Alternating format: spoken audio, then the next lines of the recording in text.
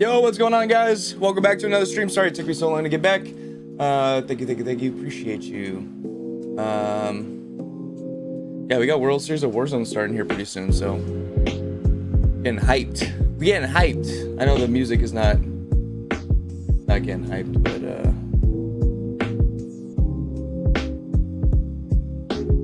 oh man.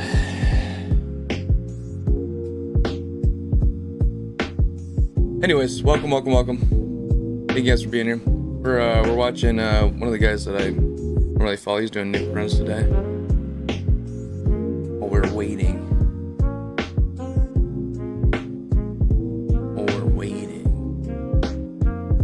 The main cast to start. Swag's been live for a while. Pulls the show has been on. Got football on.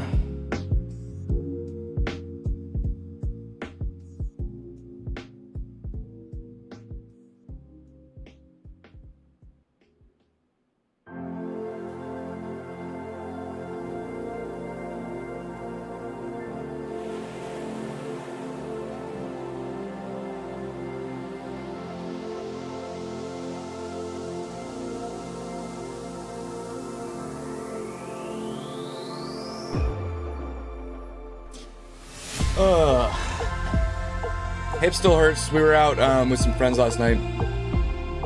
More Mexican food, actually like Nicaraguan, Salvadorian,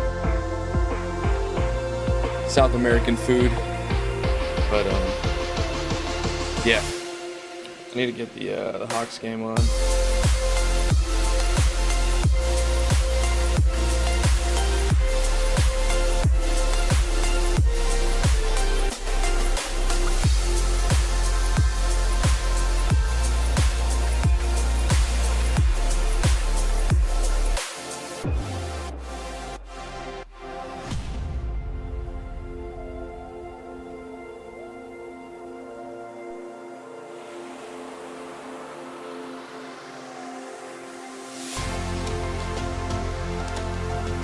Oh yeah, Hawks game. Hawks game. The Hawks game.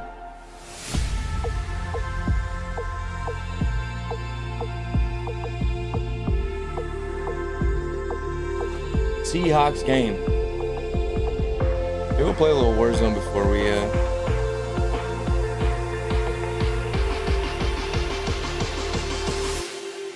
you know what the score is. Come on, DK. You gotta catch those. And then that's a helmet to helmet right there. That's a dangerous play. That's the crown of the helmet. I don't know why they didn't call it. They're trying to knock DK out. Hawks are up 17-13 in the third quarter with 15 left. Second and 10. Gino's cooking right now on his own 30. All right, let's go to I think this is the right one from yesterday. Maybe we'll go left. Maybe we'll go left.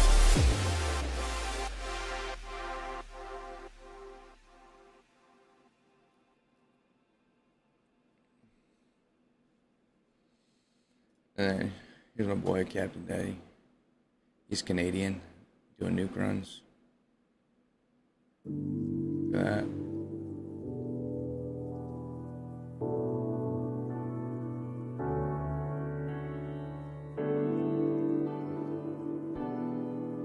Oh, unlucky.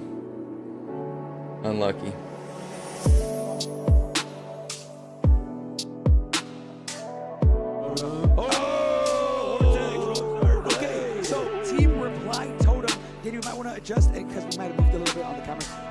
Reply totem chat. This is Robstar, Vortex, and Blade, man. Yeah. Let's go over them, guys. Shout out JD for these graphics. Honestly, man, these stats, bro. W production, man. So they are from the EMEA region. They placed 10th yesterday. There was only 65 points in 10th or for 10th place, and their average placement was 18. their eliminations, Robstar had 11, Vortex had 18, and Blade had 14, with a total of 43 kills for that squad. Talk to me, J-God, what you think about this squad, man? From what we saw, we know they have been contesting Panda and them, and I mean, hey, bro, they've been pretty good today. Yeah, they were doing good overall. Yeah, they're pretty damn good. With the thing, they've obviously done well in the previous Give me a years, long day of. when it came to LAN World Series of Warzone. Give me a long day. Biffle just went live. Merged. Last year they did some stuff. I got the Falcons winning the whole thing, overall, so this one they're just gonna have to up the kills. I got the Falcons winning the whole thing. Because we're talking about 11 kills, 6 matches. That's 2 per match. Wow, yeah, That's not really good enough. 3 per match. They gotta bump it up. But other than that, I mean, top 10 is still pretty respectable. They're kind of in the middle of the mix of the top 20, which is gonna get paid out. They're gonna get some of those starter points. I think 30, 25 or something like that. They're very much in the mix, only 15-point deficit compared to the winning team. You know, you just brought up a good point real quick. JD, I don't know if we have the updated graphic, but guys, so this is what happened. They tweeted out the rules. JD grabbed the rules the first day, made graphics for them, and then they took that post down, and then they changed the rules. They changed the points for how many points they got today. So the points that we had yesterday are different. Than slightly different. Like it's like a 5-point difference. Oh. So, JD, if you want to go, I don't know if we have that anywhere. No. So what is it now? Yeah. Okay. After this. Okay. Chat. So there is a thing. The points are different. So it's 40, 30, 20, 15, 10. I think that's what it is. Instead of it going to 5. Yeah, I was about to say not 5. Oh, here we go. Here it is. So it's 40, 30, 20, 15, 10, and then there is 5. Yeah. So they're only behind by 20 points. Okay. And even 10 behind the top 5 teams. I see. Right. I see. Okay. So they changed the points. Wow. We're going to actually go over this later, but chat.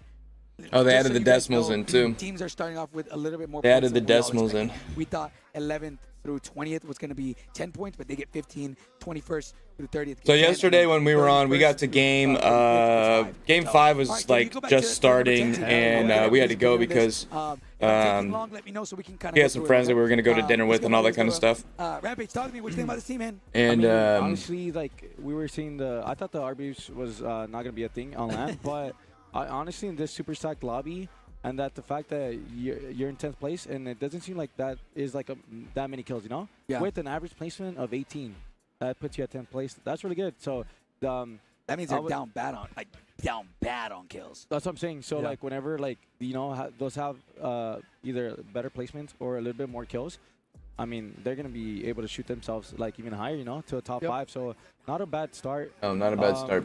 And then I mean I seen them die to pandas sometimes.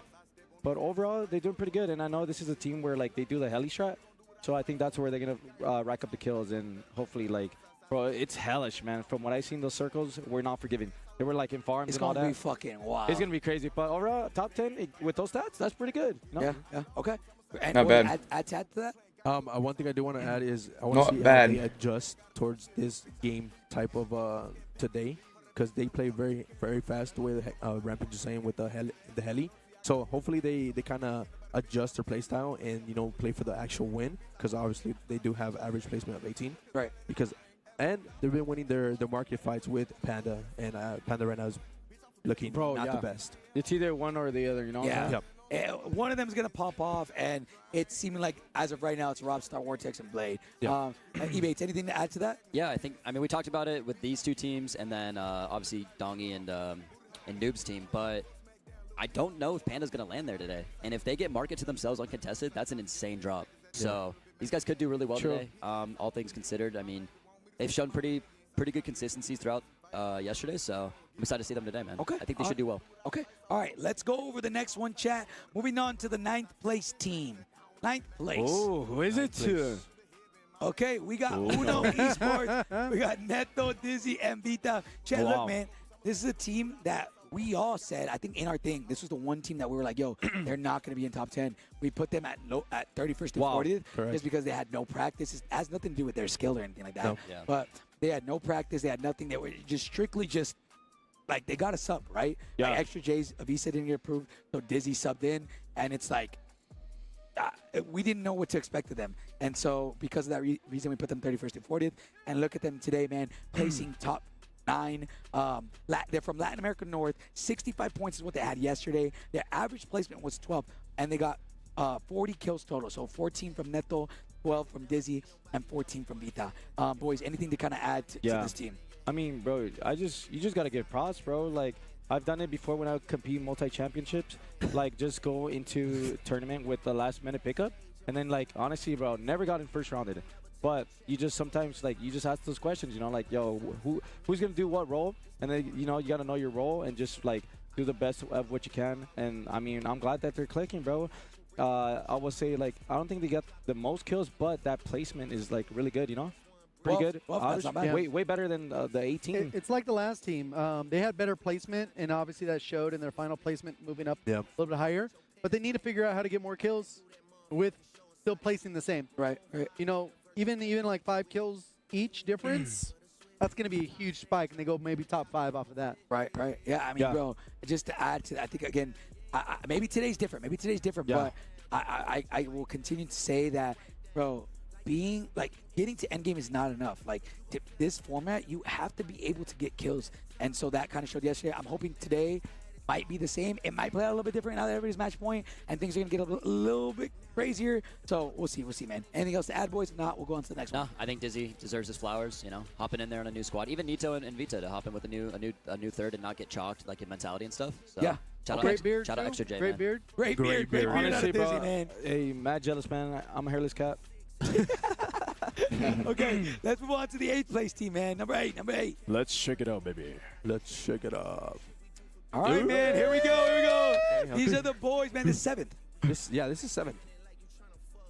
You want me to do 7 first? All right, chat. He accidentally skipped. We're going to do 7 first. Fuck it. Chat. This is number 7, guys. This is Swag, Adrian, and Sage, man. Wow. All right, let's look at this, bro. Look at their average fucking placement. Oh, my God. Absolutely horrible. Yeah. It's worse of the 3 we've seen. For real. Yeah. But, hey, them kills, though. Bro. So, them kills. chat. They're from North America. All right, we got a poll started. Their placement yesterday was 7. Their score is 68 points. Average placement is 21st, bro. That is actually insane. So in total, we have 50 kills. Swag with 9, Adrian with 18, and Sage with 23, bro. Look at this, man. Here, look. We got to figure out something with this squad. Swag needs to kill more.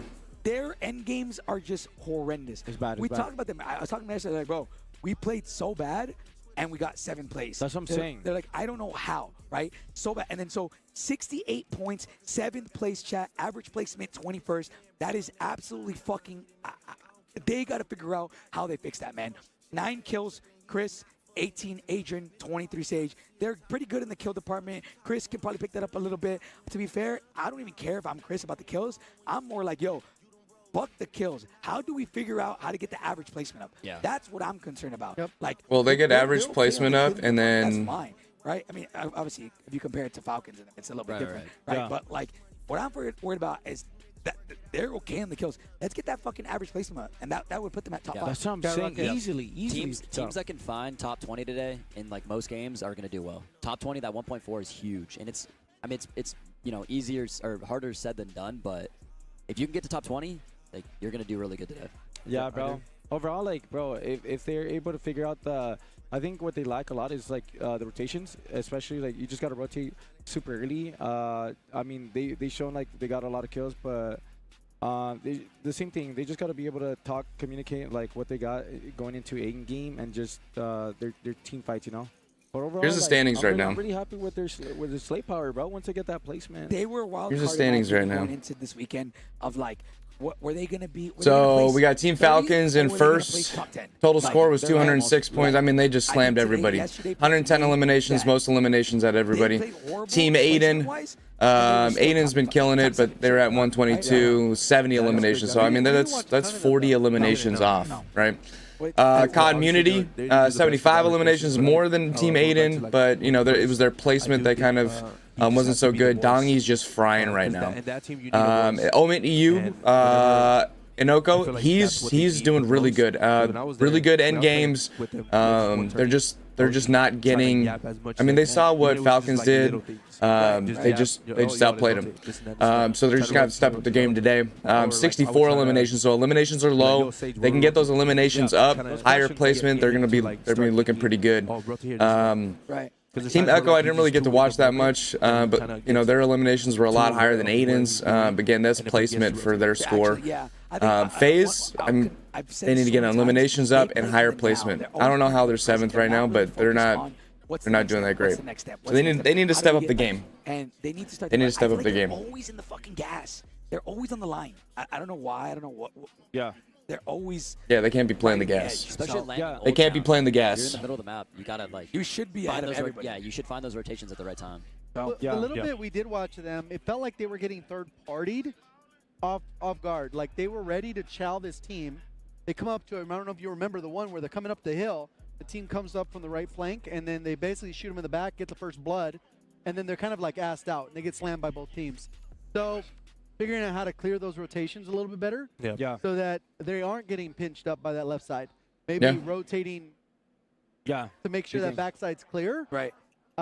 Because that's kind of where we've seen them. The times we did watch, we got good timing, I guess, where we watched those elements where they just got completely obliterated. They didn't even get a chance to react. Right. And if they can limit those, automatically the placement's going to be 5-6 points higher. Yeah, man. Look, bro. I think obviously this team, I do expect to do good today.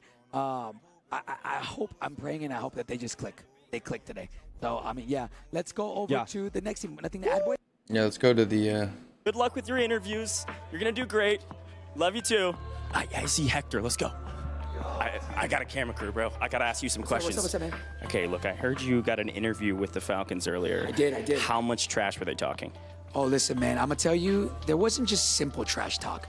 These guys are gonna piss off the Warzone community, piss off the EU community, and most importantly, they're gonna piss off the CDL community. So let me tell you, there was a lot of trash talk. Dude, I've gotta ask you, how many games are we playing day 2?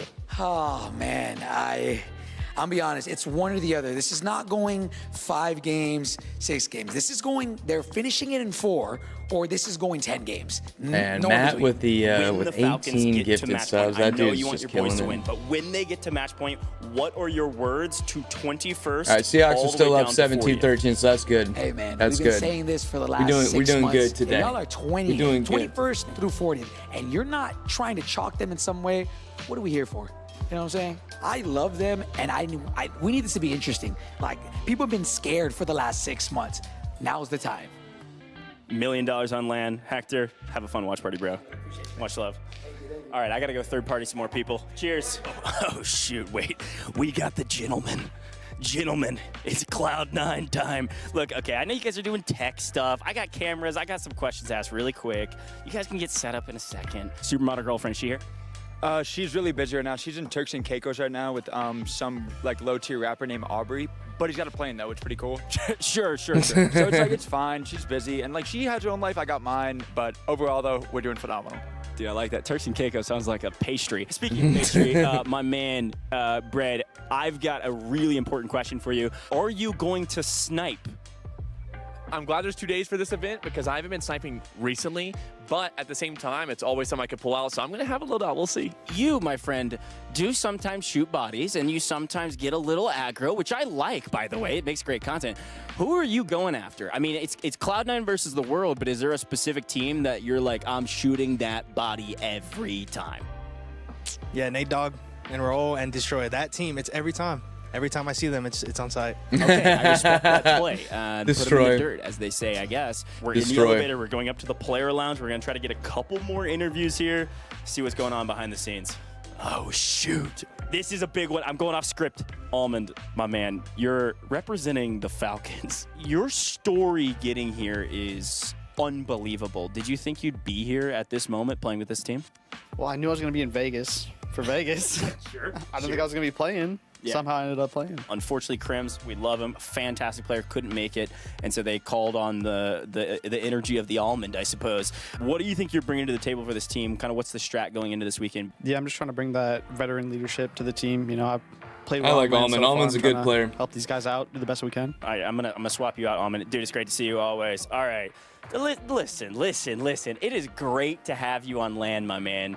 How are you feeling playing in Vegas for the Falcons, but mostly for you? I mean, wait, the Falcons got a couple teams out there again, and then you pick up Almond. How are you feeling about your team? I'm feeling great. Picking up our IGL. Almond is the best out there. That's why we picked him up. You got your competition behind the cameras right now, the other Falcons. Now, I need you to be very clear. You can shout out an individual player. Whose body are you shooting when you kill them? Man, it's probably BIFFLE. BIFFLE, yeah, okay. #1 player in the world. You shoot his body when you kill him. This is perfect. This is how we're going to end it right here. We're in the player lounge, and I'm going to be honest, there's some food up here. It smells really good, so I'm going to have to get some lunch after this. Z Smith and DJ Moss with me. I need you to talk to me about why you are one of the best teams here, if not the best. I have you top 5. No bias. I mean, you look at all the scrims and all the tournaments these past few weeks, we've started to mesh and blend really well together, top 3 in almost every single one. You know, it takes time. We locked our roster right at roster locks, like literally the day of, and we just needed time to build the chemistry, and we've been cooking ever since. What does this event mean to you, especially with the kind of lead up that you guys have going into this of being one All right, if you guys haven't done the poll, definitely means a lot. Like we've been vote in the poll like on Twitch. So, I mean, we got a poll going on who's going to win. No, I think we're ready for it. I love you both a ton. Who's going to win? Last question I have for you. Been asking everybody, whose body are you shooting? You've got a lot to prove, a lot to finish. Whose body? Panda. I might see him at market. Same question. Last question. Honestly, I'm going to go with Scummin.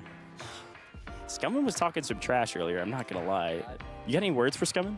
He always does. I mean, I'll see him on the map. Cheers. All right, I'll see him on the map. This has been incredible. Scummin always I've been has words. That dude is one of the biggest shit talkers. It's been a blast. You've got so much behind the Undoubtedly. scenes look, and it was so dang fun. These players are ready to rock. Seahawks are 3 and out again. Come on, boys. On making sure Wake they're up. the best players on the map. And Wake trying to up. get the win. Will the Falcons win? I don't know, but I'm having a great time seeing what. I mean, 99 is just beating you. 99 is just beating you. I'm ready for war. 2 minutes. 2 minutes, boys, until the main broadcast like really officially starts. But can't believe they're using some of those clips of like the really shitty audio. Great gunning, great gunning. I remember that first game was really good. I thought Falcons had it, but you know it was down to Shifty. Ahsoka got down early. Biffle was trying to make something happen. He got down.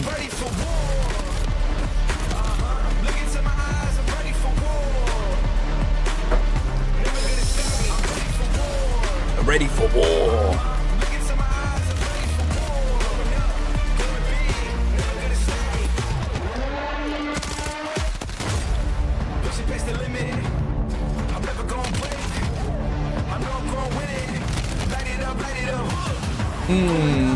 Delicious.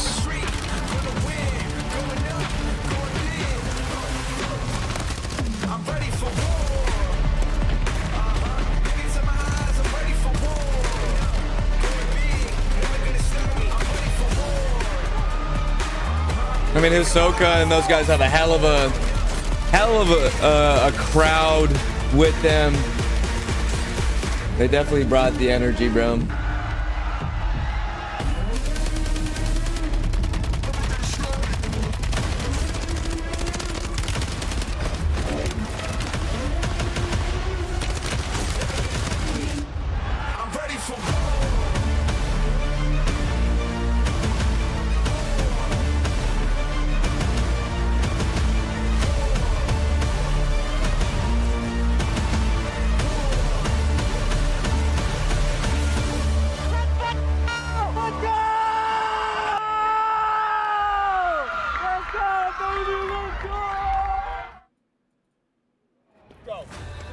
Well, day 1 of the World Series of Warzone Global Finals coming. Is that a brick? $50,000 has already been won. Oh, by it's our one of those champion like Solo money. YOLO, but it's time to see which team will take the lion's share of the $1 million prize pool. We're not just giving away $1 million though, Gio. We're also giving away this magnificent trophy, this totem of the skill and dedication of our players on stage. We can only give it to one team. It's time for the global finals of the World Series of Warzone 2024.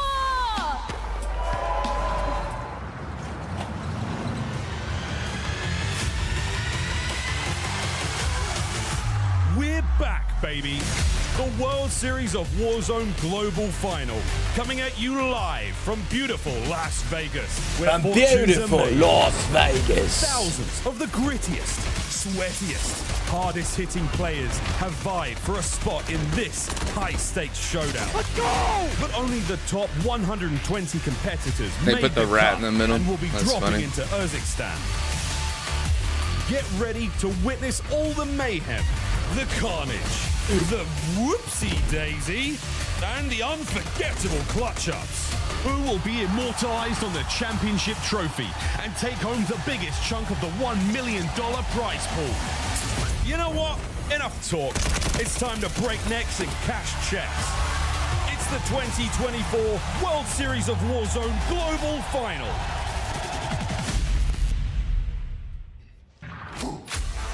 And welcome, ladies and gentlemen, to the 2024 World Series of Warzone Global Finals at the Orleans Arena in beautiful Las Vegas, Nevada. Today, we crown our second ever World Series of Warzone Global Champion. This is the biggest stage Warzone has to offer. If the competitors on that stage want to cement their names in the history of Warzone, they must own this moment. They're the only ones who can truly carve their way into destiny.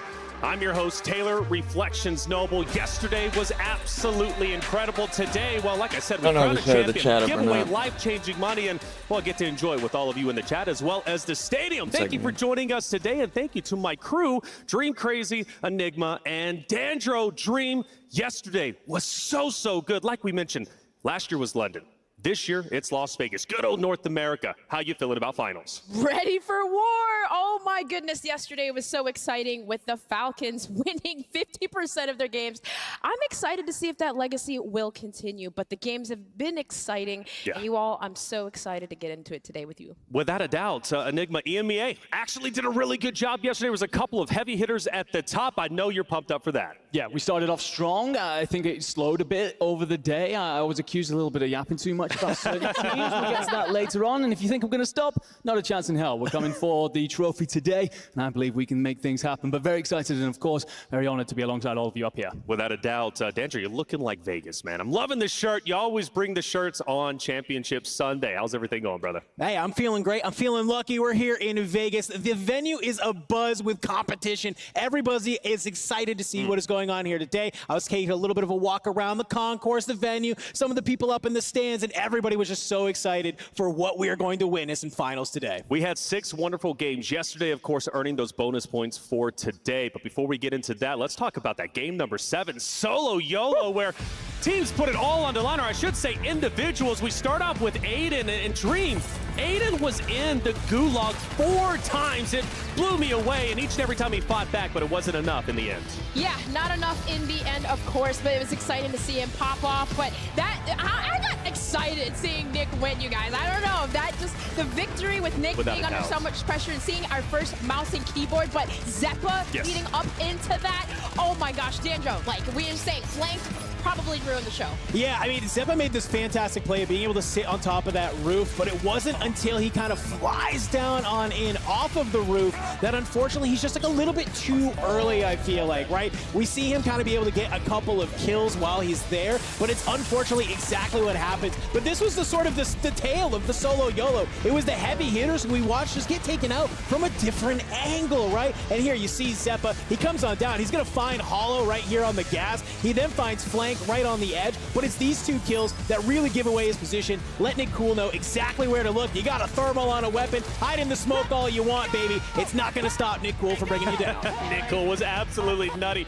You guys were losing your mind alongside him, and Dream, I know it was special for you to see NICKOOL win. He has worked so hard to get up to this point, and he joined some of the greats Solo YOLO winners of the past. Coming into the global final last year, hitting dead last 50th with Picnic and Wag, and then winning the solo in the fashion that he did, because the whole entire time we thought Zeppa had it. Zeppa literally was destroying everyone in his path, but NICKOOL able to just be able, cool, calm, collected, and take that with a mouse and keyboard. But following the champs from 2021 to 2024, you see Chow Scup, Blade FIFA Kill, and joining up with Skullface. NICKOOL is just amazing, and it was so happy to see his family and everybody join around him. Yeah, my job yesterday was to bring out the giant check. That's right. The guy did not stop screaming from the top of the the stage all the way down, and then obviously out there at the front with his fans and own girlfriend alongside him. So yeah, absolutely wonderful stuff. Wonderful human being, and to see that redemption arc come on through is absolutely fantastic. Without a doubt, that was $50,000 earned. Let's talk about how we went bigger and badder than ever before. Global Finals this year is $1 million guaranteed, $300,000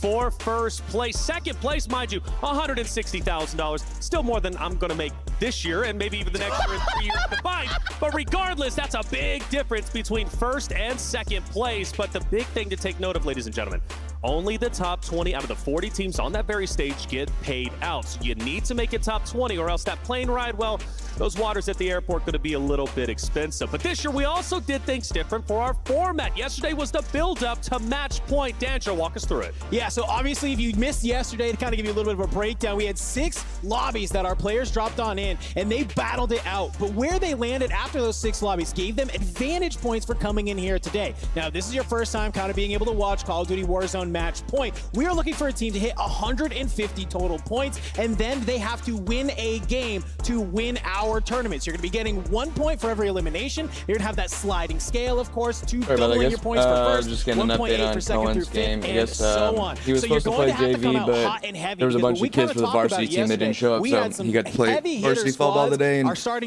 they did not play very well. Yeah, they did not play very well. Hitters indeed, and they let the competition know exactly what they thought about us. They did not play coming very from well. each and every one of their interviews. Of course, I'm talking about the Falcons. They've got a 40-point lead for today. Dream, you mentioned their win rate, their win percentage. Team Falcons. 50%. They win 3 out of the 6 games. More importantly, they start off absolutely incredible with a second-place finish. They had a little bit of a mix-up in game number 2, but they've recovered. Like, instead of going towards that guy, if he would have just kind of backed up behind the rock, I think he would have. I think he would have had enough cover to at least like play and then reach out.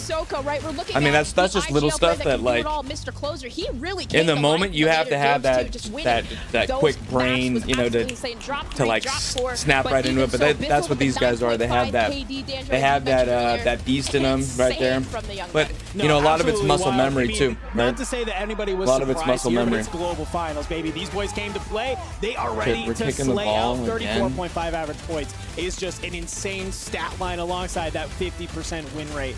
Like you mentioned, they're the crowd favorite for a reason, and I think yesterday showcased why. Without a doubt, and you got the family up front and center, by the way, who's supporting them and getting loud. Getting chippy on the field. When it gets a bit rowdy up there, but getting chippy on the field. The Patriots. Warzone after all. If you're not getting rowdy, you're not doing it correctly. And again, showing the love. I love. Hey, and we sped it up. How brutal is that? But you know what? The Falcons are insane. Now, Shifty, he walked on stage this morning, and I had a chance to see him, and I said, "Hey, man, look, good luck today." He says, "Don't tell me good luck. Tell the other competitors good luck. We don't need it. We know we got it on lock." And you know what? I think I got to agree because they've been insane. Danjo, right back at you. We've got a lot of great day 1 Elim leaders. Obviously, Falcons are on there. Who else stood out to you? Yeah, I mean, I'm looking at, obviously, in 3rd, we have Dongi, and then we have in 7th, Scum and Community. They came to play yesterday, and they were looking great, and it's off the backs of these 2 players. I also got a shout out, as much as I know Enigma's going to love this, Echo and Oki being on this board in the 6th, 8th, and 9th positions. I had a chance to catch up with Echo, and he goes, yo, our average placing with 14th, okay? So the fact that they are able to have that lower average placing, but they're still shooting, is absolutely incredible.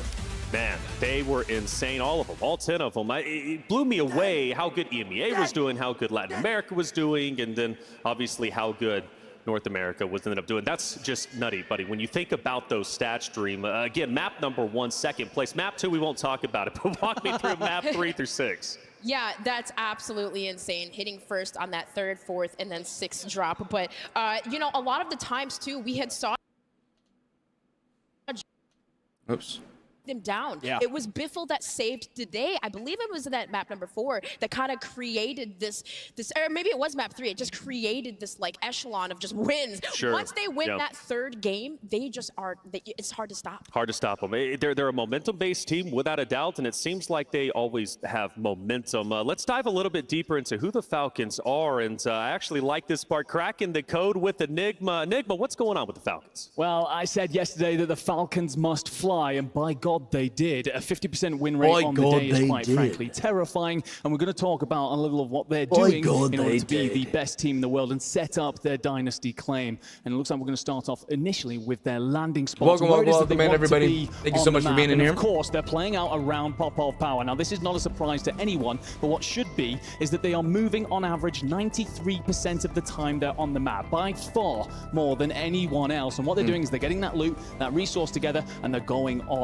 the hunt. Yeah, they are. And that is emphasized in particular when we look at the kind of numbers that they are putting up, averaging just 24 deaths across all 6 games. That is less than 4 per map, which is quite frankly outrageous when we saw them fall so much in that second map, basically barely dying throughout the rest of the afternoon.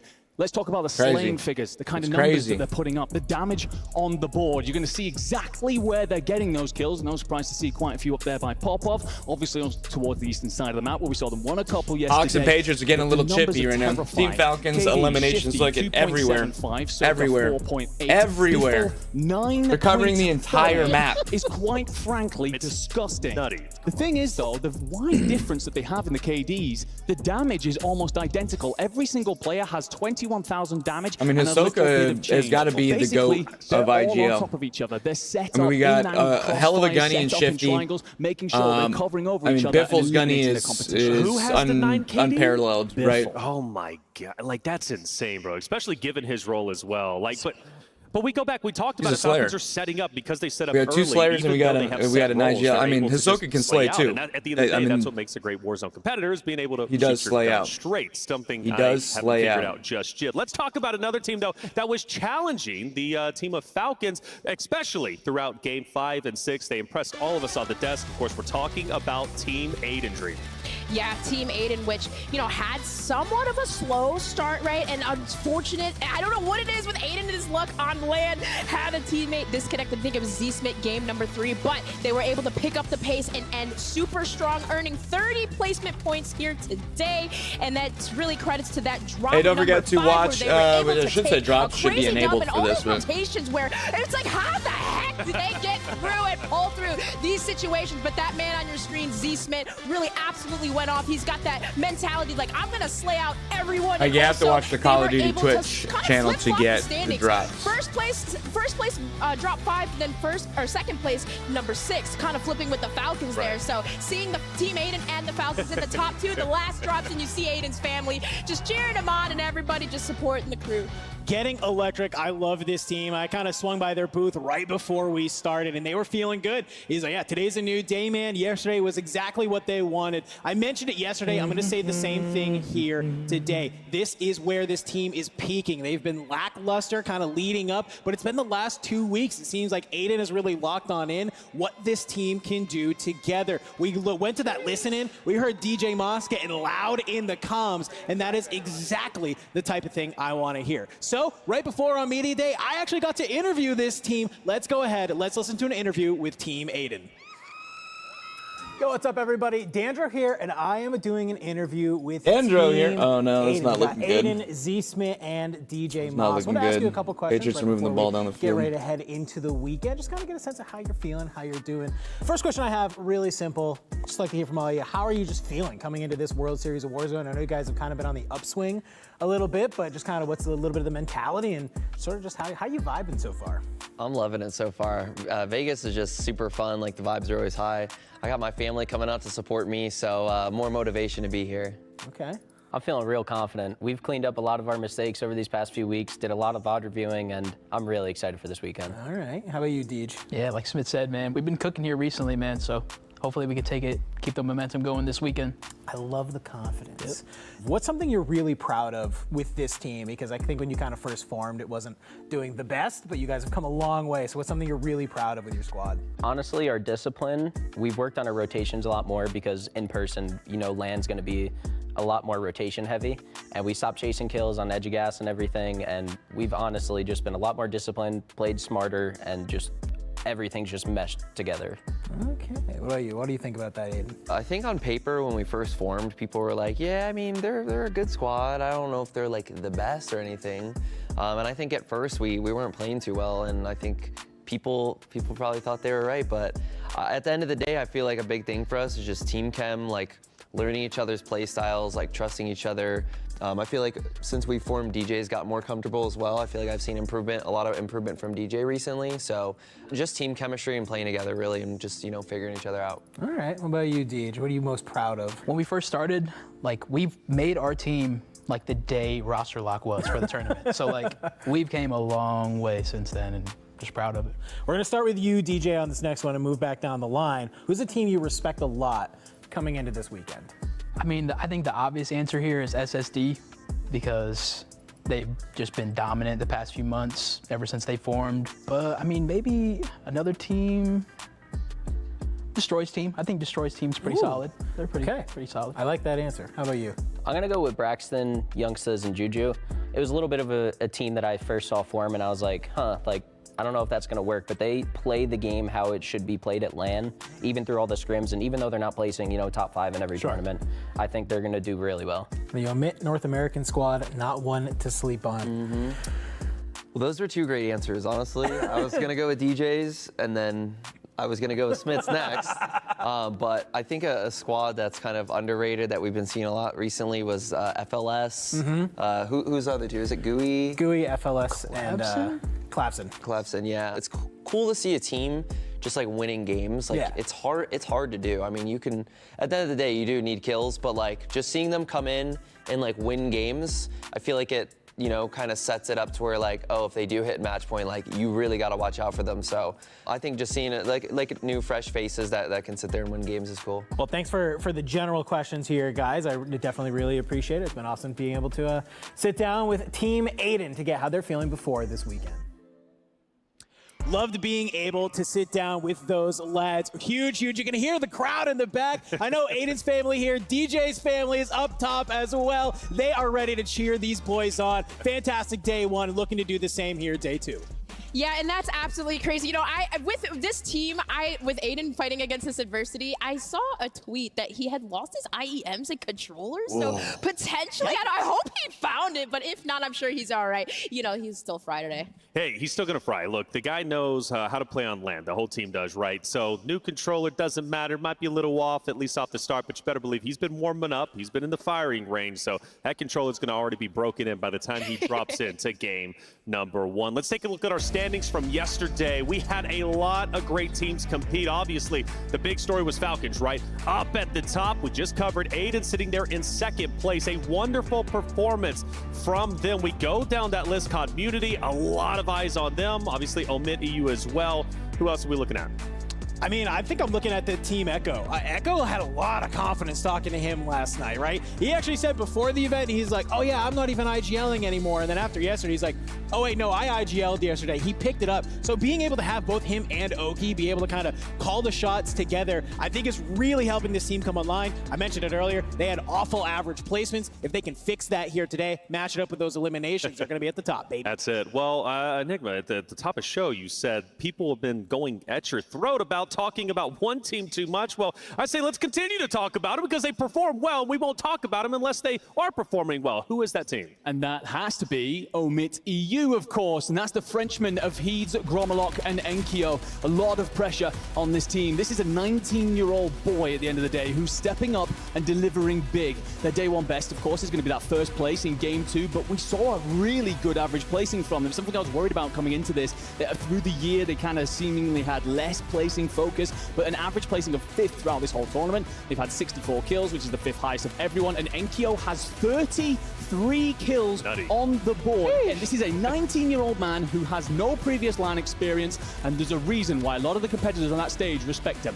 Enkyo, first LAN, 19 years old. You called him a boy. I'm now calling him a man. He's owning that stage like a man. He's doing an incredible job. And, you know, there's certain players who come onto that stage and it's their first time and they just drop the ball. And you can't blame them, right? To be on the biggest stage in Warzone, right? So on the global finals. But Enkyo has done so much in stride, and he's gone above and beyond as far as I'm concerned. Incredibly proud of him. What a story that would be if he lifts that trophy up, Dream. Yeah, absolutely crazy too, because you had mentioned it in the event, like he's top some 5 good news slay here, power guys. for his forced land. This is I insane. guess And not to Aiden mention placements. You look at their said average placements, Diaz right? sitting right Average next to me and finishes smells with like 4.7, 10.7 average eliminations, but their points 19.1. Their worst drop, their worst placement was 11th. Wow. Yeah, wild. Yeah, quite frankly, ridiculous. I mean, there's a stat that Gold likes to use, which is like the average placement multiplier, because obviously that's what we play a lot for here. And I think it's like a 1.78 or something. Not, you know, don't get me wrong, the Falcons are obviously slightly higher than that, but quite frankly, still a terrifying prospect. And I'm very excited to see what they do do today. Yeah, whether it's Team Aiden or Team last night OMIT was in EU, the they showed that well, sphere. they potentially could make the Falcons That was bleed pretty today, clip those insane. wings a little bit, and hoist that trophy. Who knows how today is going to end up unfolding?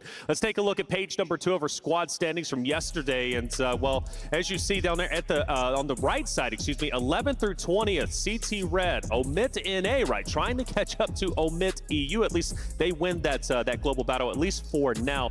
Who else are we looking at? Watching people at the club pour bottles into the ice a bucket couple of is names I'm a fucking little bit insane to me, surprised to bro. see on that right side there. FAZE That's Black, they alcohol started out abuse. the day hot and heavy, but That's really alcohol petered abuse. off as the day went on. Team Destroy, I know they're in 16th, but I think, you know, they've definitely been able to hit the regain. I saw Destroy this morning. He was all smiles, as he normally is. Yeah. He was hyped and ready to go. But it's this team that's in 13th, okay? Team Exiles that I really want to sort of focus on. I had a chance to catch up with Huskers. You and I did. We saw him after the event, and he's like, yeah, he's like, our day started awful, right? Yep. He's like, we've been able, those last back 3 games, figured out what works for our team. How do we need to play in this lobby? We know that this is an incredibly cerebral team. Huskers, he's the vet. You got Brolic, who's one of actually the greatest minds in Warzone. I think he was very underrepresented. And you have the young gun Jackal, who's not afraid to get vocal with these 2 vets by his side. I like to think that they can be able to make something happen here today. They had a terrible performance at EWC. I love that here at the World Series of Warzone, they are finding their footing yet again. We asked Huskers during an interview, how do you feel, what does this 2024 World Series of Warzone, at least at that time, qualification mean? What does it mean to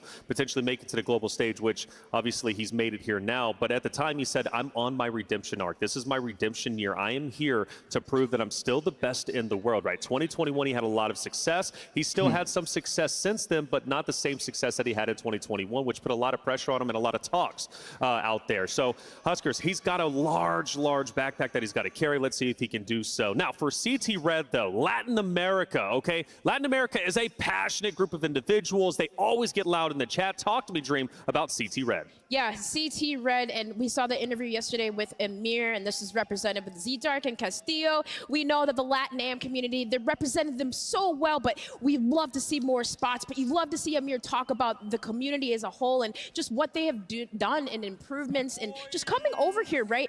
They were able to, they started off a little bit slow, but their drop number 4 and 6, they were able to take up 15 placement points. So going into today, still feeling pretty comfortable, but definitely love the heart and passion from the Latin Am community because, gosh, they just overall seeing more communities as a whole come over to North America. Dandro will have more competition. That's over right. the years to come. Wow, It's Justin global finals Jefferson for a with a reason. 97-yard Latin America touchdown. is included in that global That's final insane. discussion. Amir yesterday An was on unreal stage throw, with too. Miles, and his Wow. interview was absolutely heartwarming. Let's hear what Amir had to say.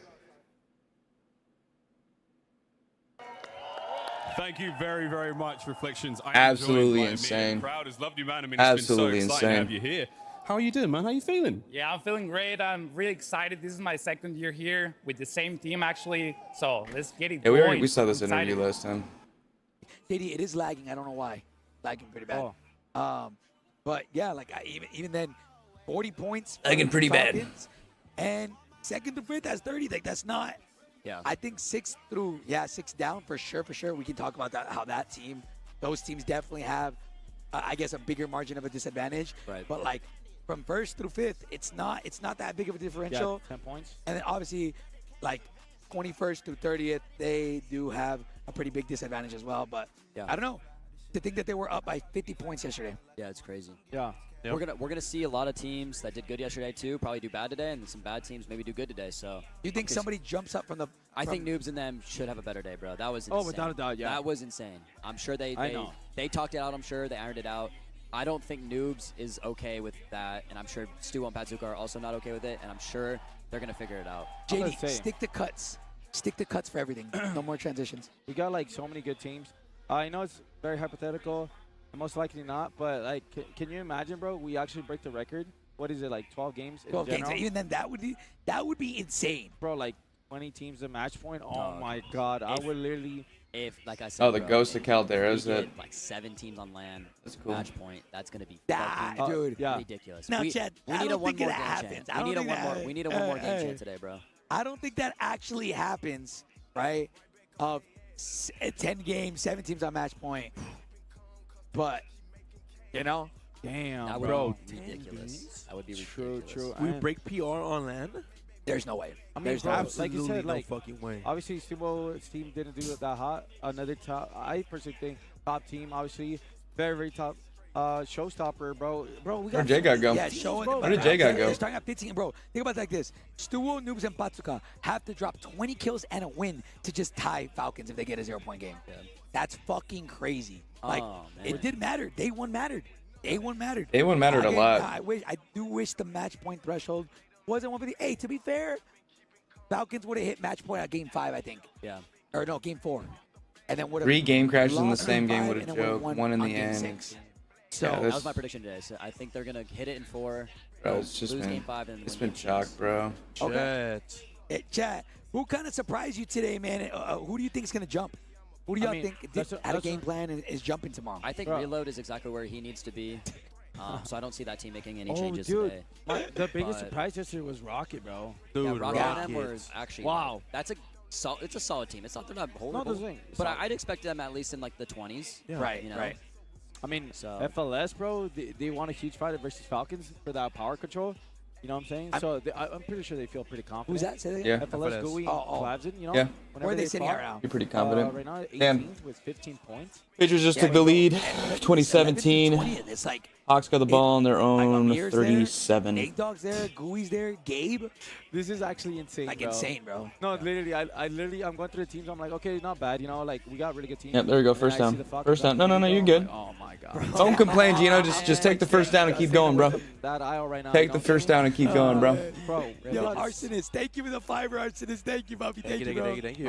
Bro, the Swagger Nights are gonna pop off though. I already know, man. The Swagger Nights. I really do hope they click today, man. How much time do we have? I'm fucking ready. Wait, 27? Okay, so technically, match should be starting in 3 minutes. First match. Nice. I gotta use the restroom, but I was gonna wait for Jago to get back. Yeah. Dude, I drank a whole water and I'm still thirsty, bro. Yeah, let's do it. Let's do it. Yeah, bro. All right. Oh, all you right. drank. Guys, let's do our predictions for the day. Oh, yeah. We're gonna do. All right, we're gonna do another who's prediction winning the going here. trophy, and then who's our underhorse. All right, we started the same prediction until people start voting. Then we'll just keep doing the prediction. But I mean, how do we do this, JD? Because we're all gonna say the same shit. Let's just besides the We say that 3. We say it on 3. We say it on 3. Huh? Yeah, Chewy, come here. Chewy, chat. My manager wants to say what she thinks. Chewy's my the manager best. wants to say what she thinks. The best. We need some W2s. Chewy, Let me hear it, who do you Chewy. think's Let me winning hear today? it. I think it's going to be Falcons. You think? You think? Wait, what? She picked Falcons. What? She's so Oh my big brain. God. She's so big brain. What? Oh shit. That's a crazy pick. that's a crazy All right, listen, pick. I'll spice it up. I'm gonna pick Team Aiden. That's gonna be my pick today. Okay. Team Aiden is his pick for the day, man. Oh, I love that.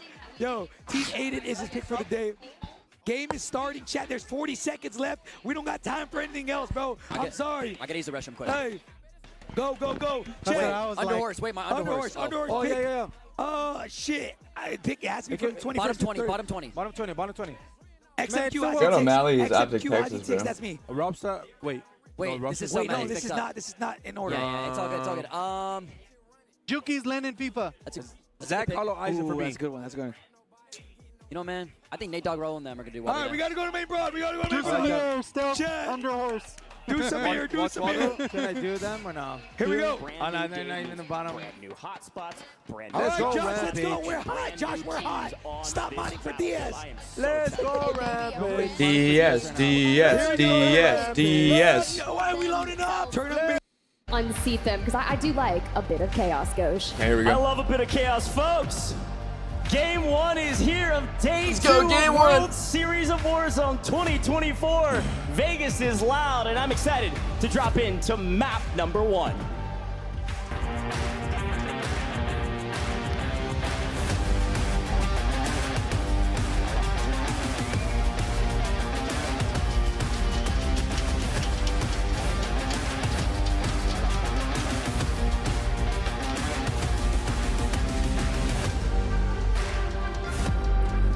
We are here, and look at that plane line. Nice, a central. We're not going to be diving off to the farms. Maybe potentially no open end games for our players today. Oh, look, we're already getting some kills going on. Look at that. Best starts, and honestly, we had a Play big take out question. We always Panda. try to incite Look at riots that. at Pop-Off Power. Would someone chow them? That's a great question. Blade already Will took they Panda be down. challenged? And right now, it's not looking like that's the case. It does look like Team FIFA Kills also landed pop-up. But this was my question. Was this team going to be challenged this time around at High Rise? The battle of a century that, frankly, was incredibly one-sided. Team Community came to play on LAN. They dominated all day yesterday. With I got a one lot of the faith in them. To be lower honest, like placements I love throughout the course of our Unrational. top He's five such a through great the course player. of 6 games. They With did some get of a the top highest fragger with kill Dongi. totals, this team came to slay It's gonna be and stay in the top 5. Yeah, they're gonna We'll be see if slaying, they're bro. able to do that, They're gonna especially be when they're slaying not today, bro. being contested. That's actually super important. And T there, just on the outside of your screen there, looking to get out of dodge. Now, I got a chance to talk to her yesterday around the casino floor, and she was saying that yesterday just really wasn't their best performing day. They were about 14th place after, I think, the second or third game, and they kind of tapered off a bit. We still got a poll going on YouTube. Now, YouTube. mind you, think of the last chance qualifiers when they got into this. We're also they watching put the up Seahawks such a game. massive game. I'm Seahawks talking are around punting 30 again, which is points just to get atrocious. I don't themselves understand here why they to can't the get this global shit land. together. A crazy stat too is Why this can't they get this Cloud9 shit team. together? A lot of folks expected a lot from them on LAN. They're storied players. They've got a long resume of playing together and figuring out how to play together in high intensity moments. And they've completely swapped their plan. You saw them all the way over to Seaport. This is their original plan. They went to plan B by landing Old Town, and it didn't work yesterday at all. I think they're down in the 20s. Today, they said, we're headed back to home. We're headed back to Seaport. We'll see if we can get some action there. So instead, we're going to go check out OMIT EU. Yeah, who, OMIT frankly, EU is playing had a really good, great too. tourney yesterday. They were top 5 in the top 5. They're playing really good, too. By a sizable margin from 6th all the way through. I think it was like a 30-point margin from 5th to 6th. Crazy stat line. We'll see if that continues today. You know, they've been in positions where they've been able to excel at this format, but have never been able to, once again, hit that win condition, folks. And by the way, we're looking for 150. Yesterday's gameplay gave us those advanced starting points, is what you'll see on that upper right-hand side of your screen. OMIT EU already has 30, so we're looking for 120 more. And once you hit that, you must secure a win. So grabbing your loadout and getting on the move, we're looking for aggressive plays. But based off what we saw from that roster yesterday, they let those eliminations come endgame, and I think we got to start it a bit sooner. Well, another fun moment here. Take a look at Team AYDAN. We Yeah, talked about them at the there's top quite of a the difference show. on a bunch of people's loadouts too. Some people are using Superstore is uncontested, unfortunately for JTech, BMark, and Slide. Being contested here by Team HUSKERRS, Yeah. getting better of them Probably very HUSKERRS quickly. finally getting So we see a piece of trying the to get action. some It's getting kills. some folks It's really to the gulag important. now. It's We really still have all important to get 40 these teams kills, very not just in early this in-game, one, but the first to gulag pick of the up day, some, JTech you know, will be along first the way. up. You need to, Oh, you and definitely now need to you be can top see that, fragging, Husker squad and you can really is see that with being Team Falcons. proposed over there You know, they're putting up. JTech's got to get out of the gulag if he wants to go and get some of those eliminations resolved on the other side. And I like that we're sending the nade right down the center line, but we are going to get a bit punished for it. The pre-fire comes through. And the pre-fire doesn't Resolve work. Able to get back to Urzikstan. Pre-fire There we go, does Aiden. not pay off, but we're going to Yeah. head back to Team AYDAN. Now, they've left Superstore because, well, they looted it quickly, got their loadout, and are on their merry way. They're looking for kills. We know their play style. It's pretty aggressive, especially coming out of Superstore. They're looking for some early eliminations. This time, they have rotated down towards farms and have found another very strong team on the side of Robstar, Vortex, and Blade. Reminder, this Robstar team is a team that a lot of folks, Enigma was talking about in the EMEA as a really, really strong team. They end up going to LCQs and then obliterating everybody in LCQ, saying, yeah, we shouldn't have been here. And now they've got a chance to prove that they're a top 10 team here today after a great finish yesterday. They need to get some picks, but it looks like they're really. Just under 11 points per game. So if we're trying to get 150 and you didn't really have the best starting points, you have to get on the move. And Team AYDAN, I love what they're already doing, trying to position themselves, but not necessarily overextend. So it's a conservative pinch that we're setting up. You have AYDAN on the north, DJ from the other side, and AYDAN just wants to open the damage up with the thermites. They're just trying to get it open into maybe a room, so you can see that Z-Smith wants to just capitalize on that. Well, there's a moment here where I thought we might not see similar circles yesterday as AYDAN picking up a couple. Quick look at the map view, by the way. Of course, Oh, he this got it fight down, he got it on the down. right-hand This is a big- side in this is farms. big. A nice cleanup on one means they've got the advantage. This circle might end low town, but for now, we're going to be sending Blade and Co. to They're out. the Gulag, and we'll see They're out in the Gulag. Maybe they get back. But that was a good push by them. Really well played. You see how they were, surrounding them, getting some knocks, getting them to just kind of like bunker down in there, and then they really couldn't capitalize from there. But they were able to get to that certain threshold. They had the second highest out of that 6-game series yesterday. It was about 20.5. But Cloud9, after their lackluster performance from day number 1, they're not happy, so they want to get off to a fiery start. And Joe and Breadman, the dynamic duo, as we see, kind of just taking all the different Breadman's going with the SV. This is SVA. such an important moment, by the way. He needs to be their long range. Guess who followed them? Vegas Inferno. They also were over there in Old Town, and Vegas Inferno came over to Seaport with Cloud9 and said, we're not done chalking your tourney. This time around, Cloud9 said, get out of my lobby, get out of my way. We're not being third-party by Sage. This time, it's E700 and Co. We'll see if it goes the same way as yesterday, or this time Cloud9 can come out on top and turn the tides of their tourney. And I'm so excited to see what E700, Funzy, and T can bring to the table. T can be incredibly vocal when it comes to trying to lead the team as well. Funzy already on 2, and at one point she was challenging for the tops of the elimination leaderboard, and I wouldn't be surprised if we see something similar if she can get off to a banger start. Currently on 0, but at least they have 2+ eliminations on their team, and we just got to keep an eye out for Foreign Jace because he can get in some crazy angles, but Funzy drops Joe, and we are actually deathballing together into the building. Yeah, talk about repeating history. This time, though, it's not Swag and Co. It's this squad on your screen. They have found 2, looking for the third, and Jace is on the rooftop. So this might take a while to hunt down Jace, but all I know is he is in trouble.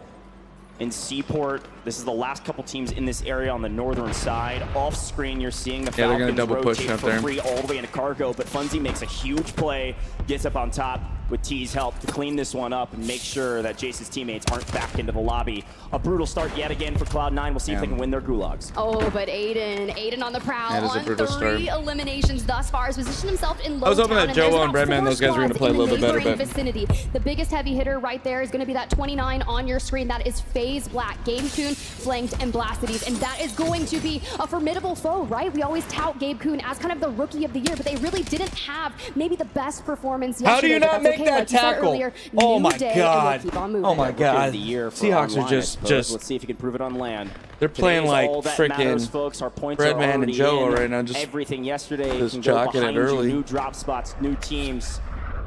You can see an entire shift of this leaderboard on its head. Of course, the Falcons on top. Seahawks might be dealt their first loss of the season. Rotated all the way into the bottom of Old Town, and hardly have found a single person along the way. Finally, they're on our screen. Here we are on the edge of C-Town and Old Town. We'll see if Swag and Co. start fighting some friends, enemies, or former allies with former World Series Warzone winner here, Sage, looking to hunt down the opponents that dropped him. That's all right. XO Esports on the other side of FaZe here, and when you've got the Falcons that are starting to encroach on your territory, you have to be incredibly quick with this or you bunker down and don't take the fight. Then you run the risk of potentially having mortars dropped on you, bunker busters, because you know people are going to be walking out of pop-off power. I've seen the way Soka comes through. We have a backpack full of UAVs and all other equipment. So for now, you have to be precarious. You have to check all the angles and make sure that you can snag one of them before they find you. Yeah, Team 24 is XO Esports, by the way, with Yavix, Daga, and Cam. Certainly a strong team. See if maybe they can better their standings Adrian, as let's well. open it up. High ground certainly pays off in that moment, but no cleanup. Ahsoka's by himself, by the way, on the right-hand side. If they're able to get a read on this, Sage could make a play here. And it's actually Adrian that's giving that comm, so Ahsoka's by himself. Maybe they can make a push. Adrian waiting on his teammates as Ahsoka tries to relocate to his. Right now, it's who makes the first mistake, and right now it's Adrian getting actually shot by somebody else across the way. There's a couple other teams in this area, but right now, all eyes on this matchup. This is one for the storybooks with a lot of action off screen. It is incredibly important to know who can win here. Even if it takes 5 minutes, I'm sure we can always come back, but this fight is huge for the success of the new zone. This is nearly centrally located and will basically take over the entire northern side of this map, pending a couple rotations. But Sage trying to connect on anything to get some info. Not a lot happening, not yet. Thermite's going down, Hey, just we got trying a to find prediction that started opening too. damage, and sometimes you can get a good one and find that knock regardless. Let's go ahead and jump into a listen here with FaZe. You from the bottom. They're not. Zip. Come out another one on the zip. I'm holding this outer door. Bunker again. One is One's up up top. top. Yeah. Hold down this floor. Hold down this floor. Mini. They haven't advanced. They haven't advanced. I have no place. Alright, it's alright. Doesn't matter. Mini right here. Oh, no, on the door. On the door. Here now. I have no place, by the way. I'm hitting him. No place for there. You got armor box? Minus. One shot. Triple this guy. Yeah, I'm coming. 20. Dead. I gotta play. They're pushing me. This is a big fight right here. BIFFLE and Adrian and Hisoka, they already got Shifty down. Come to me. Doozy's got no plates. Mini box on me. Here, not. Is there a trophy on us? No plates for me. It's right there. They're backing up. Where? Called it out. Where'd the other two go? They left. Yeah, you want to go back height? Yeah, sure, take a ride. I'm with you. Put him down here.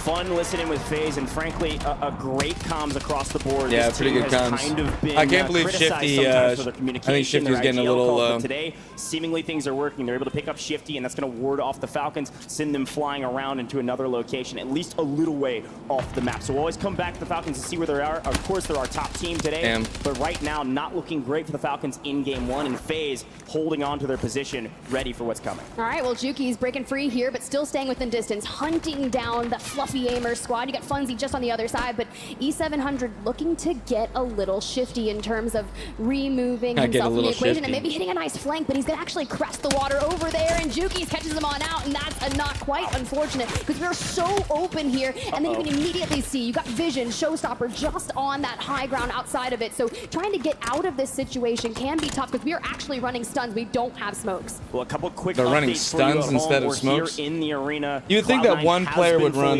eliminated in the first 8 teams to be cut down, as well as the Exiles, which is Huskers. Oh, they didn't even get the points. Let's go. We got the ball back. So, come on, Seahawks, let's make it work. 3 minutes left. 3-minute drill. Nice job, Jukies. Just barely has regained an nice job, Jukies. blender.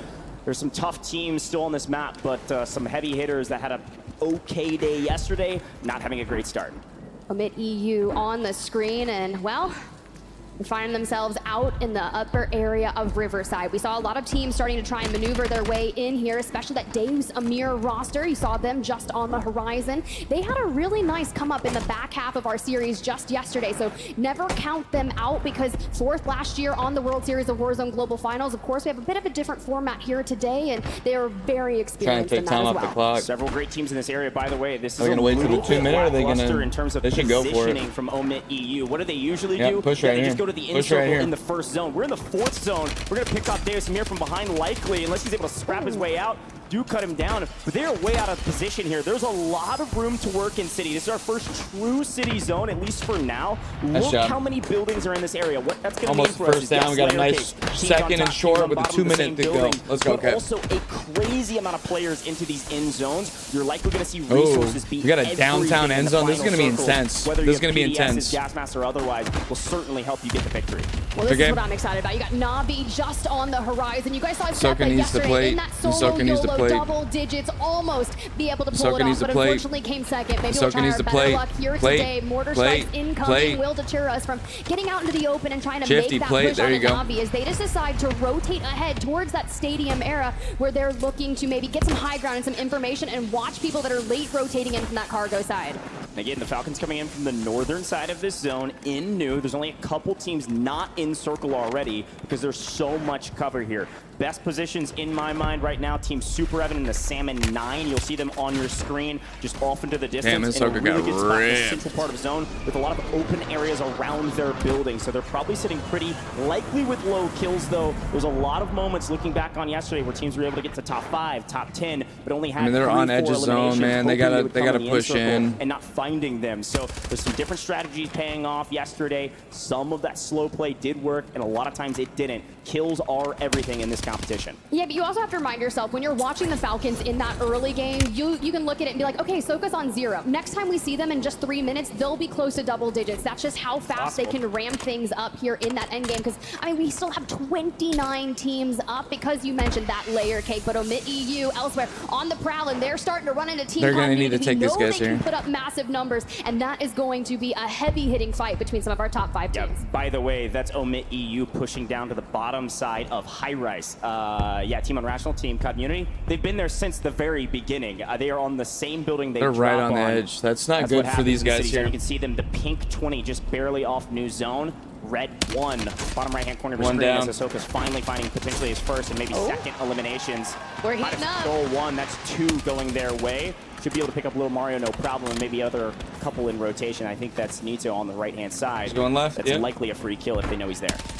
Oh, Little Mario. The Shifty's out here just trying to read it. Ahsoka's like, no, whatever. I'm going to get in on the action, crest the fence line, and just can't seem to set their sights onto him. And I mean, if you've got a gas mask and a PDS in the back pocket, yes, I hate to say burn your resources now, but you also have to realize that we're not really you into can't some of burn the those best resources multipliers now. and just surviving. They're on the edge can zone. They got to move in. Yeah, and now looking at Look at new Little zone, Mario's you saw it on your fucked. screen, this is again the first true city zone, and there are a ton of players still in this map. 76 players, by the way, in the fifth circle is unreal, and it's going to continue to have a monumental amount of people inside of buildings. Now, I will say with new zone, high-rise barely inside of that. I'm looking specifically at Clavson, GUI. You'll see them off screen here in a moment. We check out that map.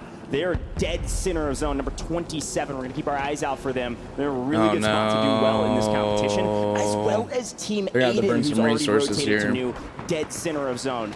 This is the opposite side of the coin, of course, the Falcons on the edge. As you can see now, Almond on your screen with the Falcons MENA team. Yeah, that Falcons MENA squad with Almond kind of subbing in there. They're on that bottom side of Quadrant Shopping Center, right? So they know it's going to end in this vicinity, and they just got to set themselves up for that position. But the Falcons rotating. No, Biffle's down early. Biffle down on the ground, but the Ahsoka's down too. There's one Falcon Shifty's left out. standing. There's usually a regain that comes through really quickly. Shifty already coming back in. They're likely trying to get Biffle Yeah, we got down Biffle and back out in so we too. can get him bought back. This is actually going to help their rotation. The issue is you're not going to have your weapons. You're going to have to find something. And Sage, Adrian from below, we're going to have to chow this. Good grief. So many players in this area. Sage saw him fly in. We weren't able to pick him up, which means Ahsoka could make a heroic play. The problem is Sage in the way. Zoned him off. Might make a play for the buy for some resources. They got plenty of cash to work with, and right now it might be a regain simulator for this squad. Ahsoka's in it. He's in it, bro. Back to what I said yesterday, as the team Falcons mostly has gained, you know, side by side, shoulder to shoulder. They regained and able to make it to the buy to get some resources. This is their worst in circle, in my opinion. You can see Shifty actually. Oh, they're going to challenge Sage and those guys again City too. is not a great rotation for them. There's just too many people in the way when they have to come all the way from the north side of the map all the way into City. Still 55 players on this map, but who knows? Anything can happen if Shifty gets cut down yet again. They are getting pieced apart, whether it's Team North, whether it's FaZe Black. Keep your eyes on them. Yeah, Shifty's not playing really well right now. 8 points throughout. They're really going to have to rely on Ahsoka and Biffle to win this Keep one. your eyes on the likes of Team Echo, Team Maybe AYDAN, this is just a Team rotation that they haven't Community. The squads practiced that are still enough, up but and they know have what the they want to do. capabilities of getting Who themselves knows? into those higher multipliers. Again, Super Evan squad in another great position. That's the Salmon 9, but here's a push. Swag's team decides to relocate. They decide to go for an early rotate, and the smoke and run apparently works. Biffle looking for a couple more in transition. Can't get anything for it. They can't find a kill to save their life right now in the first game. They've got a lead overall because of yesterday finally find Prodigy. That's a big one, of course. That's a top 5 team. We can keep pushing the equation here and rotate to new. They still got a chance for a good game, not a great one. But where do you go from here? Every angle is being looked at, aside from this tall building next to you, because Super Evan's team's on the bottom. No money to buy back. We are going to be a duo. Oh my and God. I'm going to hear the sounds of smokes being popped in Warzone in my sleep at this rate. A buyback nearby, but this is going to be one heck of a rotation, and we kind of need to chow and clear out this Team Super Evan from the building, because if not, on our rotate, they're going to mirror us. We already are kind of hitting that peak, maybe wanting them to extend on out. This is brutal. The amount of angles they can get shot from right now is insane, and like you said, smoke and run are certainly the strategy. Super Evan's team is not going to bite on that, which is lucky for Look the at Falcons. Ahsoka and Biffle. They're just sliding in. Look at Doozy. Nearly wiped them before. They're stuck underneath the team. They're gonna have to go chow that. Oh man, this is getting intense. Folks, we have 43 players in this lobby and dropping 16 teams. Team Echo's playing really well. Circle here shortly. An unreal statistic. We'll see how many players can rat out underneath this bridge. Damn. And OMIT EU wiped another one just before coming on over this. We already have a bunker buster in our back pocket. We have recon drones for information. One of our players, a self-res dirt. We have gas masks. Like, this is how you set up. We rotated early. We got a powerful position. Team Super Evan, they fall. And Biffle's down. So Ahsoka's down. It's just Shifty's this is down. a tough scene for the Falcons. It's not their circle. They're going to regain for new. We know it. But in this one, they fall in 12th. Not a great multiplayer, not a lot of kills. This is going to open up this leaderboard. A 10-point lead is nice, but it's not good enough, not right now. And we head to the other This is Falcons big. squad, who does have a high Okay, ground prediction position. was But look that, at the you know. zone pull. A god rotate there for guess who it is? Yet again, Team North. Clavson, GUI, FOS. If they've got enough resources in the 27 pink, they've got a chance to have a great game. Team Community fully eliminated. Just barely, I think, getting top 10, so a decent multiplier. But it's FAZE at the bottom of this building with a chance to do great work. They call in a bunker buster and just drop it straight on the center of everyone. There's even a squad that already preemptively rotated, that CT Black roster. Keep an eye on them because FAZE has found themselves completely surrounded. And honestly, our wildcard team from North America still in the mix as well. NICKOOL, you know, he won $50,000 in the solo YOLO yesterday. Still not enough for them. Wants to bring it to the table today. Already picking apart that FIFA kill team.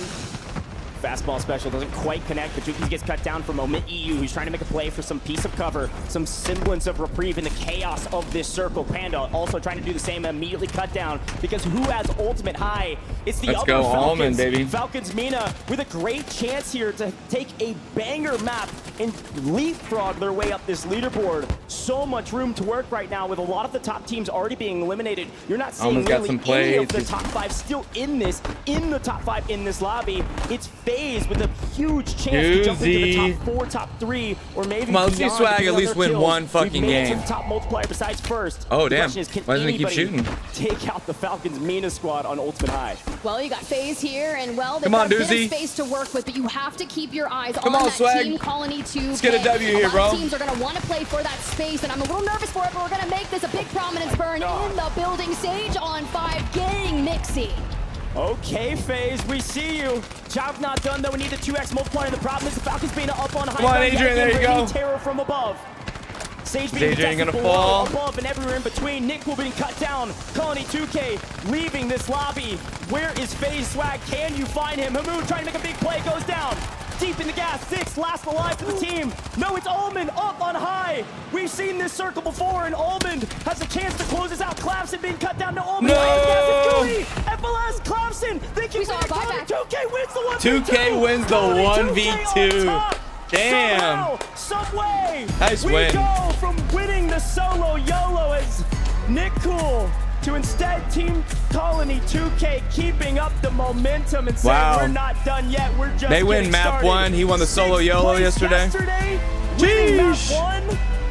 Wow. Jeez. Look, that's everything That that was you big. need, right? You got 20 That was advanced big. starting points coming into today. You get a 2x multiplier right off the rip.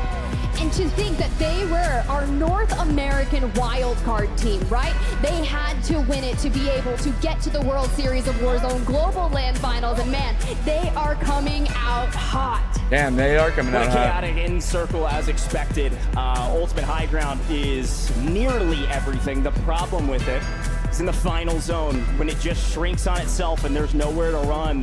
The gas is punishing in the end, and low ground reigns supreme. It was that Colony 2K squad that was able to clean up at the end, likely because of resource management. And frankly, good gunning. Very well done from that team. I'm not sure how many kills they had, but it was a sizable margin. 2x multiplier. I think they're going to jump up these standings quite dramatically. And that's what we needed. And honestly, I Well, they was kick a curious field if goal we to tie the would see game. that slower start from the Falcons, 55 from seconds North left in the America. game. And honestly, it kind of opens the door for the rest of the teams to jump ahead, potentially in points, race to that 150, and then it's like we have a story on our hands. There's certainly a story here. Again, What is this Tiffy wearing? Unprecedented What is when it Tiffy comes to wearing? World Series of Warzone. With the inclusion of the wild card slot, this team didn't make it here, and they had one last chance in the LCQ to get here. They're able to get the win. Unreal what they've been able to do thus far. Let's take a quick look back on that one and take a look at that last stand, because yes, it was chaotic. I'd love to catch some things that maybe we didn't see on broadcast. And you can see, again, I've got to tip my hat to this Falcons Mina squad on bridge. They have consistently found the best position, the win condition in every zone. The problem with this one is that win condition only goes so far. When there's nothing but gas, you just have to adapt, and they weren't quite able to get the win. Yeah, it's quite interesting because at this point when we started this, 17 15 teams were up. And then you just start seeing all the bunker busters. But when you've got the zip and you jump towards that ultimate high ground, of course there's a portable buy up here if you really needed it, but we're all up at this point in time. And this gives us the angles and the information to kind of get rid of all the threats that are on the neighboring buildings. But then you can like ultimately look down. GABEKUUN, Clabs, and FLS have been one of the most scary fighting teams in our lobbies. We've seen them take down the Falcons, and Almond tries to chow them up on that high ground. They claim it, and they eventually shoot down. But this right here from FaZe in general, the way they said, we need to eliminate this building. But I saw Watch Waldo, NICKOOL, and Colony 2K kind of in that neighboring building. I was like, they have the potential to win this. Yeah, look at this. Colony 2K's alone in this moment. He actually rats back out to the other side, lets the Falcons Mina squad die out to gas, wraps around, picks up Clavson with Almond's help, and then GABEKUUN comes in and says, here you go, I'll take Almond out for you. Colony, how about you just take the win, my friend? Clavson's already down. Yeah, we're looking like we're going into overtime here in the Hawks game. Execution in the final moments. Talk Too bad about they ice in couldn't the get that veins. win. Very well done from Team Colony 2K. That was very, very impressive. I'm sure they are ecstatic. So let's head down to the stage and see what NICKOOL and Miles have to say. Red, hi, what's up, man? Nick, we meet again. Hi, how are you, sir? Welcome, welcome, welcome. The first drop win. How you doing? Very good, man. Welcome, Very welcome, good. welcome. Now, it's hard to describe what the hell just happened in those final moments, but can you do your best? What was going on? We kind of got blessed. We were hiding in a truck for zone pull, and we got the zone pull. We were hiding in a Colony truck. clutched up in the end. They were really good. Red, how are you, From sir? here on out, obviously, you started the day great. Where do you go from here? Got to just keep on Welcome winning in, games welcome so in. SSD can't win. I wish you the best of luck, man. Any final things you want to say to the crowd before you get back in and warm up? We're Are doing we ready, a guys? poll That's just on. game one, baby. That's just game one. We got many more to go. Yeah, that's our solo yellow winner right Exciting there. stuff down here on the floor. But now, back to the desk. Solo yellow winner. We're trying to do the whole Thank you, day. Miles. A big win coming out for Team Echo. NICKOOL trying to even get the crowd pumped up, and they are pumped up after that win. $50,000 richer from yesterday's solo YOLO. This time around, looking to earn $50K. another $300,000 $50K. first. Let's get right into it. Team Echo, a big, Welcome in. massive win. Welcome in, Danjo, everybody. how'd they get it done? First game's over with. Toronto Ultra took it out. I thought FaZe Doozy was going to do pretty good, but Aiden and those boys did really good. Really good fights. Shifty, I think Shifty has a little too much confidence going in today, and he was pushing fights that I don't think he needed to push. I think he needs to like kind of chill out, kind of bring the team back together again, so that they could push on. And but again, I think it was a rotation that maybe they weren't so comfortable with. I think yesterday with their wins, those rotations weren't in downtown. So we'll see. We'll see in game two. Here after game number one. We'll see in the game too. I do love this Echo lineup. I think that, you know, we spoke to him last night, and he spoke, you know, he had a lot of confidence. Right now we have a prediction over on Twitch. Will the Falcons take game two? And then we're currently watching. Can make things happen. It's a little bit early on the drop though. It's just a bit over aggressive. So if you can just Currently watching the Seahawks Patriots game. I'm a Seahawks fan from Seattle. So Gino's got 15 seconds to. I think he's got 2 plays. We did have quite a few teams. He's got possibly 2 plays. At least off the rip, nobody was playing around. Yeah, we even Either a quick pass to set it for a deep one, quick pass to kind of get it out the side, but then set it for a deep one. I don't think we can do predictions on YouTube, but we had 27 out of our 40 squads that were still alive. 13 squads already eliminated. I don't know if it was just because of the zone pull, people are getting caught in rotation. It just seems some of these teams are no problem playing aggressive. Other people playing a little bit scared here on Championship Sunday. So I don't know why the Seahawks took a final timeout. Or you are the prey, and there's a lot of prey on the field. It seems like today. I like what Dandro said. A lot of I don't understand. I don't understand that play. Why did we take a final timeout? Did they not dial up the right play? Are we just wasting timeouts here? To plan A at Seaport, but guess Deciding to waste timeouts? I don't know. T, of course, but hey, for NICKOOL hiding in that truck and all those crazy rotations into City, hiding in the truck. How's your day going, Red? Colony, Waldo, NICKOOL, taking 6th place and taking drop number 1. You have to feel confident with that. Welcome in here. How's your day going? You carry throughout the tournament. Yeah, you know, Nick saying, look, we were hiding in a truck. We got blessed by zone. I think there was a little bit more than that. They stayed out the very end. Now, seriously, congratulations to them. For them to start off Championship Sunday like that is massive. It goes back to the narrative we set up yesterday about a team who maybe, you know, a little bit lower than they wanted to be. Granted, Colony 2K finished in 6th place. That was phenomenal. Just outside of top 5 for the 30 bonus points, but now they're going to even that up quite a bit after that game number 1. But clearly, winning solo YOLO had to give them a ton ton of confidence. It did Yeah, most exactly likely. that. Most Another likely. team, though, that I was ecstatic to see up at least, I believe, third place, if I'm not mistaken, Falcons MENA this time around. You know, I love this team, Zix, Hamoud, and so on. Like, these guys made it happen. Talk to me about their run and how surprising it is that they were top 3. I mean, you kind of saw him have that position early game. And the one thing about this team, you have Almond, who is sort of this IGL. It is no surprise to know that Almond is a fantastic player, has played with many different trios, and knows how to run around this map. So when you get kind of Zix and Hamoud, we know there's a little bit of a language barrier there, right? They are coming from, of course, MENA. But the one thing is, though, I think that these two players have full confidence in Almond and his ability to make a play call. And they're kind of like, all right, yeah, let's go do it. And you see that at the end there, just playing in and out of the gas. Almost able to take Patriots the game, got the coin toss. miscommunication, allowing Colony to be able to take it. But either way, fantastic work from Falcons MENA. Well, I think that this team are one that continues to fly under the radar despite stunning improvements every single time we see them. Last year, Zix and Hamoud managed to make it onto LAN with Wawadi. They fall short. We had a lot of relatively on the breaks in global between stage. However, games. this year they bring in Crims. Unfortunately, couldn't make it to the event here, subbing in Almond, and they also let Almond take over. Are they LAN as well. having And it's so more impressive that technical they're constantly issues? making these So improvements, because yesterday, that was they clearly were them finding BIFFLE was their like looking feet through his and PC and understanding realized that he of was it. using Coming to today and put that up they a game gave like him that. a really, Very impressive really stuff. And again, crappy team just graphics continue card. to He's show looking us at they his have teammates and he growth goes, well, in why them. does this guy have a Exactly, that's why 7? I'm a big fan of this format, right? You know, 2 days 7900 and I have a 7600 just one day. in a And it was graphics card. amazing. Just You know, I'm one going day from that 90 we had, frames but now that to you have 2 days, 200. teams are Like, getting their feet underneath them. They're you know, figuring things out. They're getting those crazy nerves that out of the every way. single And, PC was for not built Falcons, exactly the same. MENA, they are looking Little incredible. crazy. We'll see how far they Little can continue crazy to go. for The that. Falcons, though, themselves representing at least North America here, they well, they finished off a little bit earlier than they probably were expecting. Granted, the 40 bonus points definitely helps them. Yeah, and I mean, what they had to do to get there, Definitely and helps you them. guys, that was like the most intense battle between FaZe and Falcons. Like just watching that, and then Hisoka, right, taking the balloon, rotating over, and then running into them again.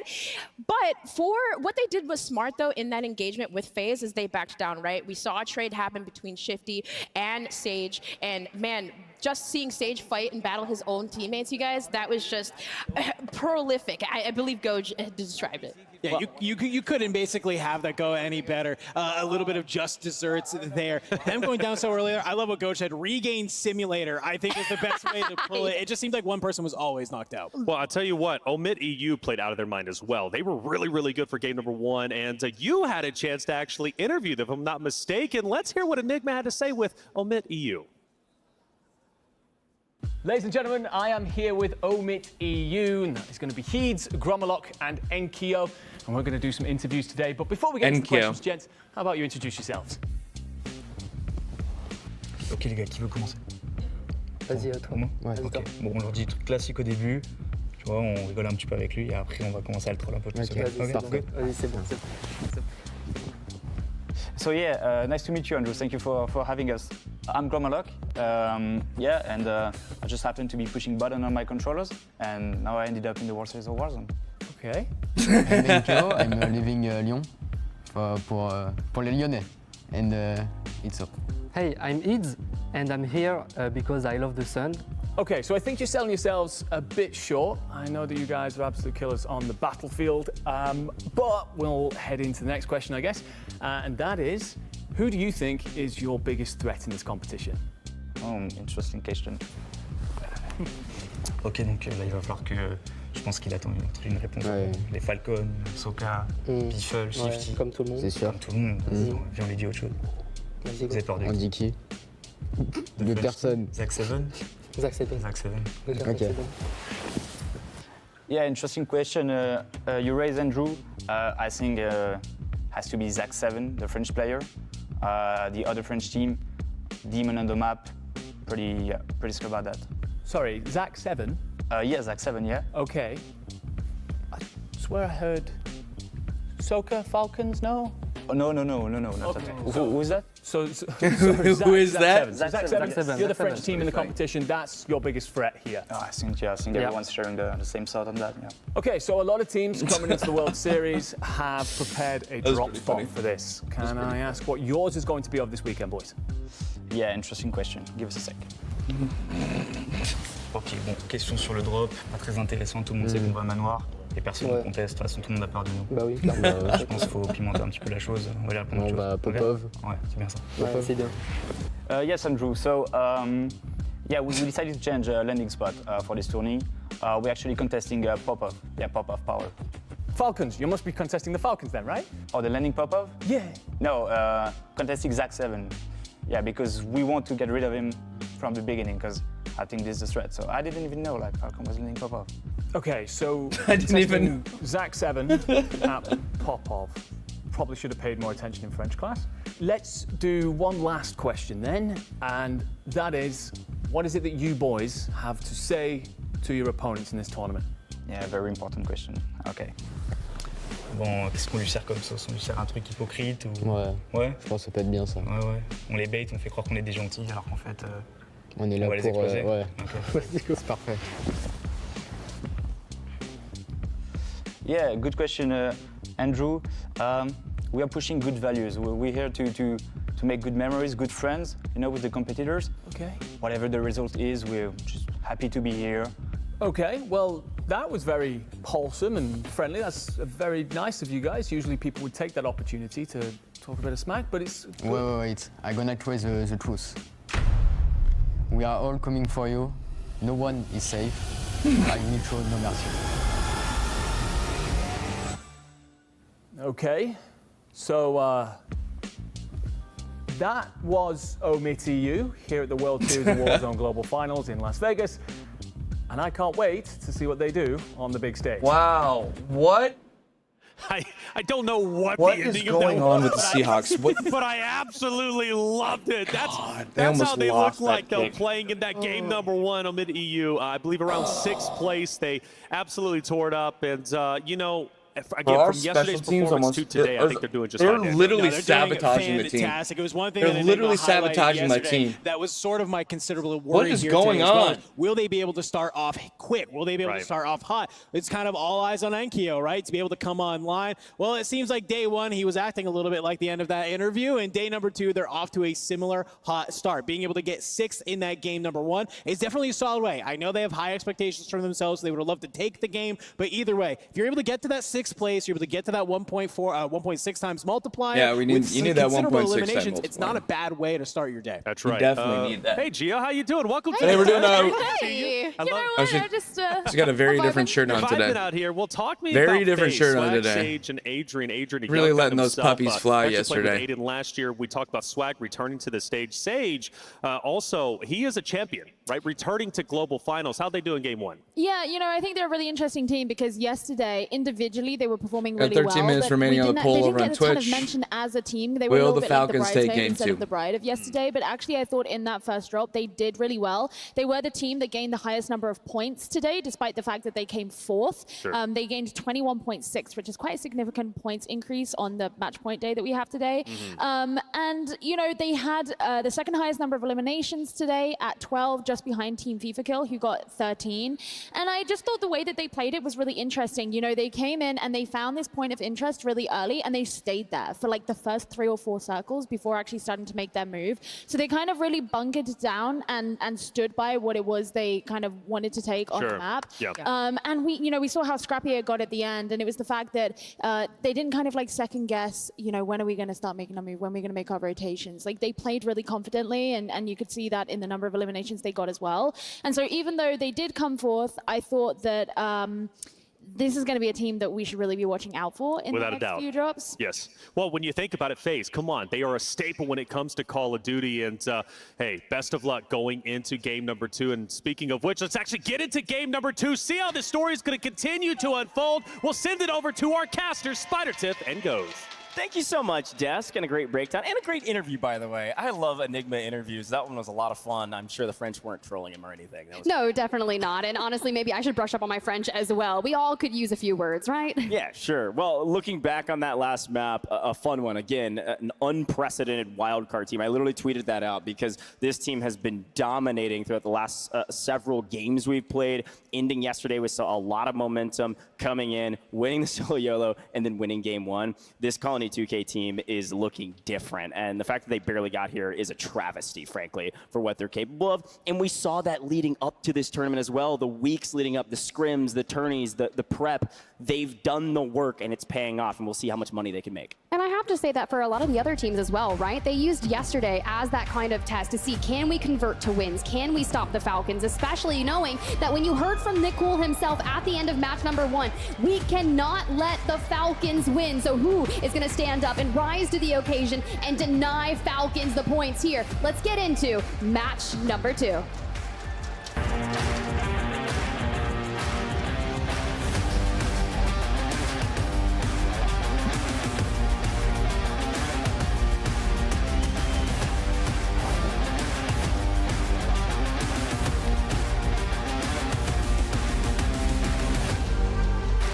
Well, 24 points was the score that Team Colony 2K was able to net home with 12 kills and a win. We'll see if they can better that, or maybe some of these other folks can have a better game this time around and close the gap on this leaderboard. Top 5 had a 30-point margin yesterday, but today things have evened out a little bit. Of course, 20, 30, 40 points, and maybe less being given to these teams depending on where they place. And based on the quick look at the zone, where these players are flying in from, we're going to be headed north this time around. No city for the second map of the day. We're seeing B-Mark, Slide, and J-Tech go to their tried and true spot. They're going to stretch for a while across the top of this map here. Exactly, especially with that plane line, but we've got to get back on over toward this high-rise thing. It's going to be the last stop, right? And of course, Community uncontested, able to focus on that tried and true, everything they know and love. But for the teams that are on that north side that like to go hang out towards Levin Resort, past Outpost and Seaport, you are going to be some of the players with your feet on the ground absolutely last, which is going to force you guys to make sure, get your loadouts, get on that hyper-aggressive, especially if you're trying to get to that win condition early. Well, back to Bazaar we go to check in on this fight. The fight for Bazaar has been one for the Asians. It's been Robstar's team that's won majority of the times. Instead, we're going to go check out another fight here in Condos as we see Nano on screen getting some crowd love. Savvy Ultras, the Italians, up above and already have a gun, so unfortunately, pistol not going to be enough as Savvy Ultras picks up a kill all by himself. That's a cool graphic. That's a really Nano, cool graphic. in the gulag we go here. Freddy on the side. Get the nade out, a swing, and Nano deleted there. SV Begsy, you can see Savvy Ultras down below. Couple teams still lurking nearby. But for now, I'm keeping my eyes on Tapulator across the way also. Yeah, this is an interesting fight here in Condos. This is one of those fights that's been happening quite a bit over the last several games. People deciding not to change up their drop spots around this fire station. Off to the left-hand side of the map, and the Savvy Ultras this time finally can't get the better of 2. The squad on your screen right now, frankly, has had a very brutal tournament thus far. I believe they were actually 37th, funny enough, matching their player number at the end of day 1. We'll see if they have a better tournament after a nice little start there, but we're going to check in on Cloud9 again. Again, I know they've got a lot of fans, a lot of folks cheering them on, and right now they've gone back to Seaport. They're actually not very far away from that Begsy team, a little bit off the way from that fire station as Funzy trying to get out of dodge. This time Cloud9 seemingly on the hunt. I need to see him pull some moves out of the Matrix, but Jace finds the angle. Funzy down and out, and you see E700 is already fully eliminated. Everything will fall towards T if Funzy does not win the Gulag. And if I'm T, I'm disengaging because other squads are already starting to lurk amongst the mix. Team Vitality. Hey, speaking of a team that needs a better day today, Team Vitality. Yeah, 100% do. Getting a free kill. And look, I don't know if it's the inclusion of noobs or the exclusion of Inxion, but yesterday did not go their way. They had a brutal day after getting bullied out of their drop spot by Community. And funny enough, they've actually elected to go back to where Noobs used to drop with his former team, over to the Seaport side, kind of near that fire station where you saw Begsy and everybody else. So, you know, could be a strategy, especially if Noobs is taking the lead here. BD Benza back in action. Vitality might run into them, but Destroy on your screen with Raul, Nate Dogg. This squad still trying to make some plays over by the gas station across the way. Mortar in the back pocket, which would be nice to see if we can find those angles. Bunker Buster, even better. Melvin, 7 minutes left on the Pentagon, prediction on Buzzin', Twitch. gotta watch out. Yeah, and again, we've jumped all the way over to Lowtown, which is kind of the southeastern side of the Are they gonna kick a field goal right now to win the game? DRN, aka Team Destroy here. Okay tourney yesterday, right in the middle of the pack. I think technically on our sheet, they're looking at like 17 tied. They got 15 points, as so did a lot of other folks. So fairly even playing field here. Only 5 points behind those folks we were talking about before that got 20. So plenty of room to work on this leaderboard. Day 1 was important, but today is everything. And all quiet in Lowtown for now means gonna go check out what we can do from here. The only frustration about DRN, frankly, is how many kills they're putting up. Decent placements when they can get them. Kills not going their way, except for a very needs to do a little bit better here. Moments. Yeah, Great player, but he needs to put up some numbers. They need to get some kills and some higher placements so they can get that multiplier. Could be really good for them, but I already like what we're doing. We're conservative, right? And now that you've got that third-party situation coming on in as Leonard and Cloud start that push, I wouldn't imagine that they are going to be alone for long. DRN will push into that. Okay, big hitting teams here, of course. You've got OMIT EU in the red 1 on the right-hand side of Farms. You've got, obviously, Falcons in the green in the northern side. Team 20 is that community team we've been talking about. Team 5 is going to be AYDAN squad. I think you guys are figuring out the numbers. You got it. I don't have to keep reminding you. But when we take a look at that map deal, you'll be able to see them on the map quickly and see maybe your favorite squad as well. Deus Amir finding a couple kills in the kill feed as well. That's number 18. Look out for that squad. Had a decent day yesterday, and they always perform on land. I mean, DRN right now is just trying to find a way to open it up and get on over, but it's Destroy that's going on the Hail Mary flank here to get closer and closer to them. But as they start retreating, it's just getting to the point where if we overextend, if we take this, it's drawing out way too much time and not giving us the eliminations that we want. We've only lost out on 2 squads, and once we get to the top of the circle 3, a lot of teams will kick up that aggressive nature thanks to that fire sale and start pushing with advanced. But Echo, this is the squad that I have so much love for alongside Prodigy, Oki. Like, they have been playing incredibly well, and they said, look for us today. We want wins. We know we can convert this. They've done it before in some of the warm-up tournaments leading to the World Series of Warzone. Again, started today with 30 points. Didn't really shock the world because a lot of folks knew they were going to be good, but a lot of teams and a lot of people that were predicting top 5 didn't have them there. So picking up one in transition there, this is that Savvy Ultras team that's just been trying to regain all day. And a lot of times when you're trying to regain, they lost their Seaport fight. You either head to farms or you head to city. It's usually some wide open spaces, and frankly, apparently not open enough, as Zanks likely gets cut down here as well. Okay, Oki, we see that. Now we're just looking for Freddy. Can we get that? Now, I'm curious to see, do we center on up? Do we pull towards the north from here? Because we are still very far south in that Zaravan city, but they have committed towards this area, the POI, for their starting position for the past few months, and we're not changing up now. Well, a quick look, by the way. I was taking a look at our map feed, and Colony 2K's team is all the way down in Manor on the far southern side. That's Freddy that kind takes of that heli. purple, blue 35, bottom right-hand corner of the map. They're actually right next to OMIT EU, so talk about some momentum. If you can take out a top team and carry yourself into another top 5 position, you can see Team Colony 2K have a great day today. So a quick look at them. They're actually able to pick up one of those OMIT EU players in transition. It's actually going to be Ankyo hitting the quick buy, and now on the ropes. Talk about a little bit of foretelling. These guys are not stopping.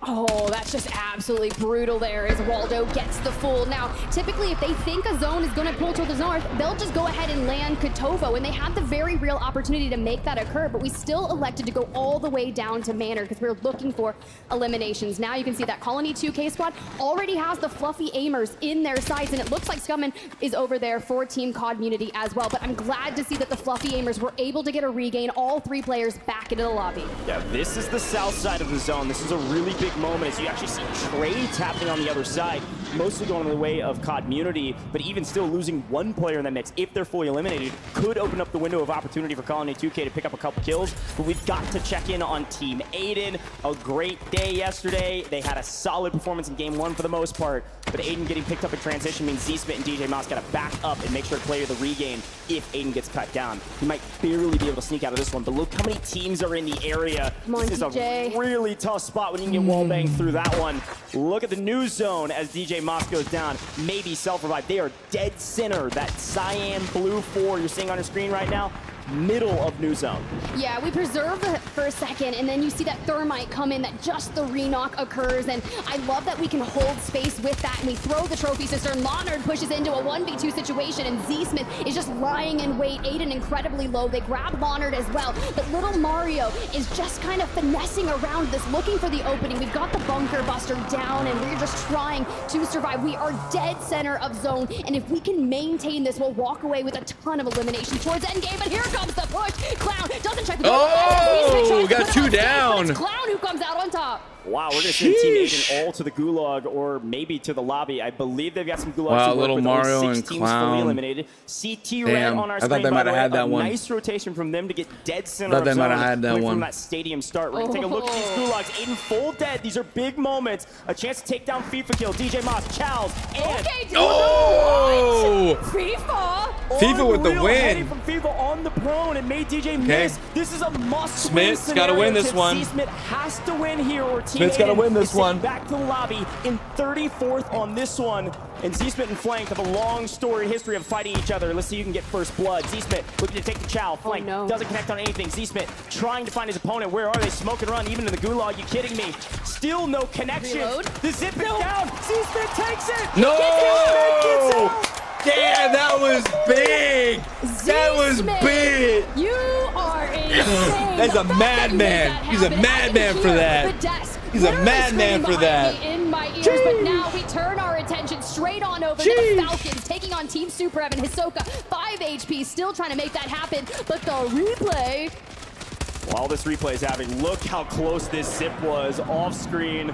Z-Smith was able to get out, but on screen here, the Falcons were able to fully eliminate the Wolf and his compadres. The herd is not following him. The Wolf pack is in trouble. Maybe snuck into the gulag here if they haven't been there yet. It looks like Otterize was able to win, so they're not done yet, but a frustrating day one is turning into a slightly frustrating day two, at least thus far. But we're just getting started today as DRN also punishing this regain. A couple buybacks come through and immediately are cut down yet again. Z-Smith and DJ Moss last alive. Well, this is tough, right? We still have our gulag weapons, so that's Superior in hand, and we had maybe a Semtex, so we're still trying to use what we've got. But a buyback for DJ Moss did come through, and DJ does have enough cash to make sure we can get AYDAN back into the game, but that's if Z-Smith can finesse his way away from DRN. And Z-Smith, I think, is trying to wait for DJ to get involved. DJ, I think, is flying up above. The problem is he's got to isolate all these 1v1s where Raul might just throw his life away if he's not careful. Z-Smith makes the great escape. My goodness, he just dug a tunnel underneath the prison. What do you mean? With a spoon. My guy gets out. That is unreal. He's not done yet, but at least has a bit of reprieve and definitely shook DRN. I did see a wipe there onto FIFA Kills team. Not sure if that's full, but DJ Moss does fall. Looks like Swag's gonna be elsewhere to take him on out. Z-Smith will have to survive and get on that regain yet again. Revenge tour back on our screen in some early combatants here. Again, they won map 1 yesterday and got a decent map with 14 points. Would like to get a lot more kills though based on the scores they were able to put up for the rest of the day. And this Opal Palace fight should be nice and easy. As we take a look at the zone, again, it looks like, look at that. Number 4, Team AYDAN has somehow fully restabilized, and DRM has left them after the shake from Z-Smith. You also see the Falcons up on the far north side of this, above cargo. Gonna have to come over the bridge or through the water to Grandmother's house. We also have Grandmother's looks like house. Community, the Pink 20, still in this as well. They've made their way to new. So willing to gatekeep a lot of our top teams still in this. It's going to be another heavy-hitting end game, right? We had that first match going to Zaravan City. A lot of teams able to find habitable space towards that end game, and it's likely going to happen again. But Community, anytime Unrational starts to break out the Morris sniper, it just allows him to put the pressure on so many teams and get that information. But Falcons, after that, less than average performance, I would say, from them, considering it was 11.2 points last game, and their average is about 35 points per game. That is how you're going to allow to open the door for the rest of the team. Soka chows Juju here on the roof and gets it. That right there is classic Falcons move. Isolate the one, take out the other, omit NA, see you later. Edge of zone hunting, this time with a little bit more kills to work with, means the Falcons could have a good game. When we took a look at that map, you know who we didn't see? OMIT EU. They are fully eliminated out of this lobby with just 2 kills. Talk about opening up this leaderboard. There is a lot of room to work. We've got a tournament on our hands, folks. This is a way different day than yesterday, at least the beginning, as Navi is being cut down by King AJ. And Shifty is now starting to put some pressure on them, too. See what you can do if you take down Navi and then have to fight the Falcons. Yeah, but the Falcons, they're getting in the mix. Navi's getting sandwiched. Limax, I don't think you're going to survive here, buddy. You're either going to King AJ Vision and Showstopper, or you're going toward the hands of Biffle. Pick your poison. It's not going to be good either way. Either way, he's able to shake several bullets and finally goes down to Showstopper. Ahsoka doesn't really care about that kill. He wants this V8 team. He says, give me AJ, give me Showstopper. They're all trash, apparently. Shifty finds a nice angle, take down Showstopper from above. Where are the others as they get the cleanup? It's going to be a 3v2. The problem is you don't want to spend too long here. No. Yes, you have new zone. Yes, you can play for win condition, likely on high ground here. There's nobody else in the area if they take down King AJ. The only team even close is Periwinkle 35, which is going to be Team Colony 2K coming across the bridge. The Falcons get the wipe. They're set up on the northern side of that zone. I'm sure we'll see them in the end game. Okay, Team Echo, let's see what you got. C9 had that regain. Joe down and out from Prodigy and Breadman. Oh, Redman just getting lasered. To cut him off of it. Foreign Jace gets into the mix early, but you cannot stop the ability of Echo staying together and getting those trades. Already finding a nice amount of eliminations. Cloud9 down and out, outside the top 20. Again, it just feels like Jace is trying to play pubs in that moment. You're not winning a 1v2 against hardly any team in this lobby, if anyone, especially not this squad, who's been dominant all day yesterday into today. It does look like AYDAN, well, he stayed alive. That's a boon, but 26th place right now. He needs a ton of multipliers, and he's got to wait a very long time. We're looking for top 10 likely to get paid at all from the kills that they maybe have scrapped together. Probably 6-7 as we set up for new. Yeah, just camouflage, right? We don't have any more plates. We do have cash to get another player back. Towards that end game, a lot of people welcome like in to everybody. invest those portable buy stations, but you think to the north where the Falcons had cleared out, they were already preparing for a zone pool of anybody that nature. who it actually doesn't go their way. So teams still from the north, like Colony 2K on your screen here, they're going to have to deal with that frenzy of just getting deeper into Old Town. Yeah, this is what could have been a very tough rotation for the Falcons. Ends up actually being a pretty easy one for now. They're able to make it to cover and have plenty of time to work with for this new zone close. Two teams, though, to your left, if you're the Falcons. They're actually picking up kills from distance in this position. Hawks beat New England with the field goal. At least one of them can actually push out early right into Benzi's squad. This is good news for the Falcons because they know no one is looking at them. The only player even close is actually AYDAN, who's just going to be proned out looking for placement. So the Falcons make their way somehow for free again into zone, into new, and there's only one player in their way who immediately gets cut down. Slide is out of here, and the Falcons somehow have a pretty solid position if they can work their way into those brick buildings.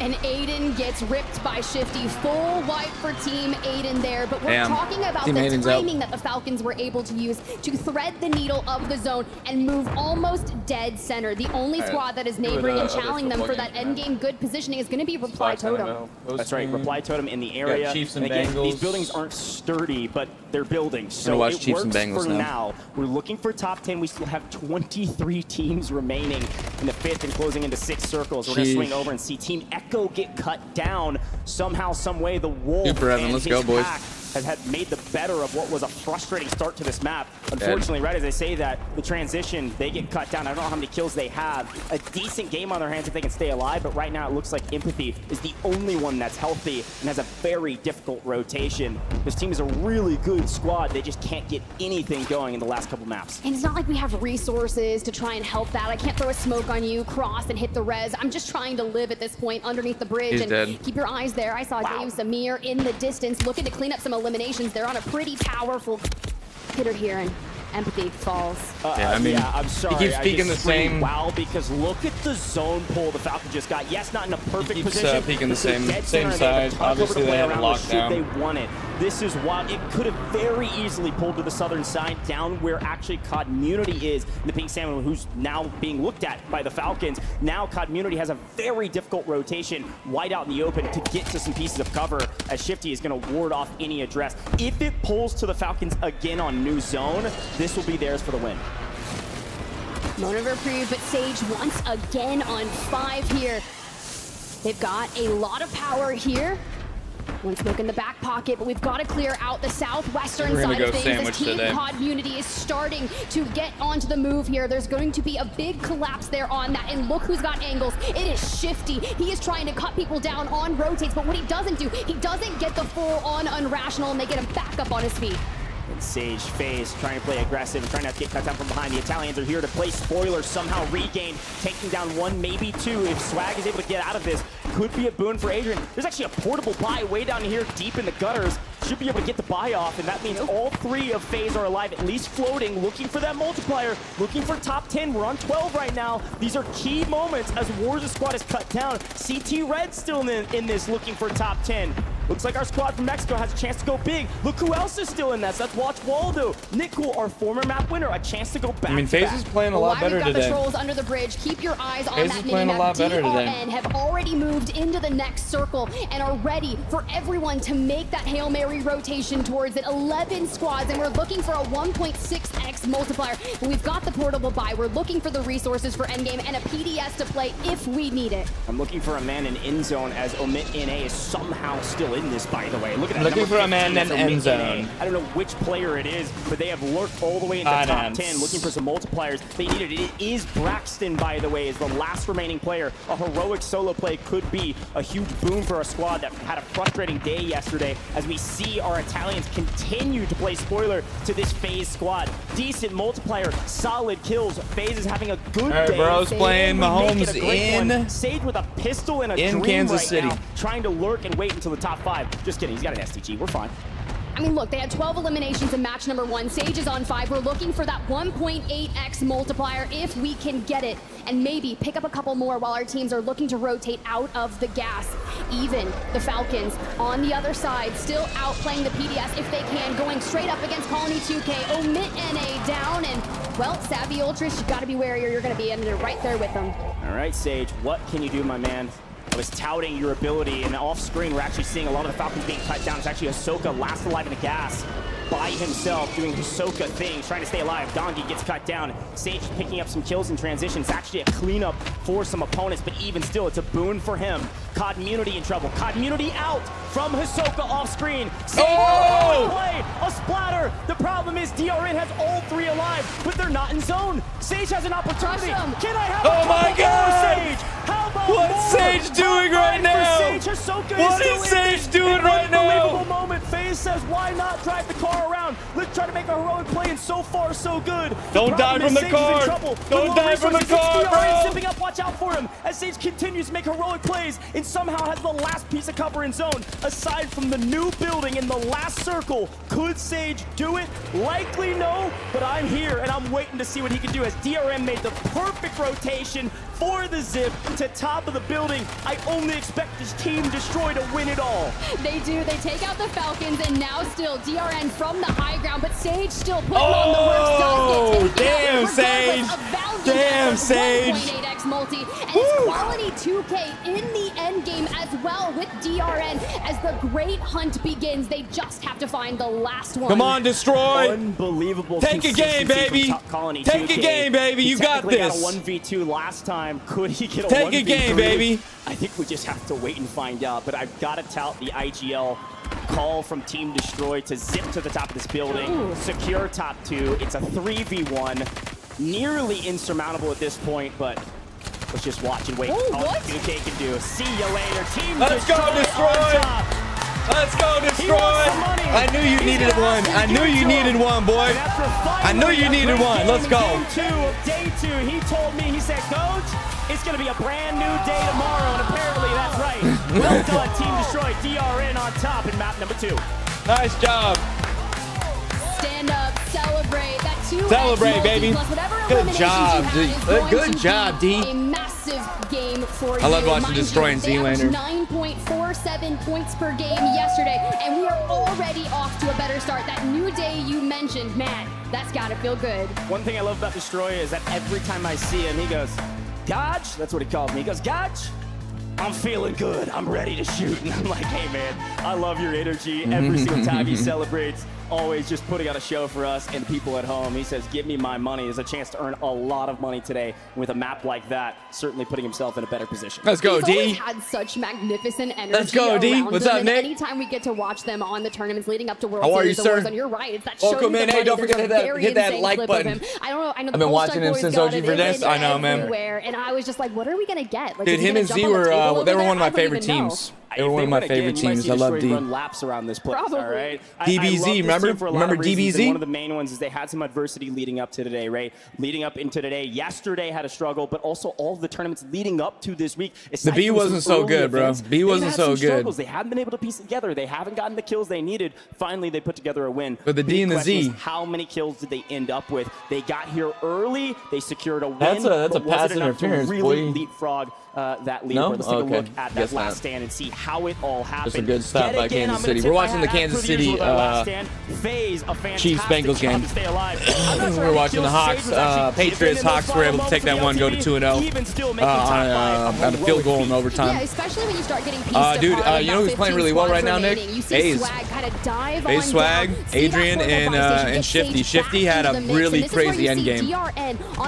Really crazy end game. Shifty was just going off, getting them points where they needed it, man. man. Sage, you know, grabs the LTV last Look at that. standing, starts absolutely crushing people looking for points. Soka, after Rashford working gets on taken that off COD the top. Unity team, out in the gas was the solo player. And at that point, every elimination they got was worth 1.8, especially for FaZe. It's such a key factor and obviously a great moment. Again, I don't know if Sage was given any of these because he's playing cleanup for his opponents who were knocked, but even still a massive effort with the LTV, and it was a perfect call from you, Tip. The Falcon squad are kind of the unsung heroes here because they had a sizable amount of eliminations, and Ahsoka was able to wipe COD Immunity to get top 5. But of course, the final I mean, moment top with 5 is the pretty heroes good, bro. of this map, Top 5 is pretty DRN good. able to grab the victory, taking down yet again a very consistent squad with Team Colony 2K first, and then second on day 2. Come on. 3rd and goal. Come on. That's Angles consistent. are That's on exactly the... what to see. So hear me out, though. I hear we've got someone on stage, and I want to hear They're on the from 4-yard Miles line and right Destroy. now. Thanks very much, Tiff. Right, Destroy. Congratulations, man. A big win right up there in the standings after that.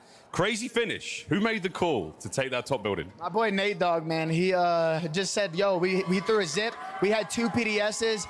Best IGL in the game, Nate Dogg. Threw the zip down. We got hype for free. Free-ass W. That's what I'm talking about. A free-ass W. I love again, dude. how's it been so far in the tournament for you? I mean, what's the environment been like?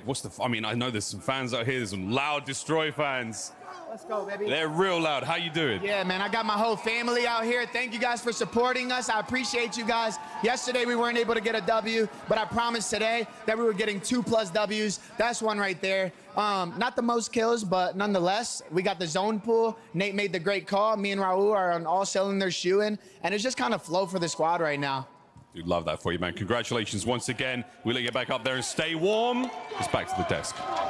All right, Miles, thank you, man. Let's go. Love Destroy, D. always Love a ball D. of energy, bringing the Love hype, D. and a Positive massive energy. win coming out for them. Lots of Love our positive stage, energy by the from way. D. Shout out to everybody in the production crew for that, and shout out to Jay, Destroy's brother. Make sure I get that right this time around. His whole family out there supporting. Thank you so much, man. Look, that's a big win, Dream. The fact that they get this, right?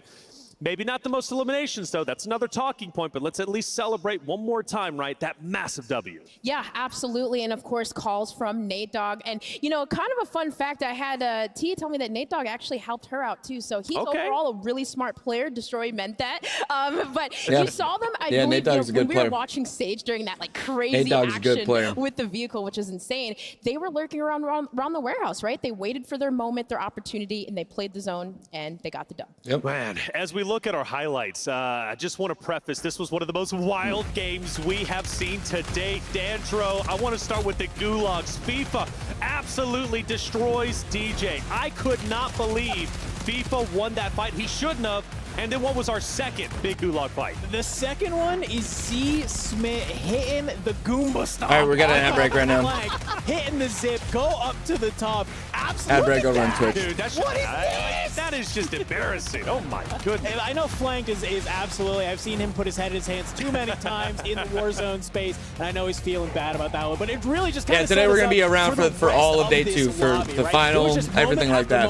So, and today was a more important day. Yesterday, we had to end stream a little bit early because there was technical difficulties with the stream and all that. Again, So seems like some teams, like Destroy said, firing on all cylinders and finding their kills. Yeah, and finding their kills here too. Falcons, right?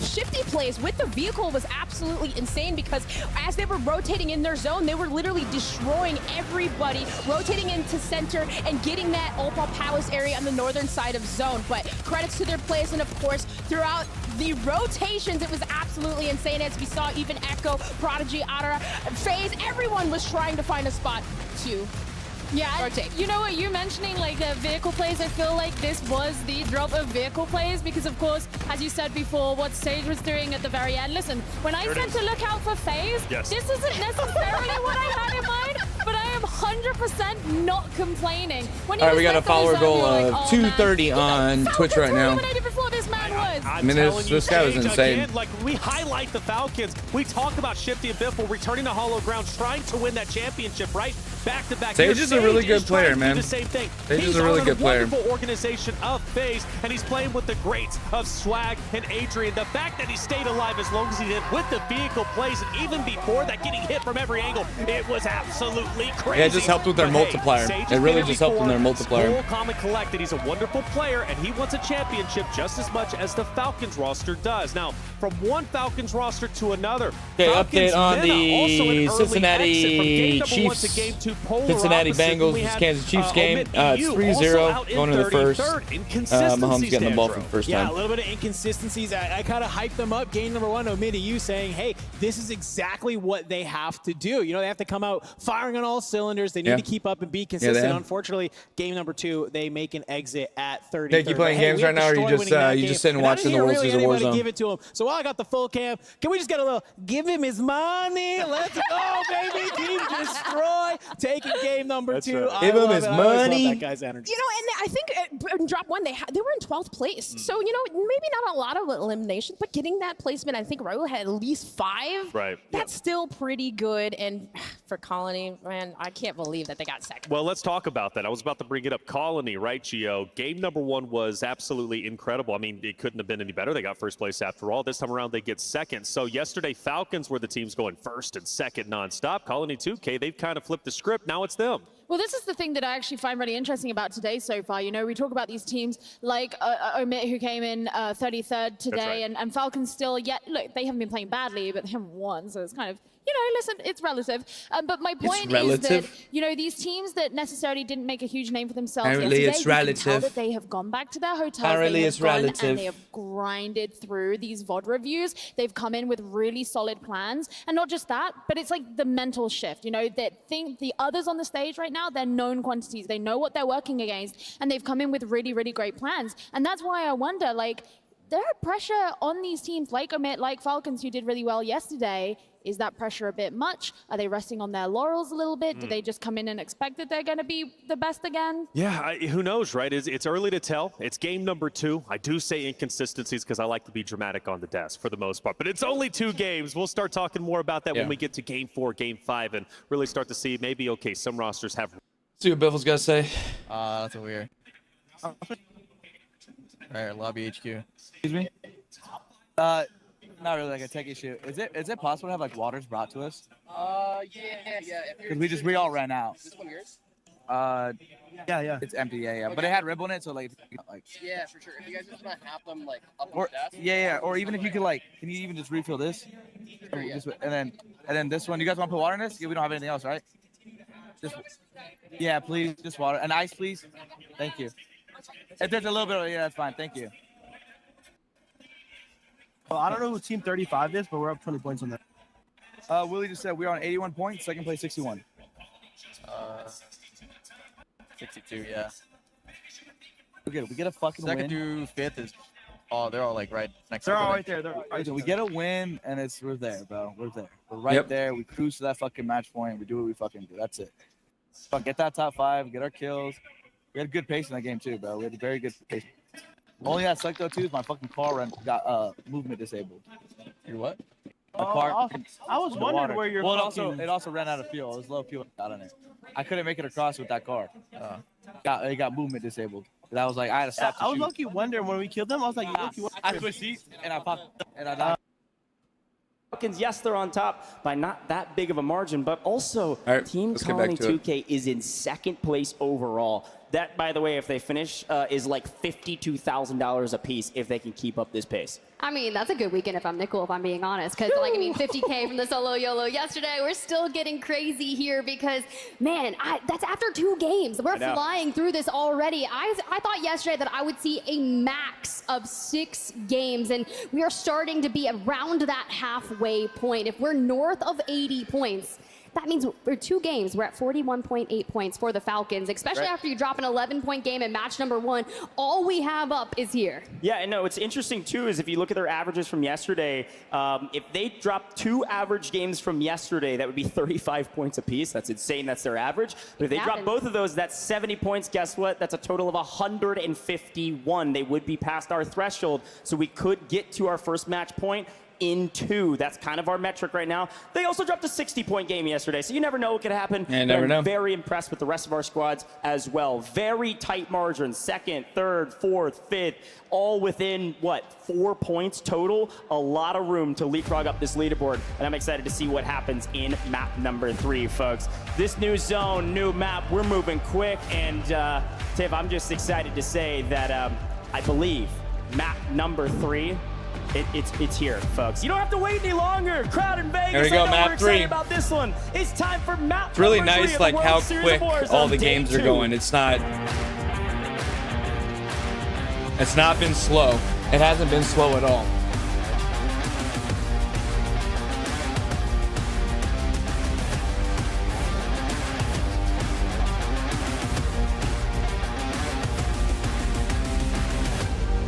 Well, we are potentially heading on to the north. As you see that plane line just above Kotovo blocks, we already see OMIT EU electing to drop Kotovo instead of dragging it all the way out towards Manor. For some of our squads that are looking to get into that early action, you can see squad number 34 also. If you haven't gotten into a territory where you feel comfortable at chasing that 150 threshold, the time is now. You cannot let the Falcons start to points gap the lobby in Cloud9. I do love a contest. OMIT T, the fluffy aimers on the other side yet again.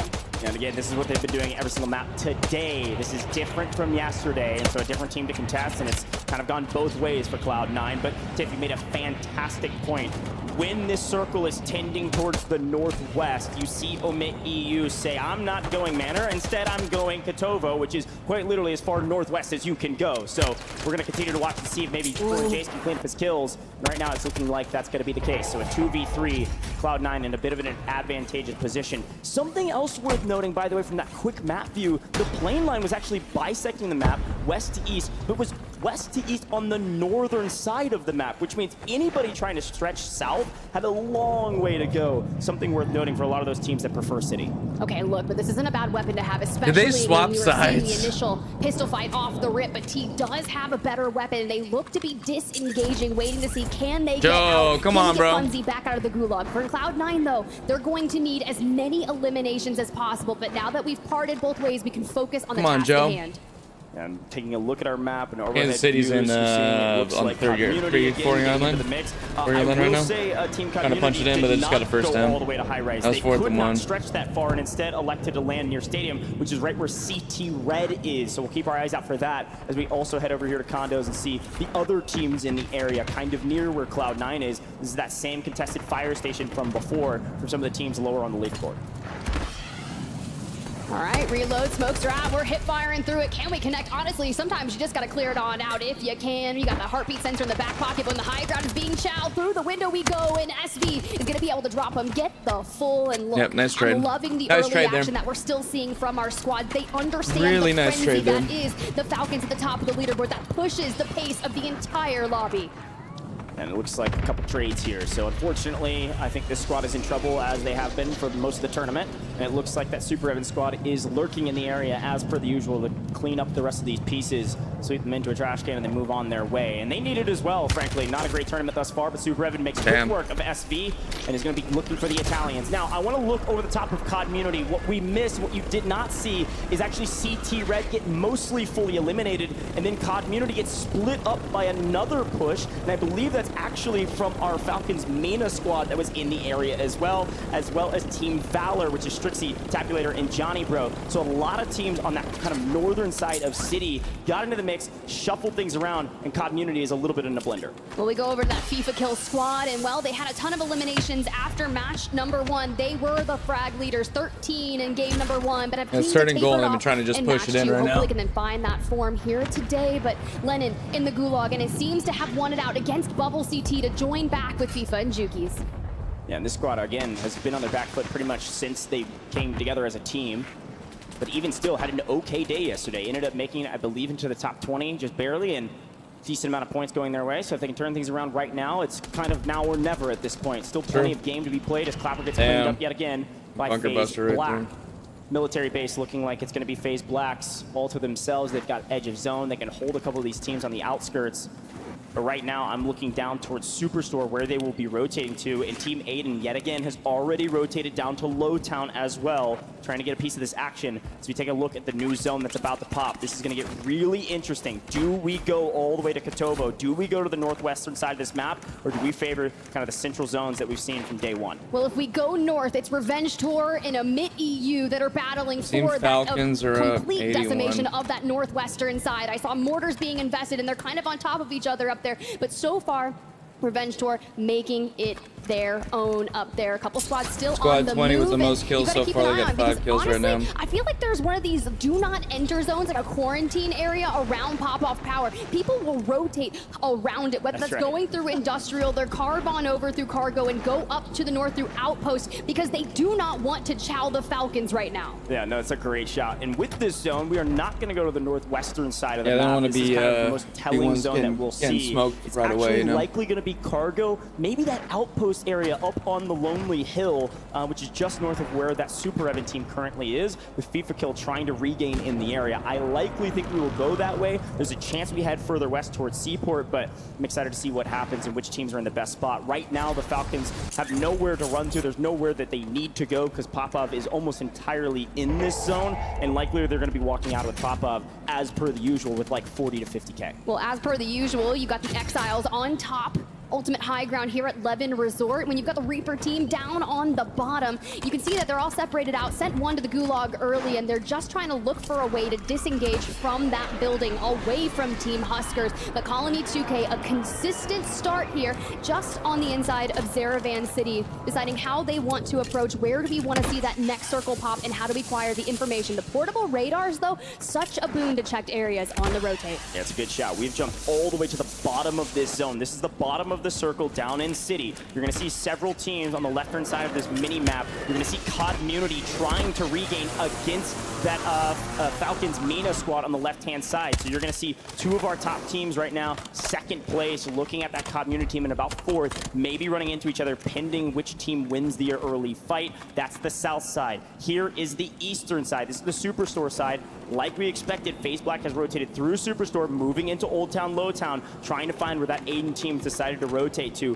who are apparently already in a fight as well in the Lowtown, Old Town area. And FaZe Black's going to come in and possibly third party it as we see FaZe into the Gulag. Yeah, this is tough, but Melvin does not. Ooh, Adrian, let's go, man. Onto Adrian, a clean Nice job, Adrian. read for them. Looks to be a full reset as Sage already has boots on the ground here on the outskirts of Opal Palace, dead center of that area, and all of the teams that are surrounding them on that rotation. And when you've got a large majority of that water still in the dead center of the map, you have to choose. Do we go AYDAN from the versus C-Town side? Do we team. get on over to Cargo? And when do we time that rotation or that call? And here's that look at Team AYDAN that we were talking about, by the way. Already down near Opal in Old Town, Lowtown. Kind of the transition between the two, trying to make a big rotation. they're over trying to Old move Town. away. I think AYDAN squad knows that it's likely going to be favoring slightly to the west, not necessarily in this POI. They're going to elect to early rotate as Smith actually wins his Gulag off screen. Cincinnati was able to stop Kansas City at like the 4-yard line Good news for this and squad, make them especially kick. because you're going to have Z-Smith in the sky and Eyes in the sky. Give you some info, especially about this Vortex Robstar team. They could have played spoiler here without some Z-Smith info, and because of that, they can play a bit slower. Off screen, by the way, OMIT NA just took down OMIT EU on the very north side of the map up in Kotovo. That's going to be OMIT EU in the Gulag trying to regain. OMIT NA have won that fight and needed it bad. I mean, that's one way to have an OMIT takeover, if I'm going to say that. But for Team AYDAN, you have got to hit that rotation as you see that pull come through. A mass exodus will occur from the Old Town, C-Town area. You're going to have to get towards Cargo. A lot of squads have already set themselves up there, and you can see right there, Team Super Evan,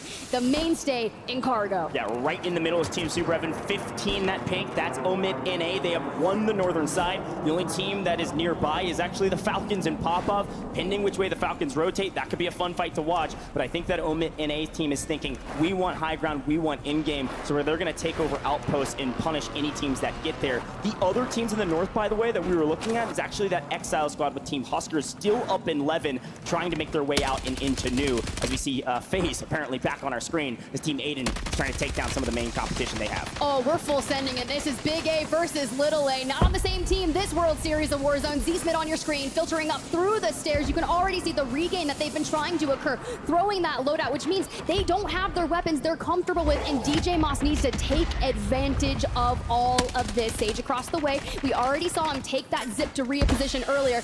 AYDAN takes down Adrian. That's kind of brutal, man. Get AYDAN back up on their feet, and you can just see FaZe just saying, I don't want any part of this right now. There's still 36 teams up. I'm out. It probably was either a Z-Smith or a DJ Moss call to say, no, we know Adrian's separated. We can punish this, and they're able to do so. So now that it's a 3v2, they say, all hands on deck. Let's swing, and wild timing, and unfortunately nobody punches each other, so they might get out for free, at least for now. But DJ's on the hunt with Z-Smith and AYDAN. They are punishing this FaZe team. They lost one. They have player advantage, so they're going to push the equation. 2 plus 2 equals 4 in this instance. What a win against FaZe. We're going to send them likely to the gulag to try to regain a big win. Look, FaZe is in 3rd right now. That's a big takedown, especially with still 34 teams on the map. It really is. Reply Totem here on your screen. We saw them getting Mixy here alongside DRN, and it just seems like we're going to keep on poking, keep on regaining, but no one has fully wiped one another just yet. But you've got DRN, your match 2 winners, over there on the north side, kind of smoke and run here. They want to use the zip to get out of dodge, but sometimes when you're the first, or maybe they're just going to shoot out the one entirely. So Raul, you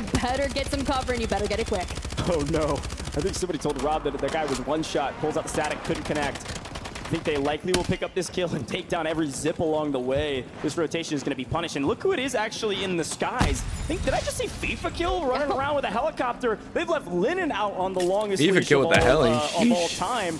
Who's likely to get punished. This is actually a 1v1, by the way, Nate Dogg and Linen. But to the action we go, because Team AYDAN's in trouble, or maybe they're the ones causing the trouble. One goes down. Nice trade. This team is moving with a V12 engine right now. Everything working near flawlessly as they punish our team. Nice shots, AYDAN. Nice shots, AYDAN. They know that they have to play. They pushed at the right times. They pushed at the right times to make sure that they can track down the Falcons and eliminate them in their own format that they're so good at converting on. Even Super Evan's team, we called it out earlier. They were already on the cargo side of things, and they're starting to separate out. But it's the Falcons that are going to be hailing from pop-off power. They've moved just on the outskirts of Outpost. And you'll have to keep an eye on them because Soka just went down on the ground. Into the gulag we go. Yeah, this is such a great call, by the way, from OMIT NA. They know they need a third party this. Whether this is Vegas Inferno that they're going to punish or the Falcons, we'll see. We're going to do a quick listen in with the Falcons with Ahsoka down. This is going to be a crucial moment. On my level, 2nd floor. Up on the hill. Yep.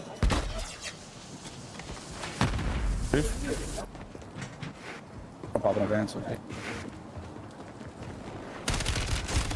Damn. Come on, Ahsoka. I'm gonna wait for the scan, bro. I don't know if these have an advance though. Oh, portable down? I did. Did none of you guys hop out right there? On the hill? No, because the backs in them, they're just shooting us all the time.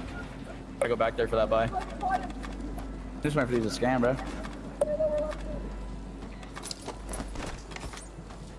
They I don't know if they know I'm advance here. Think so? I need a refresh. I'll just come anyway. Whew. Yeah, that one was brutal. A good lesson in to hear what they were thinking. I think they were thinking, we don't have a third man. I mean, Ahsoka got punished in the gulag, and now she's fighting. I'm trying not to make a mistake. Oh my God. OMIT NA is here to pay. And oh no, Shifty goes into the building to try to make a play, and he knows his teammates are low. OMIT NA playing spoiler right now, potentially to the Falcons, but we lose Brax. So it's a 2v2, and with their third coming back, a quick buyback on Ahsoka means the Falcons somehow have found a way to find an advantage over OMIT NA. How will this one pay off? This is going to be crazy. I mean, the Falcons still have so much cash for resources, and they always have buy stations in their back pocket. But OMIT NA, after taking out OMIT EU in the north, Youngsta's on 5 eliminations. Remember how much of a game day they had yesterday? Well, it was nothing that we are used to seeing from OMIT NA. Brax loses the gulag to the APAC team, and that's so unfortunate for them, because if I'm fighting the Falcons in a 2v3, I'm going to want to go in with my full strength. Yeah, and frankly, this is one of those probably the only moment ever that the Falcons, if they knew, would say, thank you, XMQ. I think that's a huge boon. Like you said, player advantage now on the side of the Falcons. I don't think they know that. There's a chance they've got some UAVs in the sky, and maybe they're picking up on some reads, but right now, they're looking with this smoke and run. They know someone's out here. And it looks like they've actually grabbed maybe an LTV and are getting out of dodge. So OMIT NA playing their life well. We're going to swing back to a team that's been doing that all map, this map, and are slowly creeping up the leaderboard. Team AYDAN trying to return to form into the top 5 as they've secured a nice spot in cargo right now if this zone pulls south. Well, I love this rotation, right? Especially when you're getting ahead of it, because we knew crossing the water was going to be incredibly difficult, and you've got other squads still trying to get in from that south side. That's Reply Totem here, looking for a bridge to cross. But with Team AYDAN, Z-Smith already on 6. We got LTVs to play around. You have to see, where is this pull going to occur? At least it's gonna give them the Team Falcons Mena with haste. Looks like Z-Smith's going to jump out just to make sure they don't get full team wiped. Luckily, it looks like a couple bullets went the other direction, which means they have a free rotate. They're still good. Still here in condos. They really don't need to go anywhere right now. There's still 30 teams alive, by the way, as the Gulag's about to close in 5 seconds. And Team Almond's moving up. This is going to be a race to the finish line for any semblance of a multiplier. You see the Falcons, Mina, like you said, trying to push the equation here. Couple little ticks with the thermite will at least give them the info that they're there. But right now, it's just a matter of who makes the first mistake and if a third party happens. These are one of those fights that you're going to look back on and say, could we have cleaned that up faster if they decide to push? You actually see Team AYDAN They probably could have got Almond out. Yeah, I'm out on that, my man. They are gone into new zone. Panda is not taking any chances. And now on edge of zone with the new zone. This is dead center on that fire station here in Seaport that we've been talking about. We've showed it in the early drop spots. This is where Cloud9 used to go. Cloud9 is still in it, and I think Cloud9 is actually holding out Community, who is rotating in from the sea. DRN just got wiped, but we still need to get the Team Falcons Meta squad into the next circle, so you have to get through Team AYDAN. Falcons still have the lead at 86.6. Full wipe, Dongy on your screen, as well as Unrational. And when you've got Cloud9 lurking below you, things can be detrimental towards your regain. We do have a bunker buster in the back pocket. We just got to set our sights straight onto Jowo. Can we rip him out of it? Because if you think about it, it's always going to be Jowo and Bredman right next to each other, with Foreign Jace kind of lurking from a cross angle. Yeah, unsurprisingly, by the way, that I called it Periwinkle. That is definitely a blue. 35 with that Watch Waldo team, Colony 2K. They're still alive. They're fighting right now. We're losing NICKOOL, but this team went first, second, and they're trying to better it again in this next one. So they're losing one off screen or a little bit further down the line. You do see OMIT NA has regained fully and are moved into the new zone. We'd love to hear some comms. Maybe we can get into the headsets of these guys, huh? And have crept down to new. But right now, Dongy and Unrational are just lying in wait and looking for somebody to make a mistake and maybe somebody's head to get popped. Well, Foreign Jace picks up XMQ, and that's a full squad wipe, so we don't have to worry about them looking for a regain over here. But Exiles, man, they are just hunting, waiting to use I want to hear some comms. A down. I want to hear some comms, man. You can see them just on that screen, but OMIT NA, and of course, Team AYDAN in the distance. We got Pentagon, Melvin, Fuzzin as well, with 26 teams here. You have to make sure these circles can be fickle, right? Depending on those end game pools, whether you have to cross that road, that will cost you so many placement points. But for Team AYDAN, who took the early rotation with Team Falcons Mena kind of mirroring them, right? They're constantly staying just a step ahead, and it's only a matter of time before they start to pick them apart. Crazy, and it's a great call, the early rotation. It's going to be a crazy end game. But again, the zone pulls further north. It's going to be a crazy end game, guys. Still in Seaport, but right where it looks like that Watch Waldo team was, and then Team 30, which is the Team Clapper team that I think had 7 kills throughout the entirety of yesterday combined in all 6 games, have a chance to have a good one if they can hold that position in the middle of zone as they're getting pushed. Everybody wants their spot. It's going to be difficult to do so. That darker blue 30, that's the best spot right now, especially on this south side, and there's a lot of teams that are going to be gunning for it.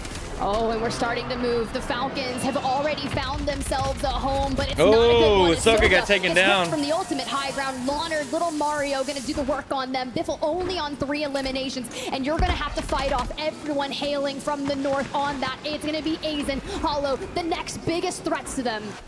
Huskers team, the Exile squad, has made their rotation in and actually have a nice position on the northern side. So a couple gatekeepers right now as everybody's trying to get a piece of the pie, a piece of some cover, and a place somewhere. We need some multipliers. Still 23 teams up as we're moving into the 7th. This is unreal, nearly unprecedented. Shifty needs to buy him back. This reminds me of City. Everybody playing slow. They need to get their IGL back. On the line, and off screen, it does look like our Watch Waldo, Colony 2K, NICKOOL squad finally eliminated their worst game of the day in 22nd. Likely still going to be top 5 with a decent game, but that is a frustrating one after a fantastic momentum. Look at this layer crazy, man. action all This is across crazy, these man. condos. No, this is going to be brutal. We This are is pulling crazy, to man. the open ground outside of the condos, and sometimes you just got to find yourself a balcony, go prone. You don't have any plates there for Scummin to kind of reconvene with. I mean, Unrational's out. Eliminations. Yes. Scummin doesn't have any plates. No resources. We are in shambles. Did you see how many buybacks? But turn to the north. We got Exiles on your screen here. All 3 up. Moore's in the back pocket and a precision airstrike. Oh, if Husk and those guys can get a... havoc on the lobby.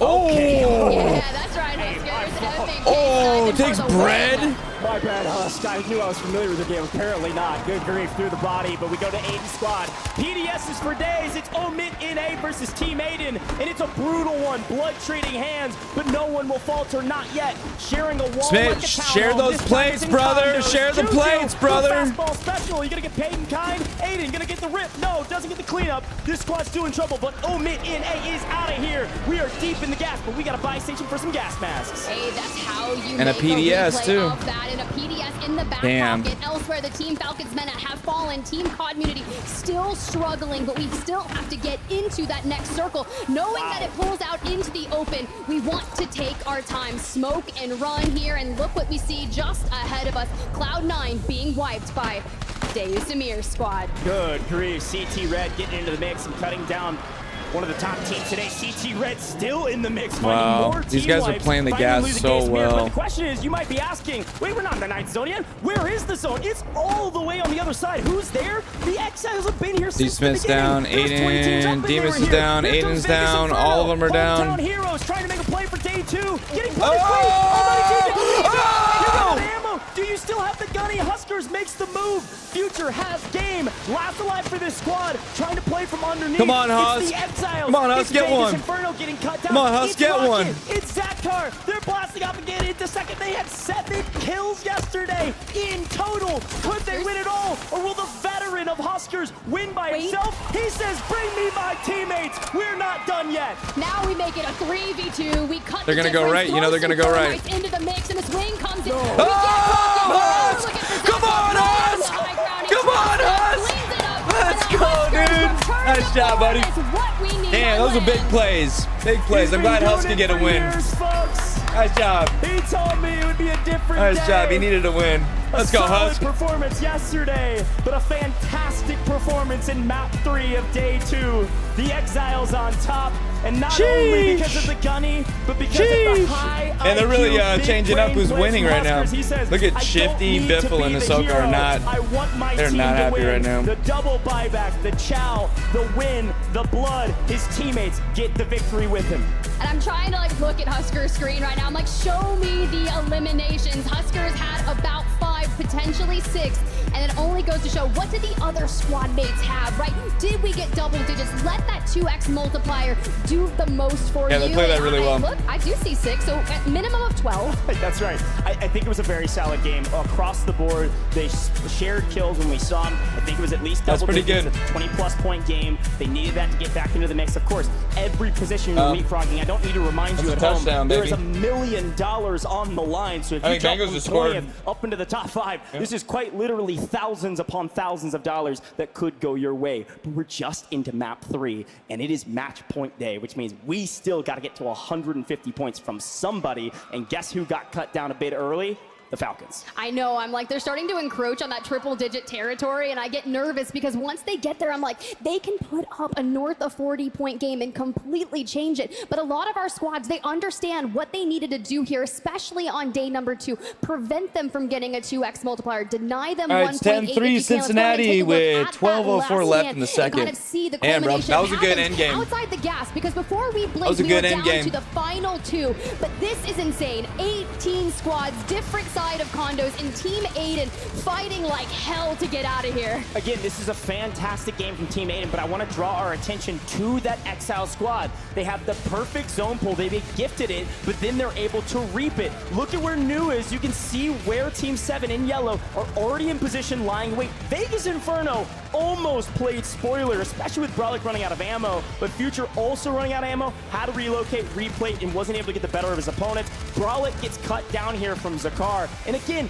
what a monumental effort from Team Rocket, having an abysmal day yesterday to getting second in map 3. But Huskers getting the buyback here, Tiff. Huskers is able to get one. It's exactly what he needed for his teammates to come in, shoot him in the back, say, see you later. Jackal, Brolic, very well done. A holistic team effort, but on the back of a high IQ play from Huskers. That was sick. It was sick. All he had to do was put down so much damage to allow Brolic and Co to come back on in and finish the deal for them. I believe it was a 10 elimination win, so 20 points for the Exiles. And honestly, if you already show that you can convert those wins, because mind you, at the beginning of the map, they always lurk around that Levin resort, so a nice rotation is quite easy for them. But I hear we've got the man himself, Huskers, down with Miles. Let's hear from y'all.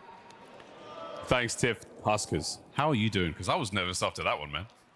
Feeling better after that win for sure. We had a rough first couple games, but hopefully this will be a huge momentum shift and we can keep carrying that forward. What was it like in the final moments there? Who made the play call? I mean, did you know it was all going to work out once the buy was in play? I think just both me and Jack were making great comms there, great calls at the very end to, you know, go back to that little building because we saw we had the shift. And yeah, the last minute, I was so locked in, I didn't realize that there was like a portable buy there. But Jackal made that comp to get the double buyback, so I was able to buy enough time to get them both back. It was awesome, man. There was such a great reaction in the crowd when we saw those shoots coming in. It was like, oh my God, it felt like someone out of a movie. Yeah. Well, congrats, man. Obviously, a big win helps out a lot. The regain is potentially there. You've still got a few more games to play. What changes from here? Just keeping that aggression up and just getting aggro on teams, not being afraid to, you know, fight a team and playing confident is really the key. Love it, man. Well, good luck. Keep up the confidence. We'll see you on the other side. Desk, back to you.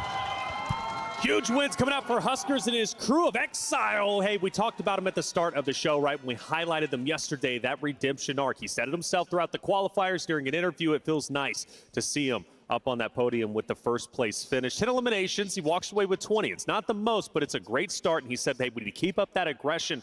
Yesterday when we talked to him afterwards, Dandro covered it, it was more like, hey, we know day one wasn't the best, but we're coming into day two with some adjustments, and, well, clearly it's paying off. Shout out to them. That is a massive win, to say the least. But an early exit, though, for one of the rosters who's been performing very well from game 1 to game 2. That's Colony 2K. They were finished off in 22nd place.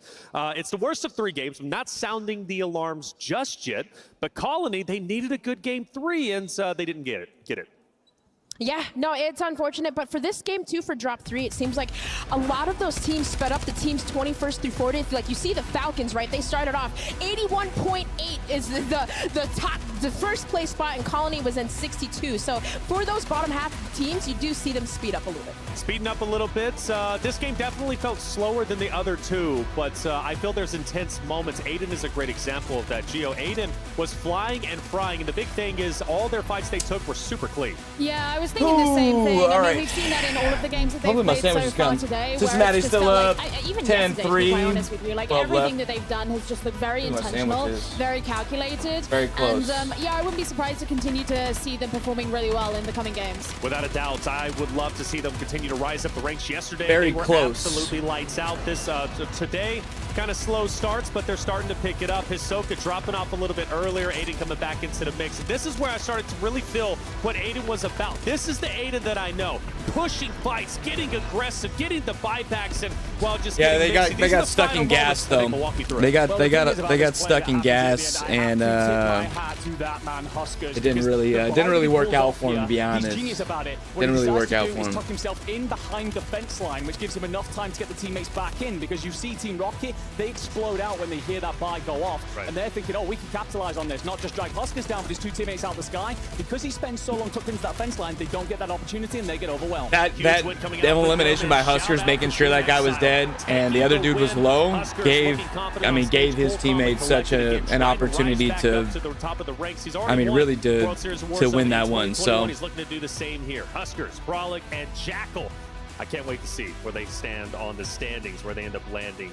Great game number 3. I think, honestly, we're going to get around 8 games or so today, maybe even 10 at the rate that we're going at. And wasn't it? Didn't you have a $50 bet on that? Hey, I might have, depending. I have to talk to Goj and see what's going on with that one. Gio, when we talk about certain players being targeted, there might be a real reason why that's happening. Yeah. Over the 3 games, you notice any players maybe having a target on their back? Honestly, the player who I've really noticed kind of had this struggle seems to be Hisoka. And it's definitely not a case that I think Hisoka's playing badly. That's not what I'm saying. It's that I think that we're seeing all the other players are like, hey, we should get that guy. You know, he finished the day yesterday being the player with the highest number of eliminations. In that last game, he only got 2. Now, look, that happens, but we saw him get eliminated in the Gulag, and then we saw him get downed in circle number 6. And these are like relatively early moments in the game for these teams to be having these struggles. And even when we had the listen-in today, you know, after what happened in the Gulag, it just seemed quiet. It was very subdued. Now, this is a team that usually has quite clean comms. They're not usually talking all over each other, but there's a difference between being clean and being, like, down. Yeah, no, I absolutely love this point that you're bringing up because that's exactly what we heard, right? You lose Hisoka, that is your IGL, that is the person that you are constantly referring to and listening to and hoping is going to guide you where you want to go. We talk quite often about how BIFFLE, Shifty, they like to just switch off. They want L1, R1 sometimes, and you lose your main man. That is a very difficult thing to do. The thing is as well that with Hisoka, obviously we're not going to ring too many alarm bells. Not yet. The Falcons. They're still in the league. However, what I think a couple of teams are recognizing is Soka being that IGL, that anchor who's off and off to one side. If you can pick him off, if you can find him and isolate him, typically he's a little bit by himself, and that means you've got an opportunity there to split that team that's otherwise going to have an opportunity to counterplay you, and you never want that to happen when it's the Falcons. Well, Falcons are the top dogs at the moment, so a target on the back, it makes sense. After all, no one wants them to win. They want to win themselves, and who is close to getting to that point where they can win? Let's take a look at our standings and see who's on top. Now, for Falcons, again, over 3 games, they've managed to more than double their score at the start of the day, but the lead probably isn't as great as they wanted over the likes of Team AYDAN or even Team Community, who currently sit there 74-73 respectively. Dream, the score line is relatively close going down. I think a lot closer than people were expecting off of day 1. Yeah, I mean, to be expected a little bit, but I mean, for the top 5 teams, just a little bit of switch around between Team Colony and Team AYDAN. Of course, Community still kind of holding that 3rd place spot, but for OMIT NA, that's actually a jump up for them because I believe before this, and I was actually going to give them their flowers, they really, I feel like stepped it up, and I'm looking at Juju too in terms of like slaying power. It seems like this is the team that actually is always kind of fighting with the Falcons, right? We saw them at Outpost set up. This was the team that was a team of 3, but somehow Look at the Chiefs just scored. Dismantled them. So Looks like the Chiefs just scored. Their flowers because OMIT NA, a team definitely coming alive. I noticed they're in 10th place DRN. They were in 6th after their win. They do fall down a little bit, and that comes off. Yeah, I'm gonna take a quick bathroom break. I'll be right back, guys. Elims off of their placement points. So 2 things have to go together. Quick bathroom break. I'll be right back. Global champion. We take a look at our 2nd page. Gio, any team standing out to you? It obviously has to be OMIT EU. You know, this was a team who, judging by the way that they performed yesterday, you would expect them to come in really, really hot today. And for whatever reason, they just haven't. I don't know. I feel like Enkyo just hasn't been that player that we saw him be yesterday. I'm not going to ring alarm bells just yet. I think that they've been heavily contested when they've gone for their alternate landing strategy of Kotovo in particular. But the one thing I will say, EMEA boys, can we stop shooting each other? What is this? Like, I'm sitting here trying to come up with all these like ways in which the boys are playing, and I'm just seeing EMEA team against EMEA team right now. Please go and find someone else to shoot at. I've been talking you up on the desk. Go out and make it happen out there, please. But seeing this whole thing where it's like, you know, Totem, then we'll drag OMIT EU down and so on. I'm begging you. Go and find some North Americans to shoot at. Hey, maybe eventually they'll start to figure it out. At the end of the day, it sometimes gets chaotic. You don't know who you're fighting, and you're just fighting the fights, okay? And trying to get as many elims as possible. I go back to game 2 watching Sage, and Sage is just going absolutely crazy in those final end zone, running over everybody he possibly could, shooting at anybody he possibly saw. And again, that's just Warzone. Sometimes things get lost in the gunfights. I'm wondering, are you at home, is there any surprises that you notice? I know FIFA and them were on page number 2 as well. Again, still trying to clean up some things. I think around 50 or so points. Teams are getting closer and closer to that 150 mark, okay? That's where things get serious. Once a team reaches that 150-point threshold, that means they are eligible to now win. Now, the way that they win is by reaching a 150-point threshold, surpassing that, and then they have to win their very very next game after that point. If they do so, they're All right, we're back, chat. champions. But what gets risky about that, normally, there's one team that will pass that threshold, and then all of a sudden they don't win. Now there's 2 or 3 more teams who end up winning or passing the threshold. Before you know it, you got 20 teams who are eligible to win, and it just gets crazier and crazier. Hey, on stage, though, Miles has a special guest, Aidan's father. Let's hear what he has to say. Thank you, guys. Yeah, I'm joined here with Aidan's dad, sir. You got more fans than most in this place. Oh, yeah. Let's go. What's it been like so far? Of course, you know, watching your son up there do his thing. I mean, is it nerve-wracking? It's always nerve-wracking, but the thing is, the more of these LAN tournaments, just seeing his confidence come from, you know, so far, like, I'm just proud of him. I mean, he goes up and he does work every time. Does what he knows he can do. I love that, mate. I've just become a dad myself. How is it being a parent, encouraging your kids to play games? You want them, you know, a well-rounded person, but when they're doing so well, I mean, what does it feel like being a parent in this place? Well, I knew way back in the day when he was 11 and he won a Call of Duty. We used to go to those watch parties, and they had a Call of Duty tournaments there. And he's always been good on the controller, you know. He's been. I knew this would happen. I had no doubt. Well, no doubt about it. He's right there, watching now. That is what it's all about, man. That's my boy. So best of luck in the rest of the competition. Thank you. They won't need too much of it. No, Thank you don't. again. Yep, thanks. Have a good day. Let's go, Aidan. What a great interview. Thank you, Miles. Aidan's W. dad, obviously proud of the success his son has had, his biggest supporter. I know. It's so incredible. And there's so many families here, by the way, I want to say. And shout out to all the families that are in the venue watching their son or their daughter compete on that very stage. It's a special moment for you. And I know, you know, your kids out there, they just love it. Esports is a special thing. There's a lot of pride, and the support system that a family brings is just invaluable. And shout out to Regiment, by the way, all the veterans out there. I see that he's rocking that jersey. So like that community over there. Dandro actually had a chance during the media day to talk to Aidan, and apparently they had some fun. Let's see what they got up to. What's up, everybody? I'm Dandro, and I am here with Team Aidan for the free-for-all. I'm going to be asking them a series of questions to appease me. Whoever has the most points at the end of our fun little game will win this briefcase. What's in the briefcase? I don't know. Neither do they. Nobody really knows. We're going to find out at the end. Kicking us off, you have to use one gun for the rest of your career, but it can be from any point in the history of Warzone. What gun are you choosing to use? Aidan, I'll start with you. I gotta go FFAR to do it all. I'm going with the Modern Warfare Car 98. I gotta go with the Prime AMAX from Verdansk with the T-Pose sight. For sure. T-Pose sight. Need it. Need it. I'm gonna have to go with DJ on this first one because you included the sight. That's a little bit of extra thought, and I love the AMAX because I'm not great, and that gun made me feel awesome. Next question. I want you guys to boast. This is a little bit of a confidence builder here. What makes you the best player on your team? Honestly, just patience. Patience. I mean, if we're going off the past couple weeks, the scoreboard, I mean, the top fragger leaderboard and everything. I think the best thing about me on my team is just keeping us together, you know, keeping our composure together, and just being an overall well-rounded player. I told you to boast, and only one of you actually was a little bit confident in your answer. So, Z Smith, I'm giving that one to you. Next question. What is your favorite Warzone map, and why? I'm saying Caldera. I just felt untouchable. Such a default answer, right? Like, I'm gonna go Verdansk. Too many memories made on that map. I gotta go Prime Verdansk. All right, and how about you, DJ? I don't think a lot of people are gonna like my answer, but I gotta go out Mazra, bro. None of us would be here today if it wasn't for the success of the original Verdansk. So, Aidan, I'm giving that one to you. Good job. Is that 1-1-1? All tied up going into the last and final question. Now, this one I'm going to have you get a little physical for. You have just won the World Series of Warzone. Show me your victory pose. Aidan, I'm going to start with you. Just hit the gritty, yeah. Hit the gritty to the trophy. He's going gritty. All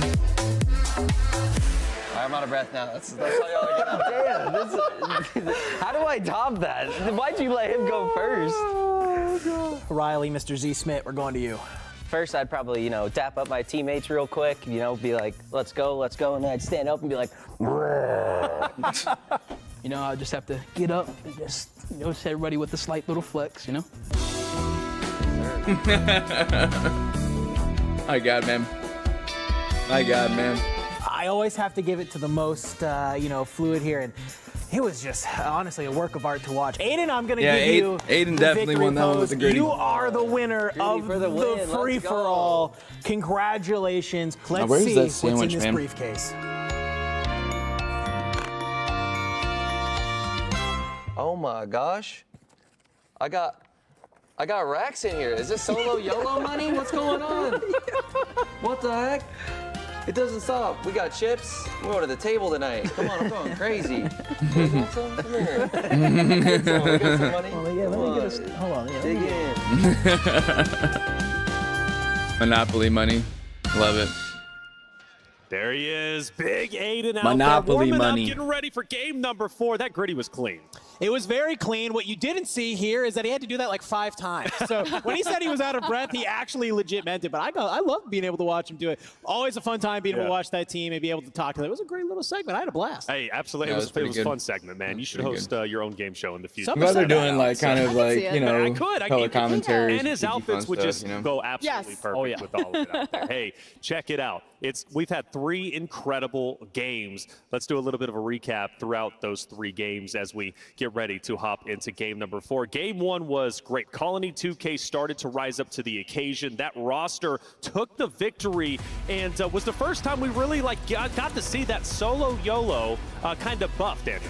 Yeah, I mean, NICKOOL comes on in, wins a solo YOLO, and they're feeling great coming on in. Let's reminder, folks, Panda this gets team taken in out. the regional finals Panda for got North taken America out. came in 4th. Everyone was like, wow, who is this team that's come together at such a last second? However, when it came to that finals, they were not doing great, right? They had to drop down to Bengals the are first and 10 LCQ, from the and 12-yard then line. Okay, this team drops the LCQ, it's A-okay. Almost They'll first make it and on goal. through. They have to make it in through the wild card map, the last second possible to be able to get here to the global finals. And well, after a rough day number 1, they kickstarted day number 2 with some flame. Yeah, big wins coming out from them. Falcons, Mena as well, showing up 3rd Bengals luckily place. have They a really good They've kind tight of slowed end. down since, but Kind of hey, seems like it was, a good. Now this was my favorite map. kind of Jimmy without Graham. question, Gio. The He should have known that's where he should have turned right at the end of the edge zone. The But victory, but Sage was just on a good rampage. placement on the ball. Yeah, I mean, drop 2, definitely the most exciting of the day. This vehicle situation in the final circle was insane. Yeah. But let's not forget how the drop even started with some insane gulag play. Coming out of Team AYDAN, in fact, a couple of instances of that. Sage at the end. Soka's right there trying to play, trying to get back into the game. The 33rd team to be, or to come in 33rd, which was just completely out of nowhere. Right. Every single moment of this drop just seemed to smack you around the face.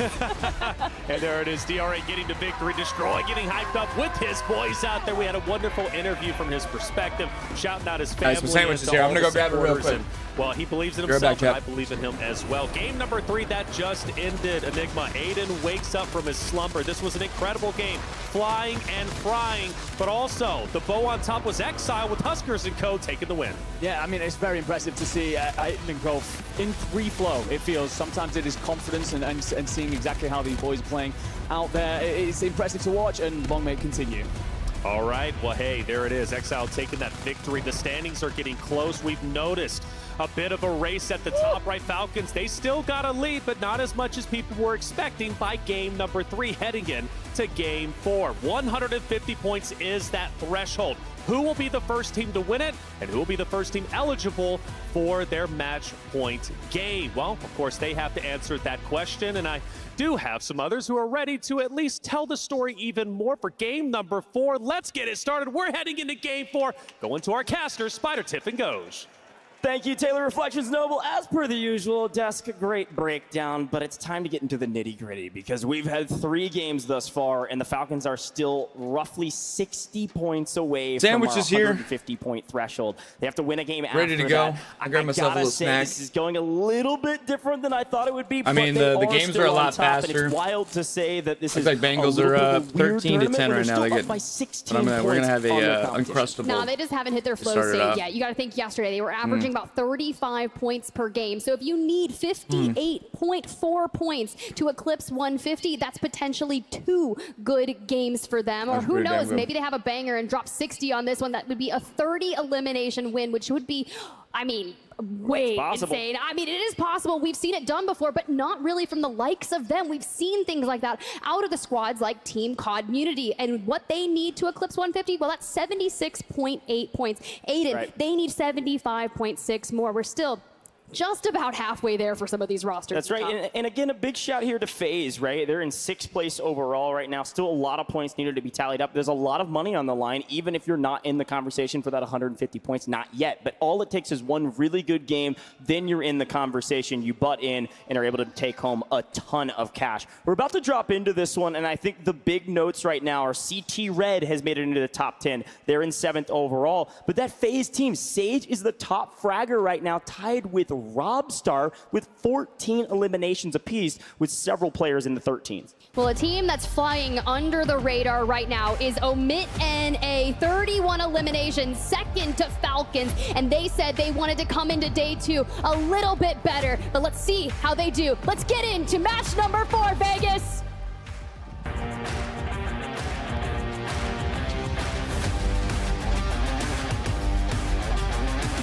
All right. Let's go. Let's see who takes this one. Let's see who takes this one. God, Uncrustables are so freaking good. Why are Uncrustables so good? Well, the potential second half is upon us, or maybe we're just entering into the second third. We don't know how long we're going today, but it's going to be a good time. And well, we've got a brand new plane line from southeast to northwest. Means you have your pick of the litter with where you want to drop and how you want to get there. But right now, all eyes, OMIT EU have fallen down the leaderboard. I know Enigma was saying we don't need to sound the alarm bell, not yet. But not into the top 10 as a top 5 team dominating yesterday, not making it into the end circles. We'll see if they can perform on land in back-to-back days, but they need a big one here to get back in the conversation. Looks like the Fluffy Aimers had a bit of a different contest go wrong, but Freddy on the other side here at the fire station, getting knocks, getting fools, and multiple squads over here. But this is that, we talked about it, the frenzy that occurs, that we are not backing down from this. We will fight until the dawn of the time over fire. And I'm like, hey, let's just go away from this. Nano gets cracked there. Freddy, though, if you want to go ahead and get that moving quicker, close the gap, get in there. Yeah, a couple quick eliminations here in this contested fire station, as per the usual. Of course, you're going to see Cloud9 off into the outer edge of this same fight. They're going to be over in Seaport as well, the south side, but OMIT NA to the north side of this fight. And it does look like, by the way, with a quick look at our map view, it does look like that Exiles team is actually to the south side of Levin Resort this time around. So OMIT NA and Exiles are close to each other. Yes, they have a free spot right now to get their loadout and show us that, hey, everything's going well over here in Rostava, but the Exiles are probably going to be the closest team to them right now, and we'll see where they rotate to, because this OMIT NA squad is notorious for rotating out and around Seaport to get closer to center of zone, pending the news. So I'm really curious to see where second zone will be, because this will dictate everybody else's rotations, likely up towards OMIT NA, who probably won't have to move in this one. Well, what about the Battle of Bazaar? We saw a ton of action here yesterday, specifically from Reply Totem and CT Black. Vortex drops on down. Robstar looking for angles, and Volcom just kind of prone there, dead center, just waiting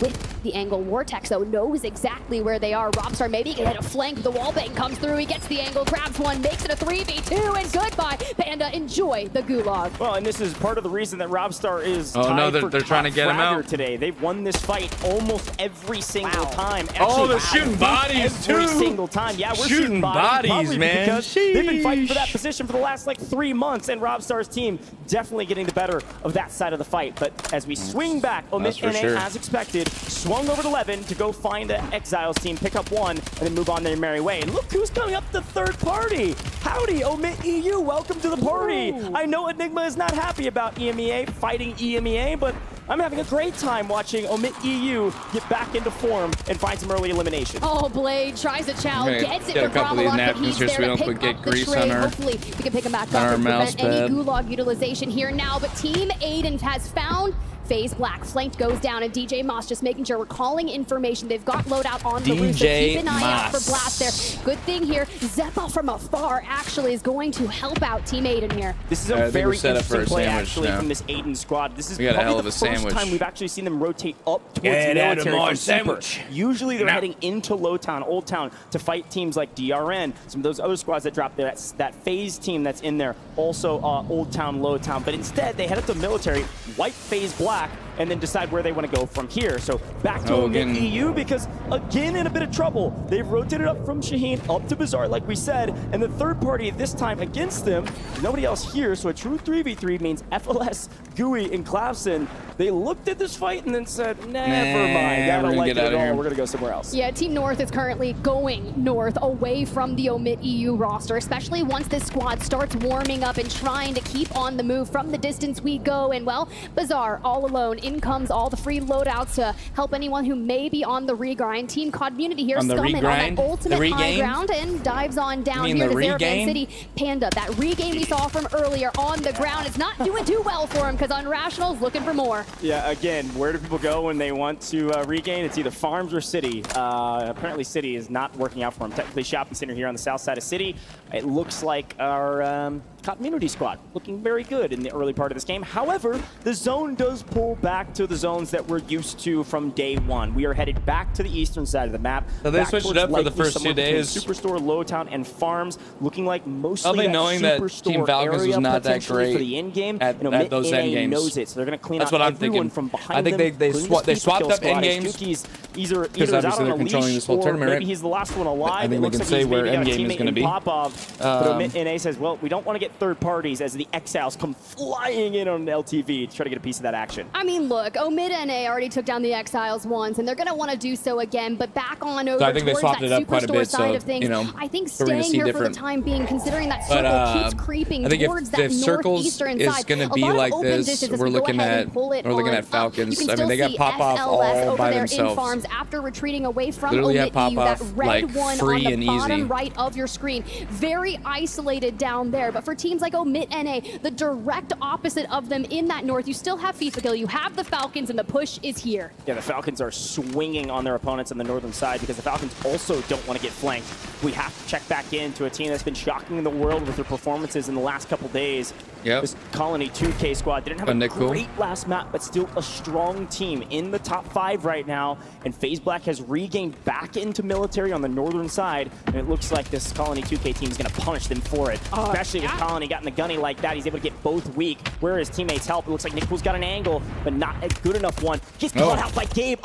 The tides have turned. Now we've got Colony 2K in trouble, and now they're on the run. At least NICKOOL has the gulag, and we'll see if he'll be able to fare. But for Colony 2K, and you find yourself in a 3v2 on this could be bad for them. We are still isolated in the northeast over in military base as teams are flocking towards this side of the map. Can we find an angle? And if I'm FaZe Black right now, I don't want to give up any legroom. I don't care if I'm investing these precision airstrikes. I'm throwing down the smokes. We're cutting off the lines of sight, but we have to wait to see the results of that gulag from NICKOOL.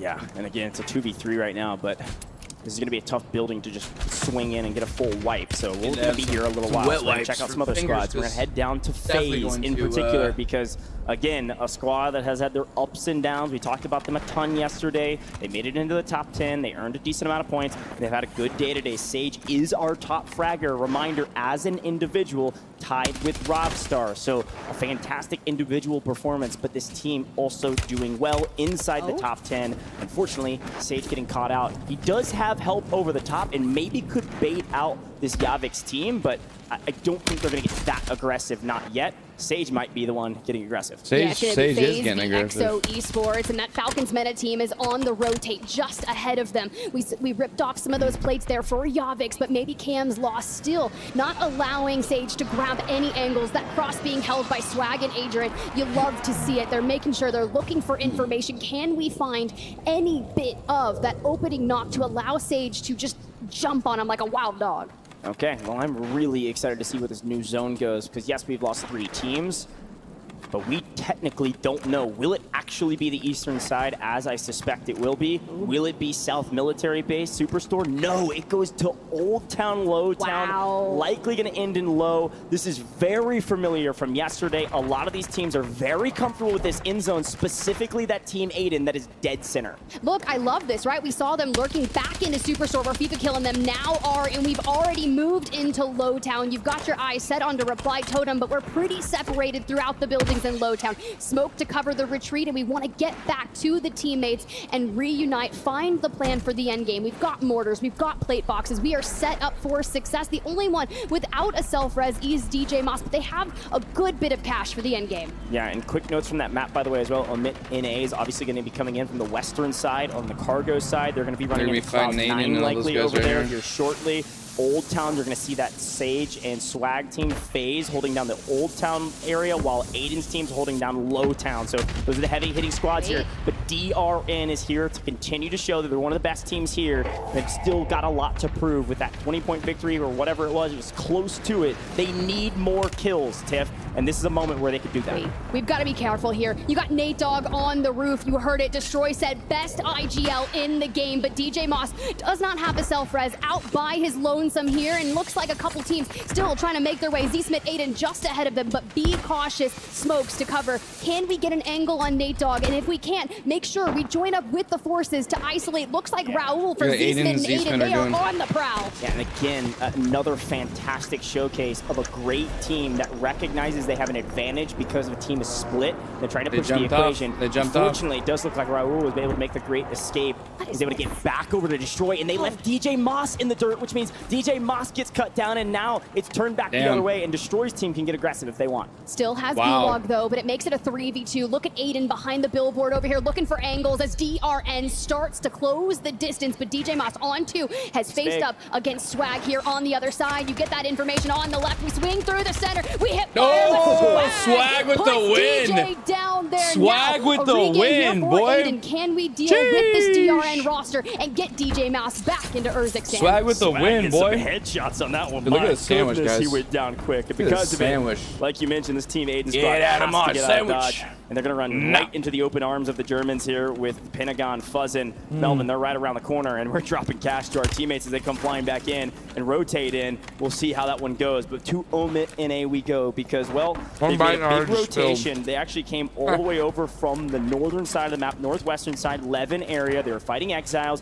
and they've rotated in across cargo, across the river, and have made it to Old Town. The Exiles team went actually on the other side, have crossed the river over by Military. So these two teams likely won't be fighting for a little while, and right now it's about holding position for in-game. Where do we go from here as AYDAN's team's in trouble yet again? Well, Z-Smith in the gulag. AYDAN still on it, still looking for cash, looking for resources, needing a buy station, but we are getting poked, we are getting prodded, and DRN taking down some FaZe. Can AYDAN finesse himself out of this one? Back to gas station we go, looking for the closest buy station. Does have the cash, but we've got to withstand the pressure.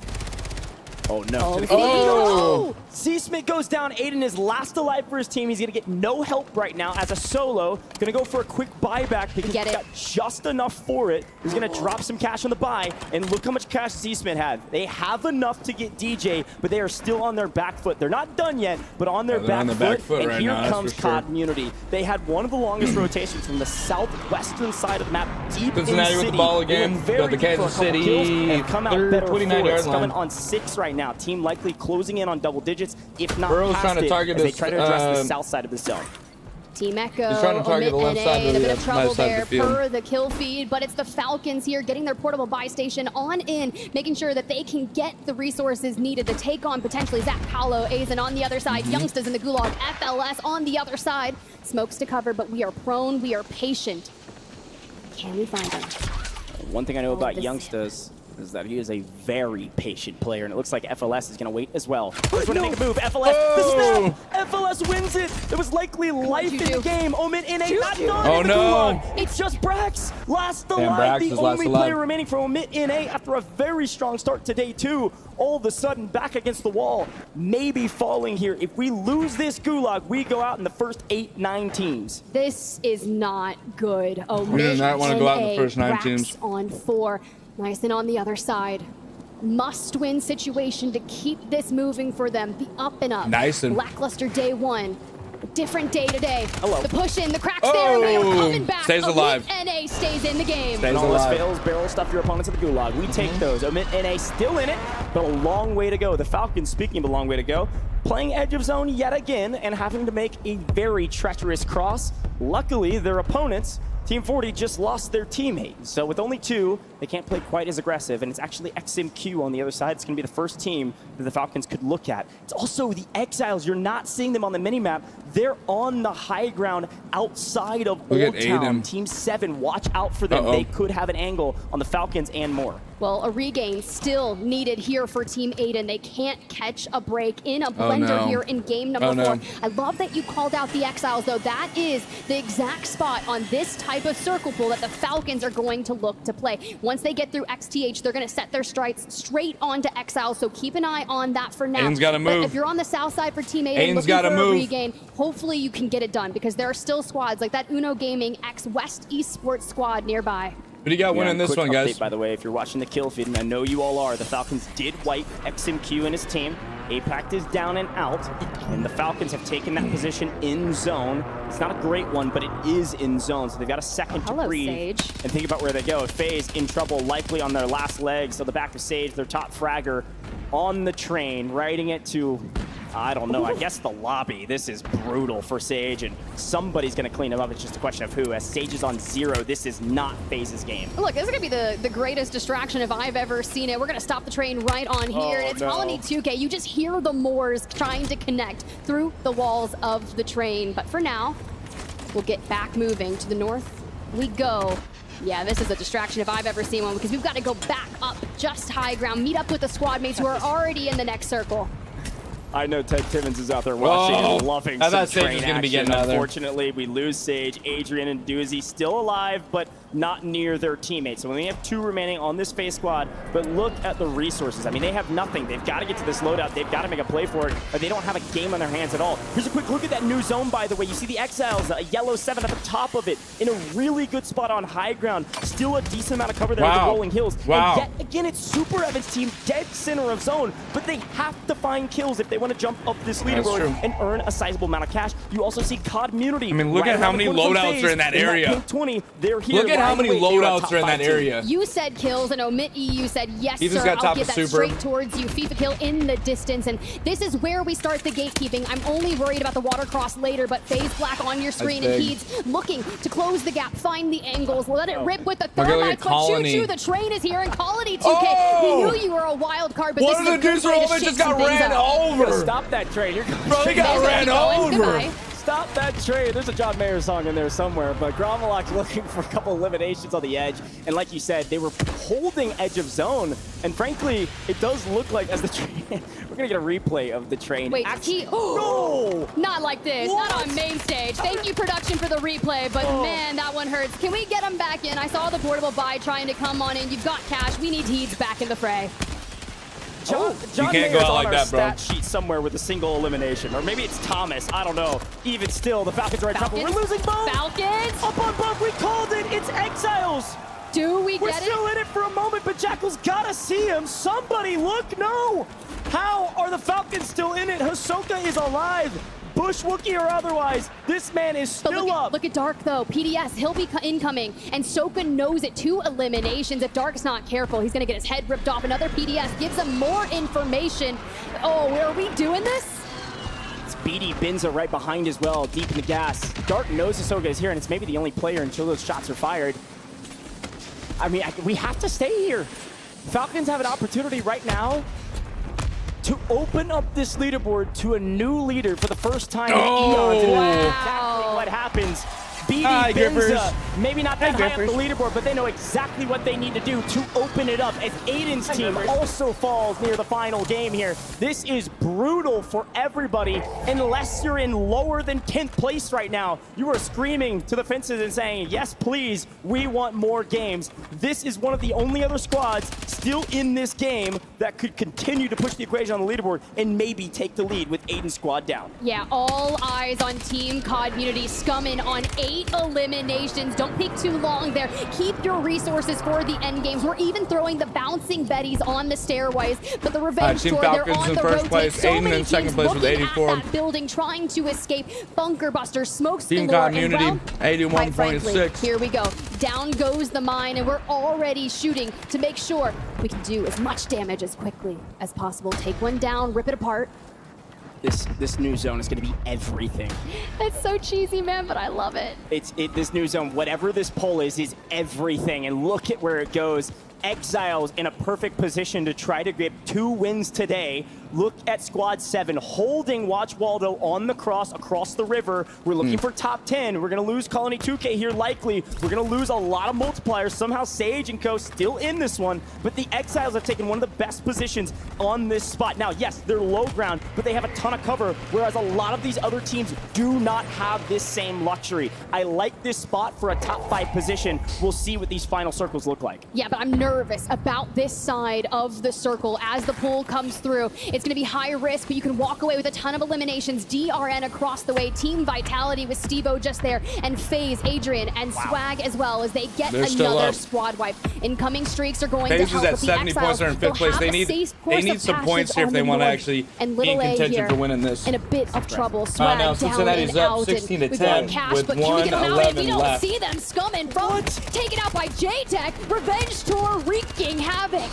Dongi last alive for his team. They get cut down. Top 10, a good game, but not the game they were hoping for. Revenge Tour enacts revenge and then moves on their merry way. Vitality still in this potentially, but again, it's the Exiles on the low ground in one of the best positions right now. Where does the zone pull? It doesn't go to the Exiles this time. It's Team 29. It's FaZe Black still in this somehow. They've got an opportunity for a massive game because they get zone rotation. Top 5, DRN cut down just out of the 1.8. They needed it bad. Now the question is who's going to get the 2x? And Jackal's saying we've got to make a play for down low. Noob still up, but the Wolf goes down, and they set their sights straight onto him, clearing out the rotations. We get ripped from the left, Frolic down as well. Huskers last standing. We saw the clutch just in that prior map, but we have to keep on moving. We are caught between so many players here on top of the bridge. It's not going to be enough. We will fall with a 1.8x multi, but look at the rotate coming in from EXO Esports. It's Cams, it's Loss. It's Yavix. We've been waiting on you this entire tournament. FaZe Black to try to play spoiler. GABEKUUN, he shoots straight. And when you have all of your teammates alive, an opportunity knocks. Will FaZe Black take it or will Cams play spoiler? 2 down. It is all up to Gabe. Win the 1v1 game. FaZe Black are your winners. Unbelievable. Well done. Amazing rotation from Military. The regain and the win. Finally, we can scream FaZe Black's name. Welcome to the party, gentlemen. The question is, how many eliminations did they have? And was it worth it? Was it enough to earn an extra set of cash? Do you remember just a few games ago when you were asking for GABEKUUN in general to prove that he could be Rookie of the Year status on LAN? I've been asking. You watched the same game I did? I've been asking for, I think everybody's been asking, all right? Yeah, there's been a lot of chatter. And look, online tournaments are different, LAN is different. This is stressful. Teams play different. You got to figure it out along the way. But when you have player advantage, you have all of your teammates, and you just tell Gabe, go fry and shoot straight. I know he can do that. He can do that very, very well. Very well done from this team to come out on top in this one. And again, there's just this lurking question. How many kills did they actually have? I don't know how many teams they ran into that they were able to eliminate to have a decent game out of that one. The 2x, when you get it, it comes so rarely, you've got to make it count. And I don't know how many they have. Well, knowing what the point sponge at the top of the leaderboard has already looked like, this allows for that good game to completely shake up the middle and allow FaZe Black to leapfrog over a ton of people and keep on that trajectory of trying to hit 150. We saw Falcons fall early in that game, and hear me out though, Team Community had a ton of eliminations, maybe a higher multiplier. I'm really curious though what FaZe Black was able to use with that 2x multi. Yeah, and again, this is the same Community we've seen time and time again. They can't close out victories, but they always have a crazy amount of eliminations. So I think you're right. We likely see Community actually the highest scoring team from that game. but it depends on that 2x multi. There's a chance of the 2x, they jump to the top, and maybe we see them leapfrog up this leaderboard and earn a crazy amount more cash, potentially. Let's take a look at the last stand and see how it all broke down. Because again, it all came down to zone pulls. And again, Community with the most amount of eliminations, I wouldn't doubt it. On the rotation. I wouldn't Look at doubt where it. they were. They were bridge trolls through and through. They were underneath that banner. And this swag team, FAZE, the other FAZE, they were against all odds into the top 10, so they salvaged what could have been an absolute bozo of a game, made it into an okay one, and when you're in a top 10 position already, that's exactly what you need to do. See, that rotation right here from Community was so tough. There were so many teams over on this side, EXO Esports being one of them, but you jump on over Exiles. I told you, a free rotation. You just Huskers have to over worry there about sniping. Team Super Evan on that other side. Even Vitality that's just on that kind of coastline, just trying to use whatever rock cover we can find. But I like that we take that preemptive rotation, because while all eyes were on Exiles, you get a heck of a flank right there. And I'm not talking about flanked in general. It's Blast on 5 eliminations, which means they've probably broken double digits, which is going to be such a boon for them. Yeah, decent game. And again, we knew it when we saw, I think it was the 5th, 6th zone, I was like, this is all going to come down to zone pull to see who has the advantage. And yeah, that was a good play of being underneath that bridge there. Advantage, but it is FaZe Black that shoots first. They trade out, and Camps has to go low. Gabe makes the play. Gabe gets the kill. That's at least 9 showing between 2, so a decent game for sure. Flanked. Representing FaZe Black. I know they're excited about that one. I'm sure we're going to be hearing from them shortly. Get excited, gentlemen, but you can tell from their faces, job is not done. We are just getting started. We've got to do it again. We really do. And honestly, hear me out. GABEKUUN, right? A lot of tweets on the timeline touting that he will one day be the best that Warzone has to offer. That is his goal. And I've got to hear from him, right? We got Miles down there with Gabe himself. GABEKUUN himself. Mate, firstly, congratulations. A big congrats win. on that you win. needed it. How you feeling? Congrats on that win. Honestly, it's a blessing to be here, man, and I have the best IGL in the game, freaking Blasted. He's freaking CDL Pro, man. He's the best IGL that I can ask for. They make sure that I'm disciplined and I'm always listening, and if I just shoot my gun, we can easily get top 3. I love that, man. That sounds like a good plan. Man, what is it like being a player here? Because there's a lot of people watching at home. Like, how would you describe what is it like to be in a lobby with this many players of this caliber? If you would have asked me 10 months ago, I would be here. I would look at you crazy. I just graduated high school freaking 3 months ago. Yeah, I mean, it's a blessing for sure. And like, if I can say to like all the fans and like my family at home and like my hometown is anything is possible as long as you believe in yourself and don't listen to nobody, man. Yeah, that's what I'm talking about. Champion, brother. Anything you want to say to the fans before you get back up there? Anything that I want to say to fans, God is good, faith works, and just believe in yourself, man. FaZe up, baby. Dude, thank you so much for that. Appreciate you. Good luck on the next one.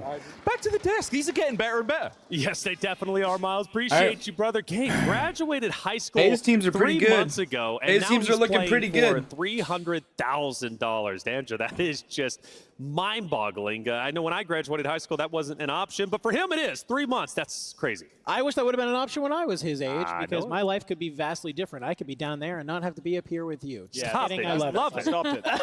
Anyway, Gabe, he's honestly, I've been kind of online touting him. He's my personal rookie of the year, okay? He has just come such a long way in the last couple months. Earlier this year, I got to do a LAN event down in Miami, and he was just on fire the entire day. And I got to talk to him when Flanked was like, this is my prodigy. I am bringing him up. I am teaching him. We're a duo. We are playing everything together. And I'm glad to see that when they bring in Blast as a kind of trio here, that they are finding success at the World Series of Warzone. Finding success at the World Series of Warzone. Well, Falcons are definitely shooting for that, but this was a game where they ended up falling a bit short. As we look at our highlights, you'll start to notice that Falcons at the beginning had a lot of pressure against them, but again, we go into the gulag and some critical fights are being lost. It seems as if certain teams the pressure might be getting to them, but let's talk Falcons overall. Enigma, Falcons come into this game, right? They looking good. They're looking to break 100. They actually end up doing so, but they ended up running into some struggles. Yeah, absolutely. Halftime for the Bengals in Kansas City game. It's 16-10. AYDAN, Daniel, very, 16 very close. to 10. I haven't done the math, to be honest. But if you guys are new in the YouTube channel or on Twitch, if you're on YouTube, make sure to hit that like button on the video, subscribe to the channel, hit the bell for notifications so you know when we go live or when we post videos and that kind of stuff. Really appreciate that. On Twitch, if you're not following, That is more than hopefully I've earned a follow from you guys. We're just sitting here watching this World Series of Warzone. We're just watching this World Series of Warzone real quick. I think this is gonna go pretty deep. Wonder if they can keep the energy up. They do fall there in 9th place, but that was a deep run. Yeah, I mean, that's what happens when you take a vehicle and you just run everybody over. You know, you're right. It was the first game that I brought them up, and I think that we've just seen them play with a certain level of tenacity and confidence that really like drives the teams through this kind of competition, and that we saw from those teams like OMIT and like Falcons yesterday.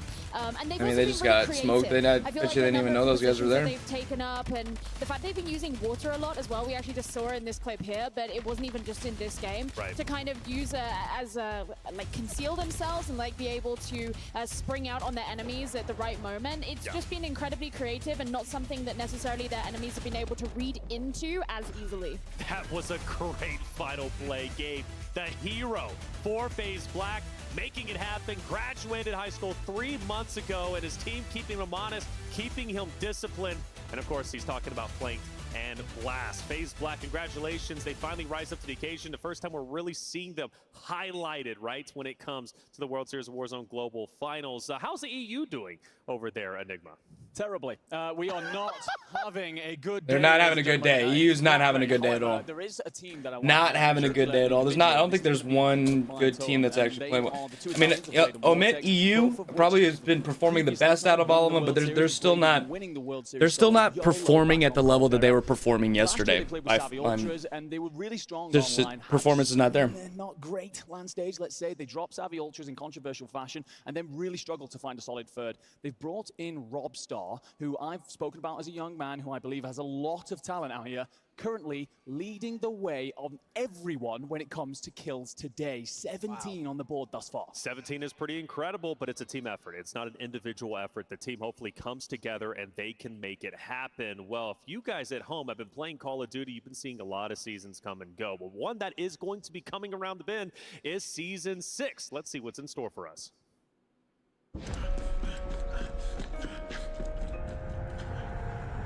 Yeah, we've seen this one. We've seen this one.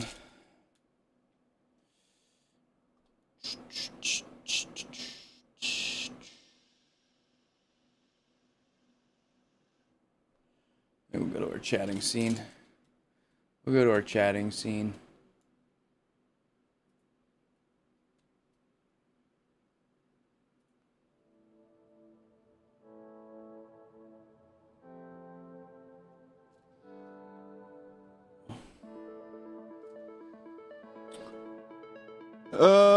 Let's see, football news. Is there any football news right now?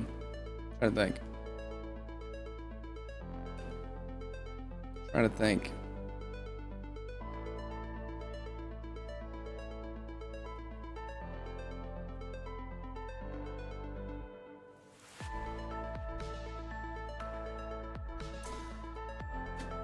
Seahawks won.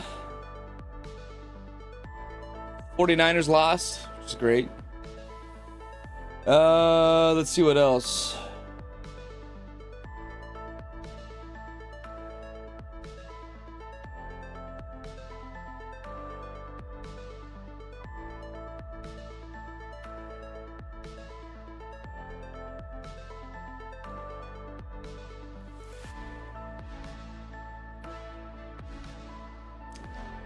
Let's see what else. See if we can get some football news here or something.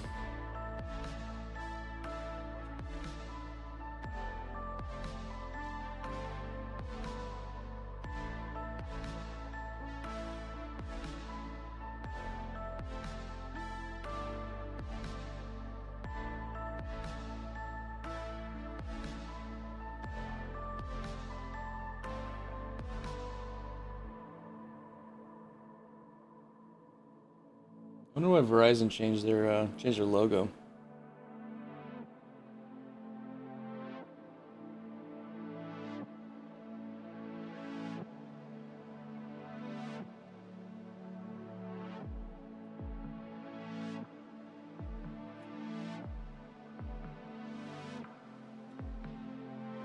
I would play games in between games, but I don't know how long these, you know, intermissions and stuff like that are going to be and how quickly we're getting into it, but it seems like the games have been coming up like pretty fast, like really fast, which is great. Looks like right now the Rams are getting their cheeks clapped. Kyler Murray's playing really well. The tight end for the Bengals is just playing really well. Lights out. Great catches by the wide receivers. Burrow's just throwing the ball really well, seeing it ever really well, just finding the open man. He's 13 for 21 with 140 passing yards and 1 passing touchdown. While Mahomes is 10 for 13 with 93 passing yards, 1 touchdown, and he's thrown 1 interception.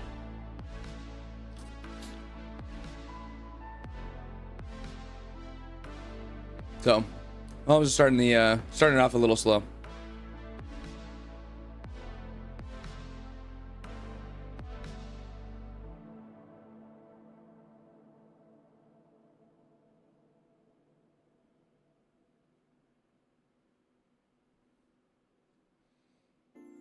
Unsure about their total kill tally, that I was kind of like, oh, was it enough? They jumped up to 4th place. FaZe Black dropped a 38-point game in that one. Nice. Blank dropped 10 kills. That is a monster effort. We knew they had it in them. We just been Okay, looks like the next game is about to start. If you're a fan of competition, Looks like next game is about to start. Hey, we're trying to hit a goal today of 230 followers on Twitch. If you guys are watching out there and haven't followed the Twitch channel, please go over there and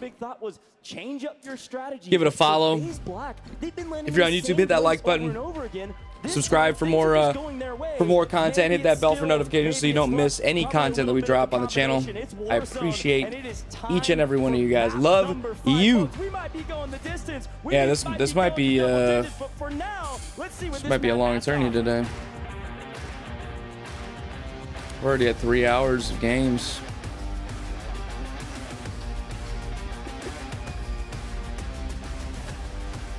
You're gonna have to stay locked. Gotta stay locked. Well, look at that. Potentially to the north we go. I look for OMIT EU, and they're going down to Manor again. Now, if we're going to split the difference here of Urzikstan from north to south, we'll start things off here with OMIT NA as they get things moving. This squad firing on all cylinders compared to yesterday, and I can only imagine with Juju on 14 eliminations, still looking pretty powerful here. I can only imagine even youngsters, man, breaching that 13 elims also. This squad, keep an eye on them, I'm telling you. Very consistent, very That strong free loadout? team. I literally sat next to Brax on the plane ride over here. He was giving me all the tips and tricks. He said, we never get contested. Speaking of being contested, it looks like a total abandonment of form here from OMIT EU. They've gone to the bottom of high rise in this area in City instead of contesting Cloud9. Is this good news for Cloud9 in the technical second half of day 2? This might be good news for them, so that gives them a little bit more time to get in there. And or an OMIT T fan and co. So we'll see. But right now, COD Community, all eyes on you because you are the closest team that could theoretically take down the Falcons or at least take the lead from them here shortly. Let's come and put shots on T.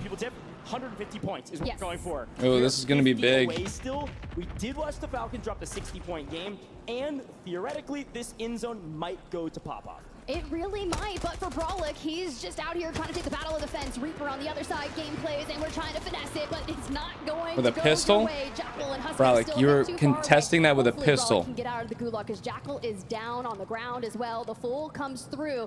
Not how you want to kick things off, especially with that earlier match win. We're still working on that leapfrog up the leaderboard, but Brawlick goes. It's Na'Vi, it's Levi on the other side.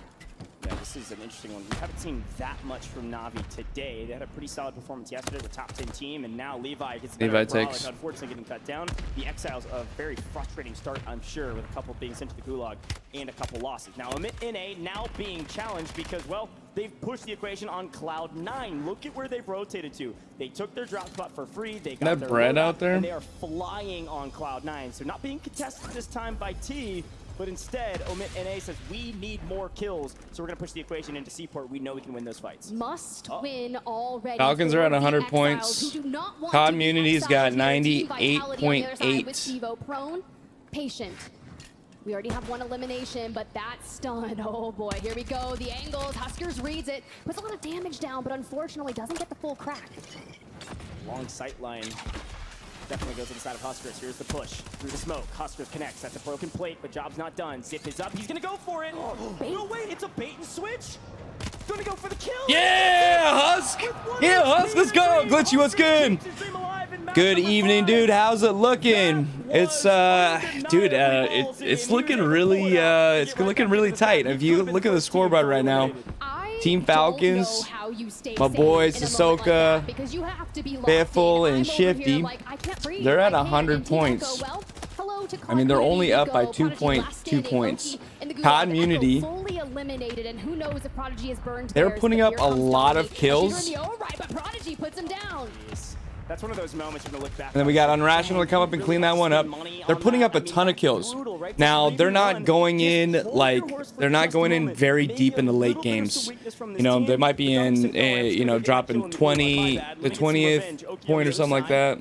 These two teams were fighting on the map now into the gulag together. Oki and Dongi, both fantastic, young, good customs player. Barrels. Wow, Dongi with the win. This time around. And Prodigy's going to try to keep their dreams alive. This could be a strong team being eliminated first if Prodigy loses this. I mean, we are sitting in the top 10 in 7th place. You cannot lose any bit here. Oh! Well, it was shaky, Wow, that was close. That keeps a minute. How's your evening going, Glitchy? Is here. Sorry, Nida. All right, collective deep. It's 3 o'clock in the afternoon for me, so you know we're still watching football. It's halftime of the Chiefs-Bengals game. Huskers with that crazy player. Really ballsy. Literally one shot. Husk was literally one shot. Learn it and own it, Mr. But Husk has won a game. FAZE Black has won a game. Not out of the blender yet. As we actually take a look. NICKOOL's team has won a game. That's I can't remember what they're called. This time, FAZE Black says you're not pushing out. Good, just finished dinner. Nice. COD time. They take down the rest of Navi. Yeah, this is gonna get real mixy pretty quick, honestly. At least we have Team AYDAN's been doing really good. Navi looking on the regain in the dead center, but FAZE Black on the other side. Blast looking for angles. I'm so glad we got to hear from He just got sniped. AYDAN's one shot. People can take angles from the right, so you have to be very aware of all sides, especially with yeah, Team AYDAN's been playing really good. You know, definitely getting into points because Falcons are up to 103 right now. COD Community's at 102.8. I don't understand the 0.8, you know, I guess small percentage points or whatever, but they came up here, grabbed some kills on FAZE. I don't know where they get a point from. Yeah. I don't know. What the news zone was, because we didn't I don't know. all the way up to the northern side last map. This time around, they might end up staying. Oh, my stepson had he's supposed to have a JV game today, and I was like, I'm not gonna go watch him play JV. He's normally a varsity player that needs some players to play, and but they didn't have enough guys on the varsity team to play, so he got called up to varsity today to play, and I guess they didn't play that good. They could have played better. Very clean for a team that had a I won't say he didn't play that bad, but just like everybody was, not passing the ball well. Just ahead over here in Lowtown elsewhere. Making silly mistakes. They just haven't played together since the summer. Cohen was sick a lot. He had some stomach issues and just everything got figured out. He's doing a lot better. I just think playing on as many basketball teams as he did, you know, lots of stress. Finishing up his 8th grade year. Yeah. I mean, I can give him a win, but most of the time it's stress, anxiety. You know, we'll bring on some of that sickness. My friend threw up for like, I can't tell you. This is not an easy one, albeit Super Evans' team haven't had a great day today or yesterday. Otterize, a fantastic player making his debut on land, been playing the game since the beginning. No shots connecting. Finally, oh, he got him. I thought Unrational was gonna get him there. Forces COD Community to play with. But yeah, we're in like game 5. It's 3 hours of game so far. Come on, Dongi. Dongi's been smoking. So 2 plates to get him back up to full. Still hunting that. Now you got to think 4 eliminations already for this game. If they would have went the distance now, Oh. you don't check the corner. My man is prone over there. He's got the trade though. Scumman's able to play the trade. We've lost one on the other side too. So this is a 2v1 right now. A great position. We're going to burn the self just to make sure. Clean up on X and Q and Co means Apex going to fall yet again. Send him to the gulag. Wow, that was a good trade there. Even still, Scumman and Dongy are just kind of cooking right now. high risk, high reward. It's been paying off this entire tournament. They play I mean, they active just zone, keep pushing. hunt for kills, and they're They keep already pushing. at Unrational is a great player. Dongy is frying. I think he has the most eliminations of a single player for this entire tournament. I don't know if we can pull up. If we can pull up that stat. Borderline dead center. It's going to come down to those IGLs to predict which side pop off power. A ton of playable space on there. The Falcons have elected to go further towards the west. As we see, Team Community get all 3 back. They are on What'd the you guys have for dinner, southern Glitchy? side, and will have one heck of a rotation to make. Long journey ahead of them, but already on 9 eliminations confirmed by our map feed. Also lighting up the kill feed. You see OMIT EU. Where are they? Oh, they're way up on the northern side of military already. So they made a huge wrap up there a while ago, playing for what they believe to be in-game. Historically, they've been nearly right every time. Okay, so this was I'm the, expecting military base ending. If I'm an OMIT EU fan, that's definitely This is the elimination leader. So you can see Scumman right here, Dongy with 36, Hisoka and BIFFLE just topping them a little bit. So, you know, it's... They've got some competition. And Gramalok down, he's quite low. Enkyo, though, still looking for this player. Oh, stir fry, nice. I like stir fry. He's looking for a pace to We ate half the sandwich. I got a little bit full, but we're rocking turkey, a Cajun turkey sandwich with bacon, and we added bacon and red onion to that. That's our, I guess that's our lunch. That was our lunch.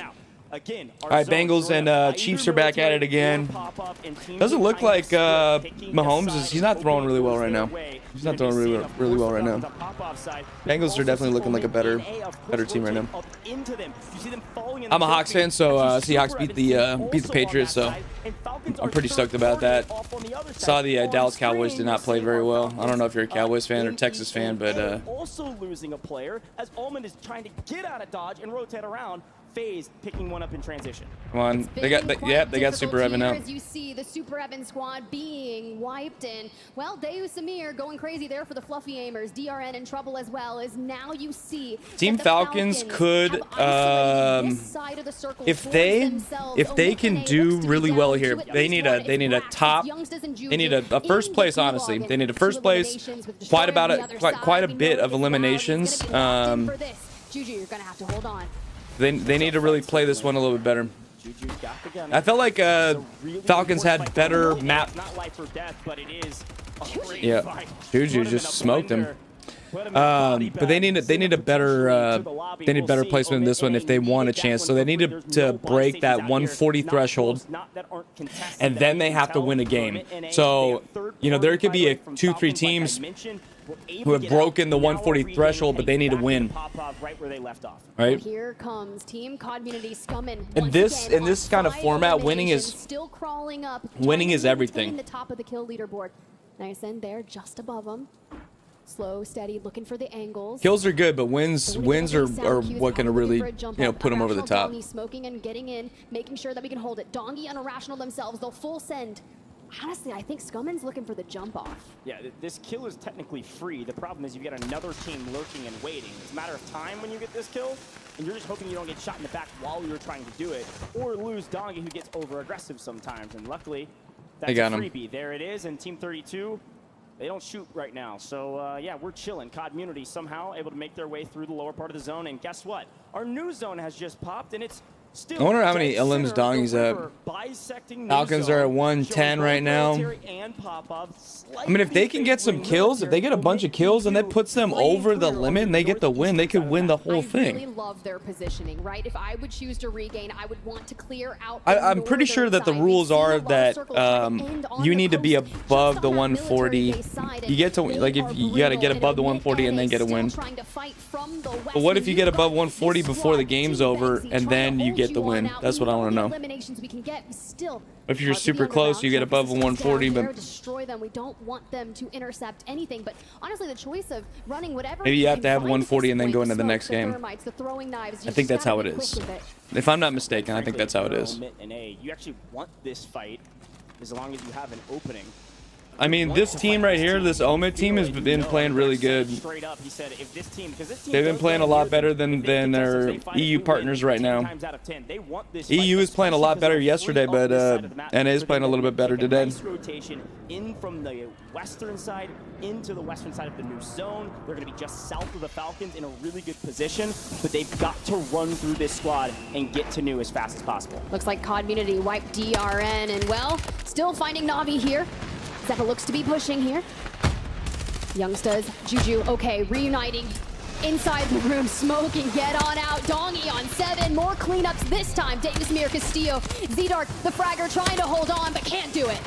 Right now, this squad is just inevitable. They're going to find eliminations. This is an unreal amount of kills already. They need this multiplier, and unfortunately in a 3v1, they will fall yet again. They cannot get the placement, but they still find the kills. They had 16 kills, by the way, falling in 27th place. 27. That's the problem with them, is that they keep challenging these fights. You know, I guess the first half. So I mean, the Falcons are really kind of help. They're really going to help right here if they Exiles on your they keep pushing here. How many times do they run into the Falcons on the west side? But you got Begsy, reload. OMIT NA just above them. We are going to collapse on one another, and this is going to be an opportunity for OMIT NA, still looking to get their full trio back in to potentially seek to third party this. But honestly, Soka is going to make quick work of Begsy. There's not going to be any time to third party.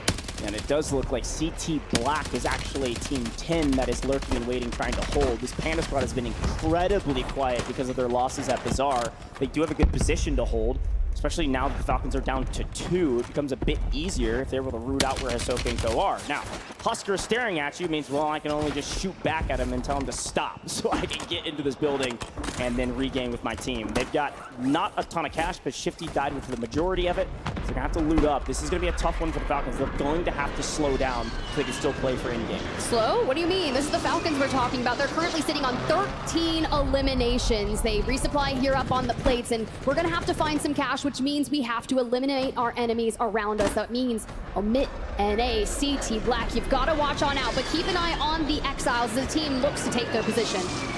Yeah, and frankly, this is actually a massive opportunity for the Falcons to gap their main competition. Reminder, they're only up by, what, 2 points on COD Munity. COD Munity dropped 16, a good game, but not a great one, and they're already out of it. So anything that the Falcons get right now is a massive boon for them. Sure, there's other teams in contention, but not that close, so they're trying to make a play here. This is a 3v2. Now Shifty flying back in. OMIT NA, not knowing that, didn't push the equation. They should have swung on Ahsoka and BIFFLE, and because they didn't, Shifty's in the equation, and now OMIT NA are on the run. Come on, CT Black needs to look at this as well. You can't just stay over there and be a third-party innocent bystander. Brax down and out. Juju falling low in health, and Youngsters as well to join them. But now CT Black joins make a move here, baby. Like you said, and this could be different. They are going to sandwich the Falcons inside this building. This fight's taking too long for both teams. That Panda squad's lying in wait and ready to take the rest. Shifty down. Shifty down from Panda. It's the perfect third party. Panda getting involved finally in this leaderboard, potentially taking out one of the top teams.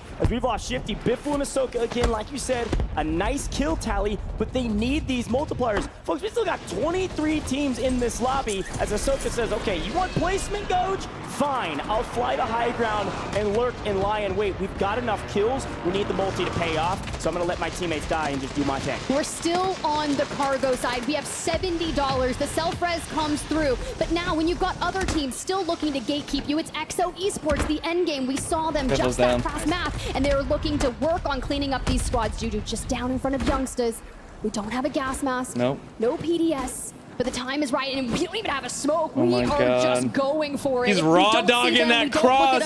How did he raw dog the cross? In the building ahead, Soka in the tower. Nobody put a shot on him? Ahsoka just has to sit there and wait. He cannot make a move. If he starts shooting his gun, people are going to know they're going to shoot at him. He needs top 10. This is a great map for them with the multipliers. It's going to stretch the equation. We lose OMIT NA. in 18th place, so they also don't achieve a massive multi, as Exiles have a decent position, but they lose one and get bunker busted, and Ahsoka is just still playing that high ground position. Who's still alive? It's Team AYDAN trying to play spoiler. Could potentially have a really strong game right now to close this gap on the Falcons and COD Community, having a pretty decent game in their belt, and still plenty of multipliers to play for. Well, you got Insight Gaming owning the train, working on getting to the circle. DJ Moss taking out Blacities. This is going to be so epic for them. Now think of a brilliant game if they can just get double-digit eliminations and then maybe a 2x multiplier. They can call the top of the leaderboard after this. I love Stir Fry, by the way, Glitchy. Stir Fry is so good, man. We get the train, we get the replenish on the ammo.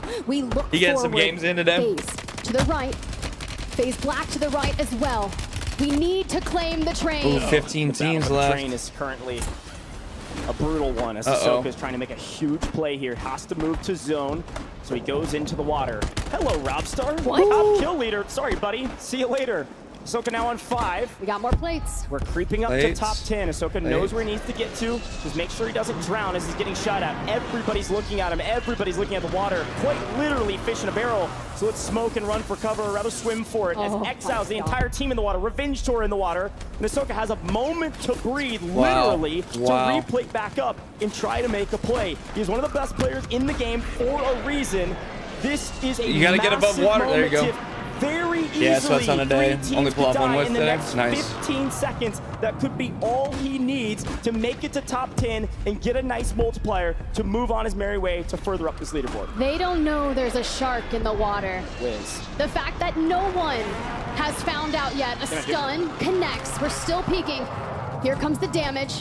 Not a lot. We're moving straight on over, but back to Swag we go. We talked about the battle for the train, and well, damn, Swag's got the battle for the train. Out, but he got 10th. He got his multiplier. An unreal effort. A great game. But we're just now into the end game. Yeah, I bet you with a lot of sweats on today with. This train will not stop not right now. So Sage picks up StuKex in transition, and Adrian's able to make it to zone. Makes it into the top 8, looking for top 5. AYDAN and Z-Smith, a duo off to the edge of the map, hunting kills in gas as well. OMIT EU still in this. Yeah, they need this. Deep in the gas. They need this. They need that multiplier. BDSing, hoping for the zone pull. Team AYDAN just wiped. Down to the final 5 we go. Little A, a solo so here 21 on your points, screen. 21 points for the no Falcons. money to buy the teammates back, and look at the pool. This is going to be big. I think this tournament's going to go for quite some time. 1.8 if we can get them. Hisoka, Team Falcons really need to put together one really solid game. Come on, Husk. Nice job, Husk. Nice job, Husk. The Exiles, they've already won one, and they're looking to go back to full form. Wow. But not. Wow. They get wiped. They get Husk. They get him out. FLS is up. This is crazy. Exiles are fully eliminated. GABEKUUN's on 11 eliminations. OMIT EU so deep in the gas with so many PDSs. Inkyo a solo. It's a 2v1v1 with Adrian on one side, Inkyo on the other. They're pushing Inkyo. Adrian has a third-party possibility, but he's low ground. He can't make the play. OMIT EU goes down. It's the final 2 teams, and it's Adrian as a solo. He's got to win 1v2 with the PDS. Adrian, this is going to be a brutal fight, my man. I'm not sure you can do it. It's going to be GABEKUUN, FLS on top. They did fantastic yesterday. Fantastic consistency. Welcome back to the podium. Welcome back to the main stage. That was a gigantic game from a trio not a lot of folks expected a ton from. Well, the North are looking pretty good in the North as they clear that pretty good. out. Get that 2x multiplier. That's pretty good. We saw the moments of brilliance throughout day number 1. Every time they were the ones that were putting detriment down towards the Falcons. Damn, Kansas City just took the lead. On doing it. That 2x well, not just took the lead, but have the lead. Hoping to shoot them up the leaderboard. Man, what a finish. And again, a huge shout out to OMIT EU for making it to the end zone. Adrian, of course, as well. But this squad, unreal amount of eliminations, at least from the side of GABEKUUN with 11. I'm sure they passed a couple across. I mean, that's a 30-point game at least, and then some. At least you got to win today, Glitchy. At least you got to win today. Incredibly close. And they're celebrating one of their players right now, because that was a big win for them. We saw FaZe Black jump from way down bottom of the leaderboard. All right, I'm gonna go let the dog out real quick. That's how close this while they talk. This team likely about to do the same. We could very easily see them into the top 5, at the very least top 10. This is where I start getting really excited because I love when I am wrong and I love when we get a real sick series on our hands, especially with all the points being so close to the top of the leaderboard. Hey, well, a new challenger has arisen. Wow. And again, this is one of those teams we talked about, like in the green room, building up to this event. We're like, I mean, maybe, right? They've had moments and glimpses of greatness, especially recently in scrims and tourneys, but I didn't expect them to show out this big on main stage, especially into day 2. Very proud of this team. They are dominating right now in that map. It's a big, big map for them. And after their first drop disaster in day 1, they turned it all around and were hyper consistent up until now. So very cool stuff from the squad. I'm excited to look at this last stand and see how it all panned out and how they won this one. And again, it goes back to this moment. Again, we've got to tip our hat every time we look at these last stands because Ahsoka was barely able to make it to top 10. And look who actually killed him. It was GABEKUUN, the thorn in their side, back in their side. And we can see where they were. They were on ultimate high ground, so they had the best position and the most information. Exactly, and even though the Exiles look to try and clear it all out, this fight right here essentially wins them the game. The 3v2, FLS down and out first, Claps, and this is where the clutch comes in. It's GABEKUUN, right? Tries to finesse around, FLS gets back on up, hits the trades, and then we just focus on the north, the LTV to kind of get closer over towards Enkyo. Sure, yeah, we're running into a couple of loadouts, that's no big deal, but what's even kind of crazy here is we're shooting the trophy system before we actually shoot Enkyo, and he elects to just kind of dive away before turning around to fight them, and you essentially get sandwiched by the north. And unfortunately, it just looked like Adrian wasn't able to be the mountain goat that we needed him to be to get up here to actually third party. He was about 2 seconds late, which frankly in Warzone is way too long. There was a chance Adrian could have won that fight. He needed to be there when they addressed each other. It's the classic moment in the end game where you've got to be the third party. You can't be late to the party. So we're going to head down to the stage with Miles with an interview on the stage. Thank you, guys. A very special guest. The second time we've got to speak today, man. Firstly, congratulations on a very, very exciting win. What were the final moments like for you and the team? I mean, we were like flowing. Everything was going like we wanted it to be. No one died. So, yeah, perfect. Perfect. We love the sound of that. Perfect. It can't always be perfect. And that's why you're wearing this. Now, for the folks at home who don't know, you got given this when you were the first team eliminated from the competition. And we saw each other in the hotel yesterday. Do you remember what you said to me? I said I want to wear the medal when we win a map tomorrow. And you're a man of your word. You said you'd win it, you'd wear it, and here we are. Incredible turnaround, man. You've got some points now. You're flying up the board. How's the team feeling? What's the mood like in the camp? I think this is what we needed to get really back into it. Yeah. Well, man, I wish you the best of luck, sir. Good luck with the next one. We'll see you later. Back to the desk. Oh, yeah, back to the desk. Game number 5 has concluded. How many games will we get today? Well, we at least have a couple of more before the 150-point threshold has been reached, right? Which, again, people were already saying we would be at 150 points by this point, and, well, we haven't reached it. GABEKUUN, by the way, making good on his promise, saying, hey, I said we were going to win a game today, and they did exactly that. Talk to me about Team North. I mean, coming out of nowhere, they were relatively quiet yesterday. They did have big moments, specifically with FLS challenging, I believe, Falcons, if I'm not mistaken, taking them down early. But today, they've been non-existent. Now they're here. Yeah, what I love about this team is that they've decided to change a couple of things in terms of their strategy. 2 Danish lads, 1 Swedish. They have practiced varying drop spots. The one thing I can accuse them of sometimes is being a little bit passive on the slaying front. And they actually came into this game with just 23 kills on the board, sat very much so in mid-table here today. They go absolutely huge there. Pick up much more kills in terms of your aggression. See GABEKUUN there finishing on double digits. And that's what I want to see from this team. A wonderful set of guys. And I'd love to see them continue to put on through this tournament. Goji brought it up a few times. They tend to start slow and then pick up through the rest of the tournament. They did that in finals. They've done that here yesterday, and then it looks like they may well do that again today. Well, the good news is we could have 10, 20 games, so if they continue to pick it up by game 15, who knows, they might be on top. As we look at our highlights from game number 5, you start to notice some big hitters are falling a little bit early. Dream, Team Falcons, 10th place. Hisoka seems to be the one hanging on by a thread consistently, not necessarily because he's playing bad, but because he's put in that position. But one good thing he does is he gets the placement points, gets the multiplier. Yeah, and that's one of the things for the Falcons too, as it just really seems like Hisoka's kind of one of the players that does get picked off first, and like they're just always trying to find this situation where they need to regain. And you know, BIFFLE coming out clutch was able to res Soka, so him staying alive as long as he did in the water, as you saw him trying to swim around and just staying alive, I still think they hit what, at 1.6 multiplier.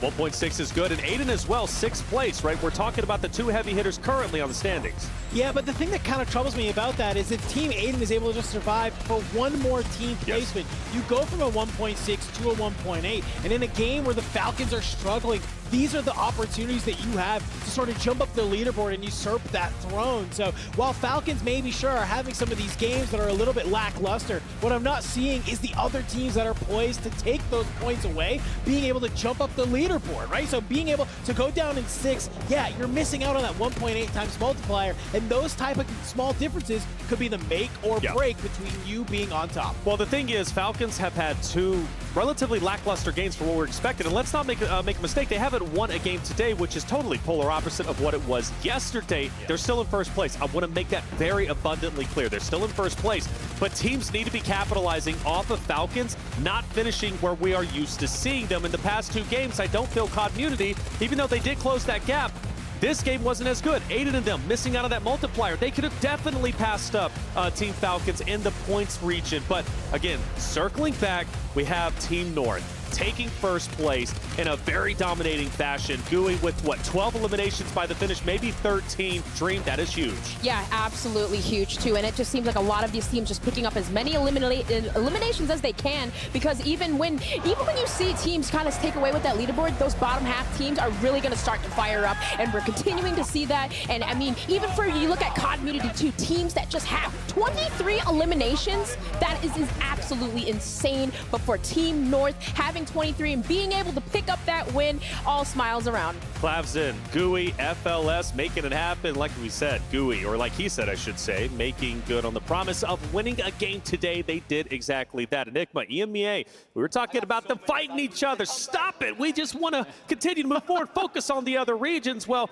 GABEKUUN winning in the way they did, that's good news. Oh, absolutely. I mean, it's, again, another belief moment. It's one of those big times where we've not had a good day, quite frankly, in this region. And suddenly you see them pick up that kind of victory. A lot of kills involved as well. It's not a passive one. It's not one where you've hidden away and played in towards the end zone and maybe picked up a few kills. We're not talking about like a 5-point victory. This is going to be absolutely massive for them, lift them way into the conversation when we're talking about prize money. And all of a sudden, you know, we've seen it with squads like the Falcons. We've seen it with several of our other squads. As soon as you get that one under your belt, you suddenly feel a lot better about your decision-making through your afternoon. You know, another team that's been playing very well, we've highlighted them, I think, literally every single game, and that's Team FAZE, right? Swag, Sage, and Adrian, the young gun, playing so very well, finishing towards the top end of that last game. They continue to elevate themselves up in the standings, and speaking of which, let's get caught up with how the standings are currently looking. So, no surprise, Falcons are still in first. Community is hot on their heels, and Team AYDAN, kind of that gap starts to grow a bit, right? 24 total points between the two. Yeah, the thing is, though, you kind of mentioned it. Falcons haven't won a game today, but honestly, that doesn't worry me. We've seen multiple tournaments where Team Falcons have not won a singular game until they get onto that match point, and then they win the only game that honestly matters. So even though to be able to see them be able to come on up, they're at 124 points. It's a little bit kind of great to see. They only need 26 more points to get there. And looking at FAZE in 4th place, let's talk about them, Enigma. Yeah, honestly, I think that a lot of conversation has got to go not just to Swag, the man on your screen right now, but that guy in the middle, Sage. Gotta remember, this is his tournament to defend. He won the World Series last year with Shifty, with BIFFLE. Obviously, you know, very controversial dropping going on there. There was a little bit of bad blood from Sage. We saw that at the Esports World Cup, right? We were talking to him in the back, and he was hoping that they would have a bit of a downfall in that tournament. Didn't end up happening, but maybe he's going to be a part of it here today. Hey, and he's even watching Polscheck, by the way. He's staying informed with all the standings and making sure what's going on. Shout out to Polscheck. They're actually up top in the venue. Repulse was here yesterday. It was great to hear his perspective. We look at our Elim leaderboards coming. Actually in first place, Dongi just below him. Now, again, we go back to Community. Dream. They've been on fire. Yeah, absolutely insane. And I mean, you know, with Community too, there was like speculation, what? These guys were on vacation. They weren't sure how they were going to do. But then, you know, coming back, getting back into top form, and here now on land, proving a point that they should be here. They're doing incredible. I want to clarify, by the way, that when I said that Scummin was the worst player here at the pre-show... Would you say that? In the content. I don't remember that one. Yeah, when he was on the walk around. I was joking. This guy can get super aggressive. The one thing that sometimes worries me is consistency, but that is not an issue today. We're seeing him involved in all the big engagements with his team, being a part of it, not off by himself. That's something you can worry about with the leash. I was going to say that, not off by himself, because you remember that one engagement where he was literally pre-aiming holding, right? He's just doing things where he's slowing down, and that's key. Yeah, and I mean, we even saw that, though, I think a little bit in a rough spot where in that last game, they have 16 eliminations but land in 27. So while they're doing great, I need to see them lock it in a little bit more for these future games. Well, if they lock it in, they should surpass 150. And let's take note, right now, Team Falcons are sitting at 124. That threshold to be eligible for match point is 150. Do they reach it in this game number 6? Well, let's find out as game number 6 is ready to go. Let's send it over to our casters, Spider, Tiff, and Goj. Thank you so much, Taylor Reflections Noble. As per the usual, a fantastic breakdown and no crazy predictions from him. I appreciate that. Now, Tiff, we looked at that leaderboard as well, and we were very surprised by the margins right now. They are so incredibly thin. And I really wanted to talk about that FaZe team. The fact that not only are they top 5, they're consistently up there. They're consistently finding ways to make their bad games into good ones. Pretty impressive stuff to be top 5 and a chance to win a crazy amount of cash. Yeah, it's going to get really wild here soon, especially we were crunching some numbers, removing starting points, and looking at the averages that some of these teams were kind of operating on. Like the Falcons yesterday, 34 points per game on average. Today, well, they're performing at about half of that, 16.8, which is allowing teams like COD to jump up the leaderboard and chase them down. They're averaging 17.6. Turn to Team AYDAN, 14. That's why we are so close. The only thing that's really kind of saving them is those advanced starting points, the 10 that they acquired by getting first. Well, yeah, and again, it's exactly what we said yesterday. Yesterday was very important. They still have a lead, but we've got to draw our attention back to that 150-point threshold. We are 26 points away if you're Team Falcons. That is so well within their reach that it's almost inevitable at this point. They haven't had a fantastic map, so because of that, this is now their time to breach the threshold and be the first team that would get on to Call of Duty Warzone match point. Yeah, but I mean, look, just those 10 points, right? The 40 comparison to the 30. If I'm Team COD right now, I need to put down the banger. I need to breach 150 in this game. You know they got the eliminations. It's just being on that better side of the zone. We're talking about the risk. You go where the people are, you find the eliminations, but it's the timing to get ahead of them that you need to make sure you're getting those multipliers. We saw Soka solo making sure he could do the most that he can. Will the Falcons fall here on land? We know they're in first, but can they get to 150? Get that win condition here. Let's get into it. Another map in Vegas.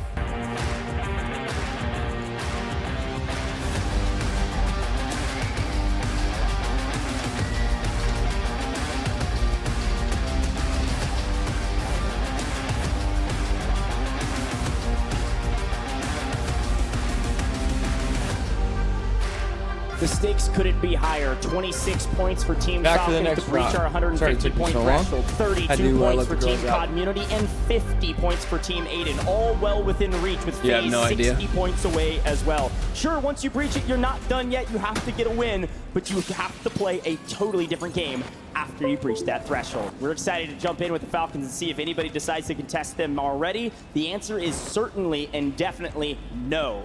However, this is the same story we've been telling for the last, I guess, 11 maps that we've played between 2 days. So something is not going well for them in rotation. And with this new zone, it is Cincinnati very is up centrally on located. Kansas City right We can see now. ourselves all the way back to Lowtown again. Well, back to Rostava shops to the home of Omit NA we go. I love that spot for loot. A ton of cash registers, a quick loadout you can. But for Team COD, the one rivaling all of the eliminations on the board, 6 points away from the Falcons. We do see Exiles getting wiped off the rip. Quite unfortunate there for the Levin Resort side of things. To the Gulag they go, but a calm start for COD.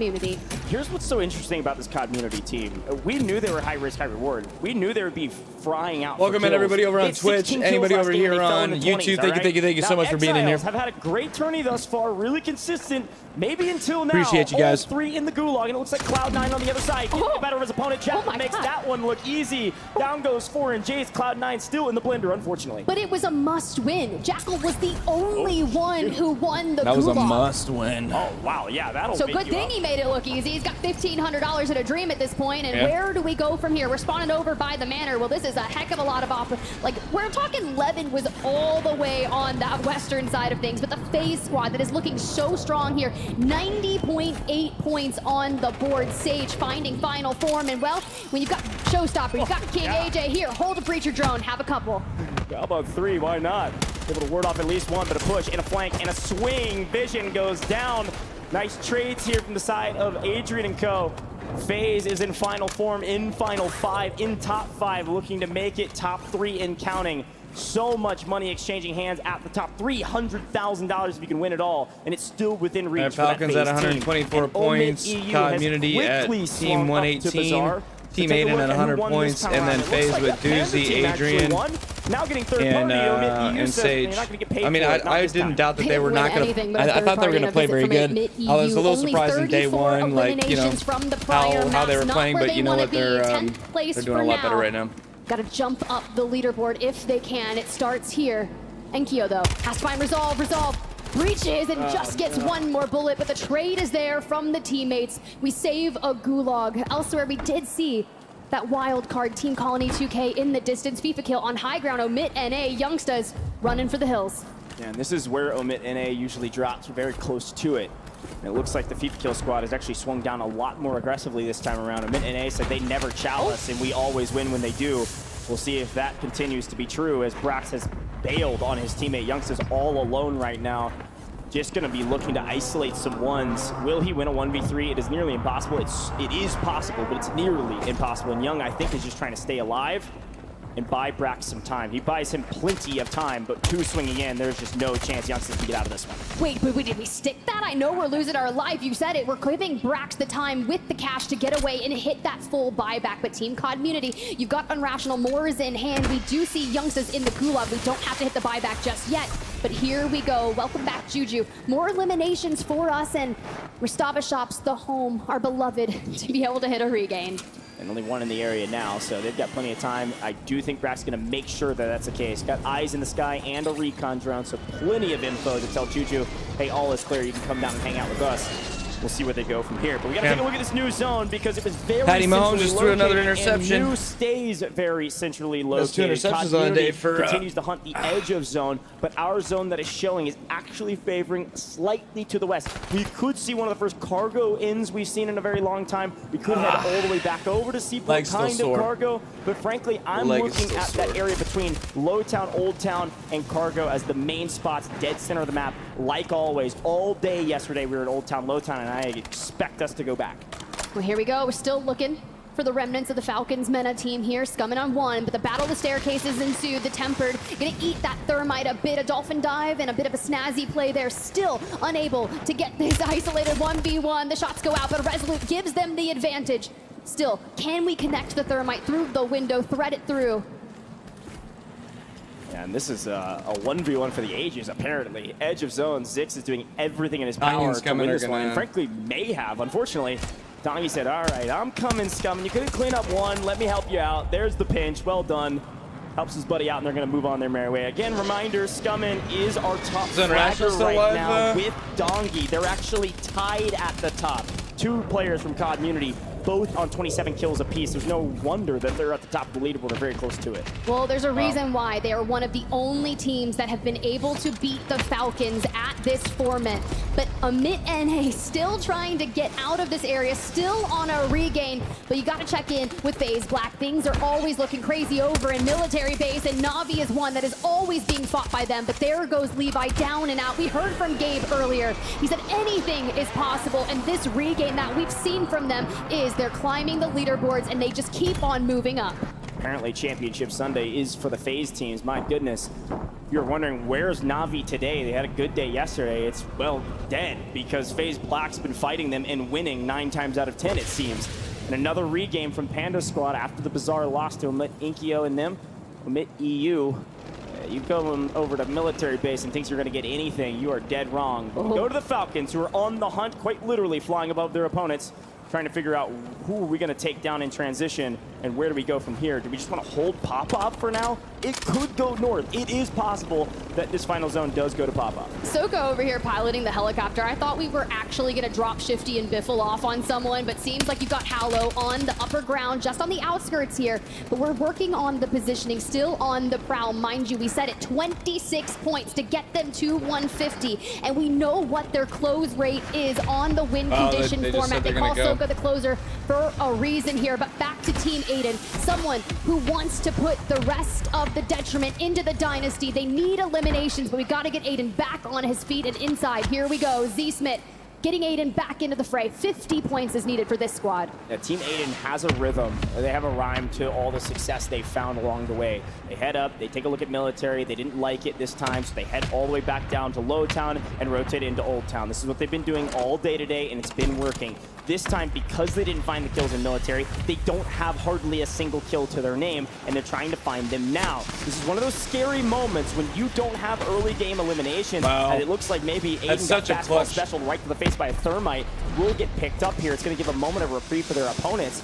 This is a scary moment when you have to play for kills in this kind of early mid-game because you're not going to have anything for your multipliers if you just lurk and wait till final 10. So instead, they're having to hunt right now in that Low Town, Old Town area on the transition. I think more people are just starting to rotate into the Falcons early on. We saw them battling up there in the north with Team FIFA Kill and other squads in the neighboring vicinity. It's going to be Navi though, but there's a couple people from military base taking angles, and Falcons, well, they're going for Levi. They want to clean out the north and claim it for themselves. Yeah, a couple quick notes on that. As per the usual, Community in the 20, way down at the bottom of the map on the edge of zone, fighting everybody else in City. They said all of these are free. Scummin quite literally said, we love landing City because everybody else is terrible, so we get to kill everybody. And apparently it's true, at least according to them. Down by 5 right now on the Falcons with the scores coming in from this one. They have a nice amount of kills. They've lost Scummin, and they're still fighting around high rise with a couple other teams in the area, specifically Vitality, who's come back to claim what was theirs apparently. Said, we don't drop here anymore, but we want to kill you because you took our drop spot and you chalked our turn. Patsuka, the drop down from Unrational, rips that. It's the Resolute though that keeps Patsuka alive. Dongy looking for the trade, gets it, puts him to 29 eliminations, looking for 30. Luckily, Unrational still has that gulag in the back pocket, but Dongy now owns high rise to himself. Will have to hit the rotate, and Patsuka, well, Kansas we City's saw got the what lead just right now, happened. 23-22. This is where I get my vengeance. I want your high ground, I want your drop spot, I want your body. No, Patsuka with the barrel stuff. This is a big one for Scummin. He's got to get back and help his teammate out, and it looks like he was able to do that. So we're going to see 2 Community members still in this one with 8 kills in total as we immediately swap back over to OMIT NA, who are back on their feet finding kills. Now he's got a decent spot up here. Unfortunately, a couple well-placed thermites is going to make this a true 2v2 with Vieira, a massive content creator, being subbed in for this squad. They've played spoiler to some teams, but not doing a lot of work on that leaderboard itself. Well, I love that Brax, after taking damage, is trying to get back with Youngstas. If they combine forces, they have enough cash to get him back into the game, bring Juju back. Now, quite frankly, this OMIT NA roster has achieved so much over the past couple of months, and I'm excited to see them keep on growing. But let's keep a move on. We got EXO Esports just ahead. You see Team Colony 2K, that recent map win from Clabson, FLS GUI the north, and Team AYDAN just on the lower side of Old Town here. We keep on moving, and you have to place the bet.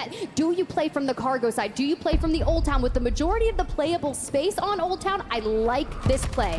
And again, Patty Mahomes put some pressure on the Bengals right now in the red zone. They jumped, like we said, up into the top 10, all the way up to, I believe, 7th place on our leaderboard, very close to it. So they are in pole position to take a ton of cash and potentially play for the win if they can get another one. Back to the Falcons we go, to the true north of the map, up to the south side of Pop-Off. Only team in the area is this squad right now. It's that Eric squad that is in the LTV or driving around. Everybody else is to the south of them. You're going to see a couple teams in cargo, especially that Super Evan squad, who again, not making waves on the leaderboard, but still playing spoiler to some really good teams, including this one.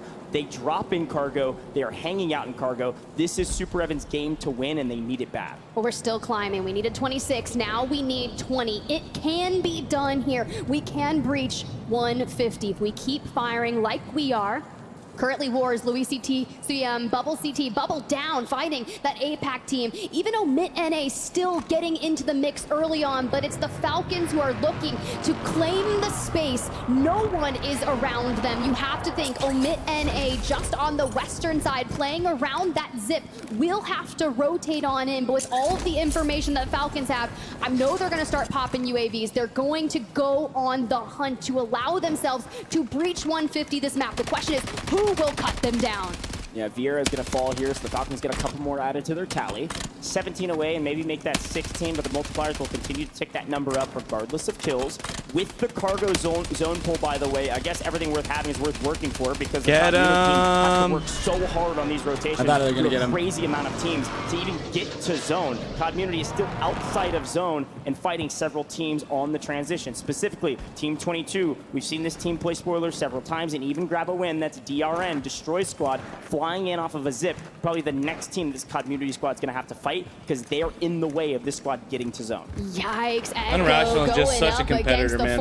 I just don't understand why he doesn't. He needs a bigger following, man. I mean, for being so good. Now listen what we're doing here. Community getting the intel contract. They want to know where the next circle is going to pull so they can make way to the north. From C-Town we go. You mentioned the water. That cross is going to be difficult, but we need to clear out this specific area. And that isolated fight with DRN, that could be feisty. Yeah, and again, they only need 32 points. They're on 9 kills already, community to be exact. They've got a really good chance of potentially breaching our threshold. They need to at least get top 5. Now, FaZe Squad, they're still 60 points away, but in top 5 on the leaderboard, and they want to try to better their standings and get as close as they can. If the Falcons get past 150, they need to be close. Sage pushing the equation. A great Slayer today, continuing to find players out of position. Lana trying to make a play. It's not enough. FaZe is on top right now. They're nearly unstoppable, winning yet again another good team fight without losing. That was a really good fight right there. That was a really good fight right there. On the day thus far. Just land champ the biggest thing, like with these, just watch how they're working as a team. Like, I mean, to be really good at this game, you have to have a really good squad. You guys work together like this. They said, "Oh, that's what makes a big difference in this game." I see you, Falcons. I know this is your terrain, but community on the other side. Here's that look, the lay of the land. Soka isolated to the south, looking to kind of collapse around the gas station that Gromalok and Heeds are. We know Enkyo's a fragger, but he has to find Shifty. BIFFLE on 6, though. This is maybe make or break for OMIT EU. They have got to win that fight, and we'll continue to check in with them. That fight will probably take a while because community, again hunting edge of zone, says, hey, let's take a look at maybe some other squads in our area. Let's continue to rack up the kills. We only need 32 points, folks. This is easy right now. We're already on 12, by the way. I said it was 9. They scored 3 when we checked in with those other teams. Now the fight on the other side. I love. Let's keep hot swapping back and forth. These are crucial moments right now, and OMIT EU now in a fly trap with a Soak on one side, Shifty and BIFFLE on the other. They push the equation. Grom in trouble, but no shots hit. Several thermites zoning Shifty off. He's got to address this fight from another angle. Come swinging in the gas station. Said, hello, for your cat. He says no. Yet again, he's playing spoiler. BIFFLE getting into the mix. Shifty getting in the mix, and they take him out. OMIT EU down. Only losing 1. The Falcons on top. The Falcons that much closer to making it to 150 points. And in the meantime, community in deep trouble. Where is Enkyo? I Damn, know that was a great fight, Falcons. It was flanked, I believe, that knocked him earlier before got a big that fight team right there. actually occurred. Dongy down below the catacombs there beneath the sea here. Swag, Adrian. Oh, 7, last alive. Just seems to be the nature of the game for them. 26 teams still up. Yes, they can frag, but it's getting into the end games. It's getting the multipliers and letting those points culminate. 125.2. We are within striking distance. Let's say you win this game. There is a good chance that you breach 150 for Team Community. Okay, reminder, by the way, the Falcons needed, what, 25.8 points or something similar to it. Okay. They have 13 kills right now. If they get a win without a single another elimination, they've done it. They're likely going to do it if they pick up more kills in the rotation. It looks like Soka was able to get some. We still got to keep our eyes on Dongy because, like you said, community is still in the equation, albeit entirely on the back of the young gun Dongy. And I'm really nervous here. You're just tanking gas at this point. You have FaZe above you, and that rotate, the trigger discipline. We have to time this to perfection because now we are just reaping, but back to the Falcons we go. Someone else has tried to lay claim. It's gonna be Team Echo. Oki, Prodigy to the left, Echo to the right. They said they wanted to come out swinging today. They're outside the top 5. Soka about to be here in a 2v2. Oki, the Thermite, it connects. He's down, he's out, and Prodigy is just trying to reassess. This is now 15 kills, by the way. Folks at home that want to do the math, 1.8 times multipliers, what we're looking for if we can make it to top 5. We still have 22 teams remaining. We have so far to go in this, but they've done enough from the kills category. They need the multipliers now, and they cannot get caught in the third party. OMIT NA wants a piece of this. Prodigy says, give it to me instead. Picks up Shifty, but can't clean him up, and down goes Echo, which means Prodigy's team completely in a blender, and just a solo trying to play spoiler. Okay, OMIT NA, 3 up in the north. Let's see what they can do. Taking the angles, and BIFFLE is just like, I've got to play a heady here. We've got more smokes. We'll check in with them later, but that is going to decide the entirety That's going to be a bit smoke push. Going back and forth, and now FAZE, just a duo. You look, Falcons already hit the 140 mark. The EXILES. Maybe it's 150. Everyone is on the south side in cargo. This is the best case scenario for the Falcons. They have enough kills right now as FAZE is in trouble. All they need is some multis. Look at their score in the top right-hand corner. They need 10 points. They get that by just staying alive. So we go to FAZE and Team AYDAN, both vying for position, jockeying on this leaderboard. This time, AYDAN gonna come out on top. FAZE fully eliminated in, I think, 18th place. Not a ton of multis. FAZE might drop out of the top 5. Going into potentially what could be the last game, pending the way this one ends. Community down and out. Team AYDAN looking for elims, 106 points. Drops the PDS, looks for the regain. Z-Smith likely about to get picked up here. We have a PDS in the back pocket. Everyone rotating in will take each other out, but it is the Falcons who own the north. It's best case scenario. The Falcons can just lie in wait, let everybody kill each other, and take a 1.8 times multiplier. They have zone, they have high ground, they have everything they need, and all the teams that are contesting them are wiping each other on the south side of the map. We're about to get into the top 10. We see DRN just barely fall out of top 10, go 11th. The Falcons are just mere milliseconds away from breaching 150 points. This will not end the tourney, but it does put us in the win condition for the Falcons to win any map from here on out and win the whole tourney if they can survive just a little bit longer. But who will challenge them? Look at the leaderboard, 147.8. If they get top 5, if they get that 1.8, it's likely that they breach 150. Well, all eyes turned towards AYDAN. They needed a 50-point game. I don't think they're going to get it. They're deep in the gas with the Thermite on their heads. They've got a PDS. Sure, all 3 up. Potentially could sneak into top 5 here if they've maybe got a couple more PDSs. It's a good play, but it does look like CT Red's getting mixy in the middle of this one. Dave Samir, Dark, Castillo, all 3 up and taking a nice position right underneath FLS. They've cleared out this building right on the edge of zone and have found a nice amount of kills in rotation. You can only expect CT Red to have a great game here and jump this leaderboard quite dramatically as FaZe Black is still in the mix. We said FaZe was out. Not both phases. We got Flank on 6 again. This man is turning up on land on day 2, but deep in the gas, we are not out of the weeds yet. This is tough. Look at that pull. The Falcons will have priority to it, and everyone on the opposing side. Crazy. What do you do to breach the gap? They're already playing angles, and flanked, you're on the opposing side. We have to filter towards the north, but we want the eliminations from Dark, from Castillo. Wow. This will help, especially when we're about to be in the top 5 multi. Yeah, quite literally playing the definition of a spoiler right now. Just shooting backs from the gas, and I think they've maybe missed one. They didn't see FLS on top. Oh, no, there he is. See what Flank can do. Strixie's trying to make a heroic play, but the Falcons have done it, folks. You see the leaderboard. They're past our threshold. This tournament is not over, but we are one step closer, and the question is, will they close it out in a victory on the other side? Let's Super go. Evan has no chance. The Falcons needed a win. Falcons needed a win. Let's go, baby. First victory of day 2. Falcons needed a win. And they breach our threshold. They are back, and they are ready to play. It only took them 6 games to find the form that we are used to seeing and have been the entire year here in competitive Warzone for Urzikstan. The family, the hype crew, front and center for the boys. And well, we saw how many eliminations they had. They played really well there. Goes the distance. They played reached really 150, well there. and now all they have to do is win one more. That was nearly a 40-point game, it seemed. They did well enough to make sure they breached that 150-point threshold. All they have to do is win, like you said, Tiff. And if History repeats itself. At this point, it might be a coin flip. Do they win next game or the following? We are running out of runway for the rest of these teams to make a play for the win. Are we done? No, but we are very, very close, folks. And Community didn't do enough. Team AYDAN didn't do enough. They are still playing for points while the Falcons are Ahsoka playing plays for the with win. his shoes And off. if those two Very squads interesting. in the next map don't Very reach interesting. 150, you cannot give the Falcons any more games. Now, mind you, I've seen them close it out in 2, I've seen them close it out in 1, but max 3, maybe just a couple more.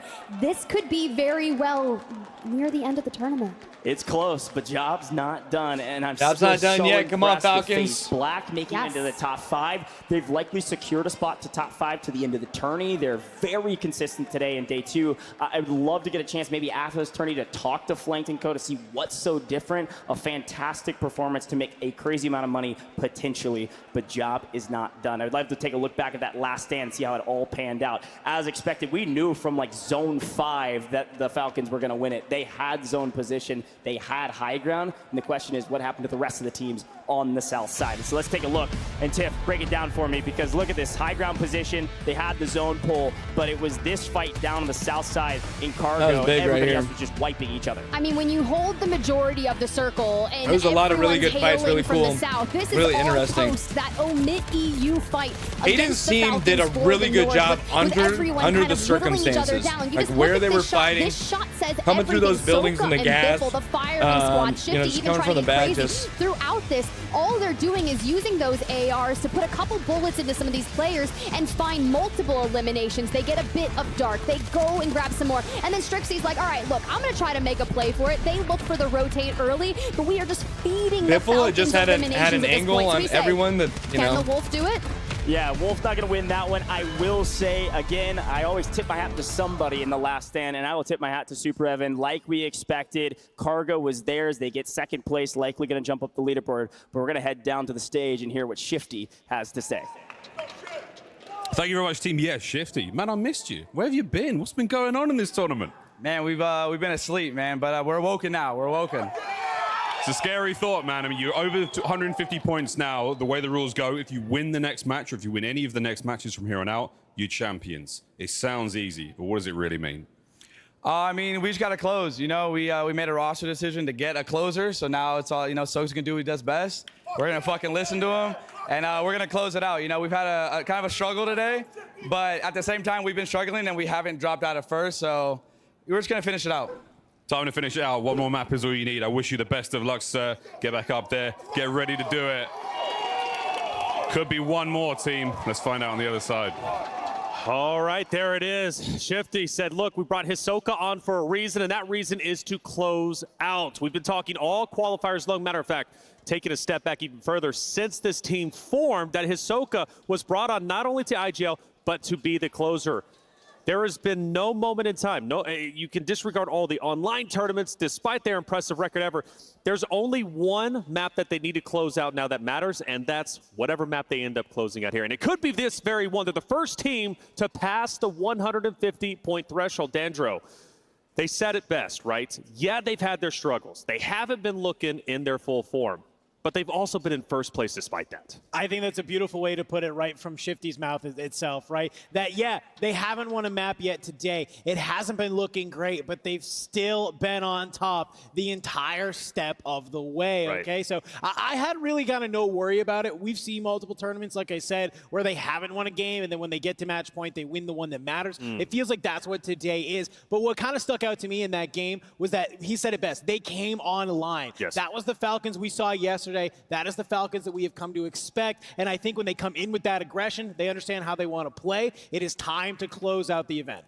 Yeah, and you know what? That you say that, I love that they came online. I was really looking at Hisoka, right? He was that player that was getting taken down That's first, right? right? Yeah. And even we saw in that last game there was OMIT EU that actually pop off at that gas station. Oh, Hisoka went down, but who saved the day? Shifty, BIFFLE, and Enkyo, although I have to give him his flowers because he was able to get away, and OMIT EU did stay alive longer, but it's plays like that Shifty and BIFFLE keep saving the day. Sometimes the best play is to just run away. Sometimes the best play Sometimes the best play is just to camp it out, like this rat out in the audience out there. Look, the rat skid, you can go ahead and pick that one up. And I don't know if anybody plays like the rat on this desk. I know we all like to fly and fry, but sometimes, like I said, running away is the play. All right, sometimes Team camping it up like a Falcons. rat is also Team Falcons the with the strategy. lead This right was now. Game number 6. And Falcons end up taking it. Hisoka coming in the form. That is the big talking point here because, again, he is the closer. The pressure is on that man, Gio. Yeah. Hisoka is one player, in my opinion, who can take that pressure and not be affected by it. In fact, I think it elevates him.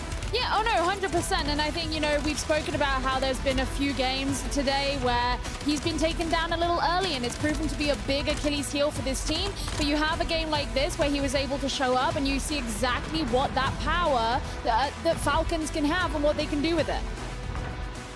And when we talk about a team that's on their heels, though, right, who could challenge Hisoka? Who can reach 150 points outside the Falcons, who's already there? Yeah, look, it's community, right? You know, we're talking about how Falcons, you know, they're the first team. They passed the match point threshold. If they win this next game, that's it. They are the champions. But here's the big thing that you have to be concerned about is this is potentially going to be the last opportunity for them to be the only I can't believe he put himself down with his own thermite. Less than 18 points pretty away crazy. are community. And when we have a look at some of the statistics they've been putting up, you know, Dongy sat on 32 eliminations. Scummon sat on 31 eliminations. These are not small numbers. Big numbers. And so it's very, very possible that if Falcons don't win this next map, that team will be joining them in the match point threshold, and then it's just as much their likelihood as being able to win the championship as Falcons. I just wanted to say a quick note that community, 27 eliminations. I saw it before that game between Dongy and Scummon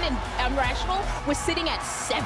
Yeah. Both them collectively as a duo literally are destroying everything. Destroying indeed. And now will they be able, though, to catch up? That's the question. And now the true question is this. Team Falcons, as you see there, they are on match point.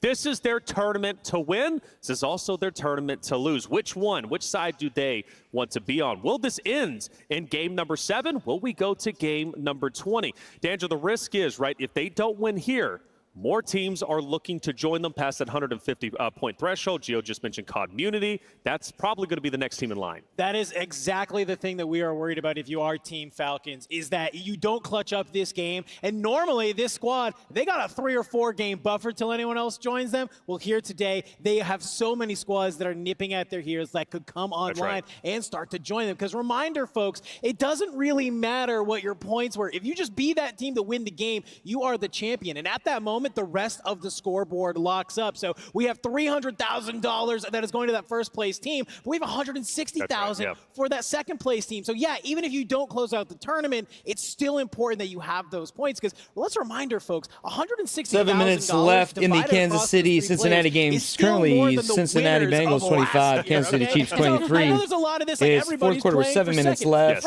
and the Chiefs have just kicked it off. 2023. All right, well, And then who we is just got playing a for push in the second? back Who's by playing the for Bengals. first? Let's So look at our standings heading into what could be the final No flag. game of the World Series of Warzone 2024. Team Falcons in red because they have surpassed 150. At this point, ladies and gentlemen, the points doesn't matter anymore for Team Falcons. They've done their job. Now it's all about the victory. They can win a game with one elimination, and they're taking home $300,000 and lifting that trophy. The community in second at 132.4, most likely reaching that in the very next game. You go down the list, plenty of other teams looking to reach that mark. These teams, though, on this page, 11 through 20 of Dream, are struggling. They need to step it up because there's going to be more teams waiting to get the trophy. Yeah, even across the point margin, though, on this second page, you see 86.6, even doubling it up. So even just trickling on down from 60 to 80, just about 20 points there, these teams definitely need to start picking up eliminations, maybe even early game, just figure out a way to just get those kills, but also get the placement set up. And now, Gio, it brings up the question. What do you do to shut Falcons down? We talked about potentially, it's a nasty word, but griefing, right? In this case, I think it would be okay because you're shutting down a team that very well could be taking on the championship. But if you do that, you're also potentially a martyr, right? Putting you at risk of being eliminated earlier than you would want, maybe placing outside top 20, which is where you make the money. Maybe you're missing out on thousands and thousands of dollars comparative to the next placing.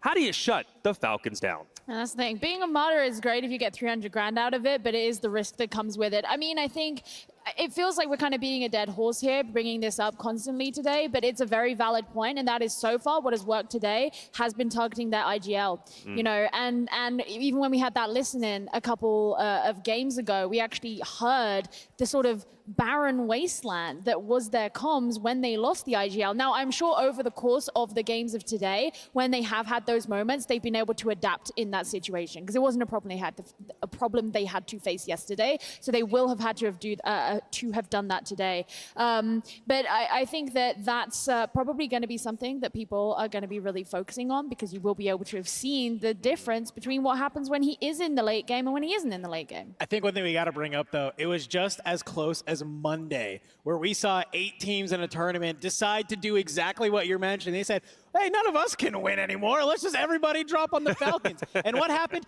Y'all suck, and you got slammed. Oh, yeah. Falcons came out of pop-off power with double-digit kills, even more money than they somehow had before, and they still were able to close the tournament on out. So, sure, I guess if you want to try and land on the Falcons to get a cool Twitter clip, farm your impressions, great, but it's not going to help you in winning this tournament. The thing is we've been asking that question for since this team formed. We've that been guy asking has that some question for the 30+ has some serious tournaments they've won opinions. as a roster, He has and some serious we still opinions. have yet to find an answer. Let's talk about what Falcons, really what's at stake for Falcons at the moment. Not only lifting that trophy once again, which would be the second global final championship for 2 of those members, right? We're talking, of course, Shifty and BIFFLE. Hisoka would be also lifting that trophy as well, in combination with his other wins that he's had, including EWC, which is tremendous. Now, BIFFLE and Shifty also have those wins. So, Dynasty talk has been a big conversation. Will they be a Dynasty team? And I think undeniably you would have to say yes. But then once they do finally reach that Dynasty status, then you have one of the members looking to retire while he's at the top, which is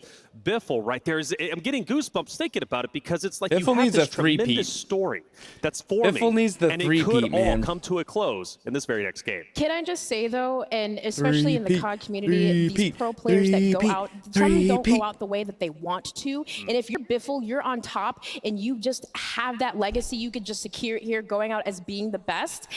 I think, why not, right? Like, it's not easy to do that and go out in a way that you want to. And if BIFFLE has control over that, and he's like, you know what, I'm already at the top. Let's just go out now and go have some fun with friends, jump in the pool with Repulse. Like, let's go. Hey, well, talking about having fun with Repulse, Repulse had a chance to sit down with the entirety of the Falcons roster and play a little POI guesser. Let's see who was the best. Alrighty guys, today we'll be doing POI GeoGuessr with the Falcons. So boys, what I'm gonna do is, I'm gonna show you guys a place on the map and you gotta tell me which location it is, alright? It's not gonna be easy. Understand? No questions? Oh, good. Nope. Alright, let's do it, man. Okay, I'm gonna show you the picture. It's gonna slowly zoom out, so try to answer as fast as you can. Is that even that's is that the game? Hadika Farms, the tents. No? It is. Yeah, it's a blue tent. Yeah. Okay, 1 point for Soka. How you got that so fast was insane. Hadika Farms, all right. Ready for the next one? Yep. That's the that's right by fire station. That's Braxton spot, no? No, is that Pop? No way. No, that's right by fire station. It's that's Braxton spot. Oh, that is Braxton spot. Holy shit. 11 Resort. Oh, 11 Resort. Stretch. Oh my God. I mean, you guys never really go there, but we used to. You kind of got it. I'll give it to D. I'll give it to D. He said Braxton spot. You know what I'm saying? I know that. That's Pop, no? Pop off? That's gotta be Pop. Downtown. That's gotta be Pop. Reaper's Island? What is that? Oh, that's the Bruins, bruh. That's Old Town. Wow. No point for no one. I think everything's Pop. Oh, I know this. How you know that? Military. Oh, that's is that Millie? Millie. Yeah. They're all tied at 1. Ready, boys? Downtown. That's downtown next to the heli. The ruin area. Oh, that's by the oh my God, that's by high rise, no? That's the little. That's the train station. Oh, that's Seaport. Seaport. No one got this one. No one got Dude, this actually. They give some hard ones. All right, here we go. Pop off. No, that's the cranes. That's Downtown. the cranes. No, that's the. Military. Banner? Oh, That's Banner. Banner. Sure, got it. He should have got that one. I'm just trying to guess, bro, because that was good. That was good. Pop-Off ain't pop up yet. That was good. That was good. Guessing Pop-Off. Yeah, you guess Pop-Off every single time. You know where we're landing, guys. Brother. Pop-Off. Oh, hi, Harmony. Downtown. What is that? Oh, nice. This is a piece of metal. Okay, okay, thank you. A cash register? Oh, the blue roofs. Oh, no. Oh, Super ain't no way we're getting that one. We're not getting that one. We're not getting that one. Downtown. See, there's a lot of The cranes. Cargo. Yeah, that's part cargo. Come on, brother. There you go. Okay. What is that? What's the score? 2-2-1. 2-2-1. All right, D, you're gonna have to step it up right here. Pop-Off next one. It has to be Pop-Off next one. Pop-Off. That's Pop. We all know that one. Pop-Off cranes. Who said that first? Diaz? Man, we all know that place. Who landed there, I man? might have been. High rise. Jeez. Those are one of the two. All right, boys, that was the last one. Pop-Off did not come out. But we land there, though. It looks like Soka and Shifty. That's pretty funny. Do sudden death, bruh. We know the last one. We don't got another one. All right, guys, thank you guys so much for joining us on this interview with Team Falcons. Guys, looking forward to seeing you guys try out this weekend. Thank you for having us. Thank you. The 25-23. Well, it seems like their knowledge of the map is pretty good, which you would expect, right, from Falcons. They understand how the map works, some of the best of them to do it. In fact, could very well be the best. Coming back into it again, game number 7. First off, with the shoes a lot off. more He's games getting than comfy. anybody was expecting we would reach, because everybody is like, oh, it could end in 4. It could end in potentially 3. Well, now we're at game number 7. Okay, we could have more. Goj is looking at me. He was calling for 4 games. He was definitely wrong. I was saying 8. Regardless, Match point, though, Team the moment Falcons. is about Team Falcons. Their chance to really cement all 3 of them in the histories of Warzone as a dynasty roster, something only very few individuals in esports have been able to say, right? So it's a big accomplishment. I've seen dynasty rosters form in the past. This obviously is one of them, and they would absolutely have earned it. Enigma, you're now on the desk. Welcome back, first and foremost. Thank you. Question is, and we I thought asked dynasties Andrew were. this since, he didn't have an You answer. gotta I win don't 3. have an answer, but Falcons, what do they do? I mean, what can teams do to shut them down in this moment? Because they haven't been able to do so in the past. I mean, I think at this point, if you are one of the teams that is trying to get a higher placement, because obviously if they win, then the rest of the leaderboard freezes. If you're one of those teams that wants to put on drag this tournament out a little bit, I don't think you land on a team like the Falcons. I think you're asking to get absolutely smoked in their home ground. I think what you do is if you pick off someone like Ahsoka, let's say you're a community and you get a knock on Ahsoka, you full send that. You absolutely. I mean, if they win this one, if they win this one here, because they won Esports World Cup and they win this, I mean, that's right. Well, by far the best Warzone team looking to catch up there in the history, and especially for BIFFLE and Shifty being back-to-back. I mean, that just kind of cements them, Community also looking great, but FaZe have been so consistent, right? And haven't got eliminated. That's the big thing. But what's up, Gary? Eliminations and placings, they've been doing just fine. Yeah, I mean, actually, both of the teams that you just mentioned there were the 2 teams that I was thinking, like, if they're going to put a lot of points on the board in the next, assume we have a next couple of games, but like, let's assume that we do, it's going to be those 2 teams. And FaZe is a really big one to mention, especially you're looking at someone like Sage. He's out there with 23 eliminations at the moment, but we just keep seeing these amazing moments from him and the way that he keeps popping off. And he obviously knows what it's like to kind of be at the very top. And, if he can help to pull his team through to actually get over that threshold of 150 points, then, maybe they will put their first win of the day on the only game that matters. That's right. Do that one, baby, but they got to get there first. And that's it. They have it in them, but they have it in them. They can do next it. game holds They can do it. Can we give some love to the FaZe Black Squad? Because both FaZe teams, top 3, top 5. And I have to, at GABEKUUN, that interview, I loved Gabe's interview. He said, have faith, believe in yourself, God bless up, but flanked. I don't know if it was the solo YOLO yesterday. Third place. He's got 24 eliminations on that leaderboard. Okay. Fired up for them, 3rd place. Would love to see what they can do in this next game. Next game, right? Well, the next game is queued up. We're about to hop into game number 7, which could very well be the final game of the World Series of Warzone 2024. Will the team of Falcons cement themselves as a dynasty? Will we have more games? Community, do they want this to end already? already? Are they satisfied with second place and $160,000? Well, only the competitors can answer that question. And to tell the story, what could be the final game, is our casters, Spider, Tiff, and Goj.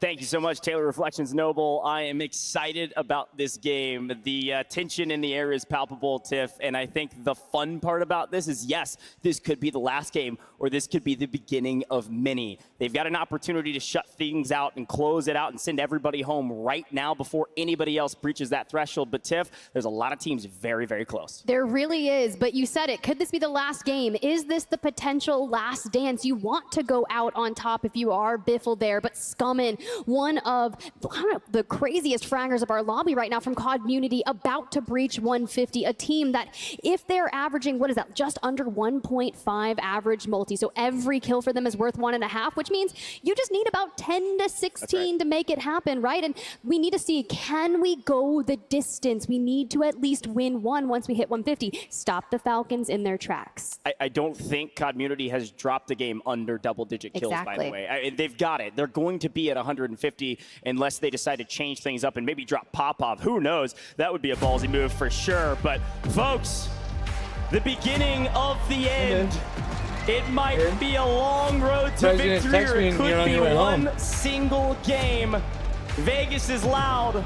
Maybe the final map of the day, but it's Game 7, and we know what happens in Game 7. Everything is on the line, folks. It's time for the Falcons to prove that they're the best team here. Let's drop into game number 7. Might be the last game of World Series of Warzone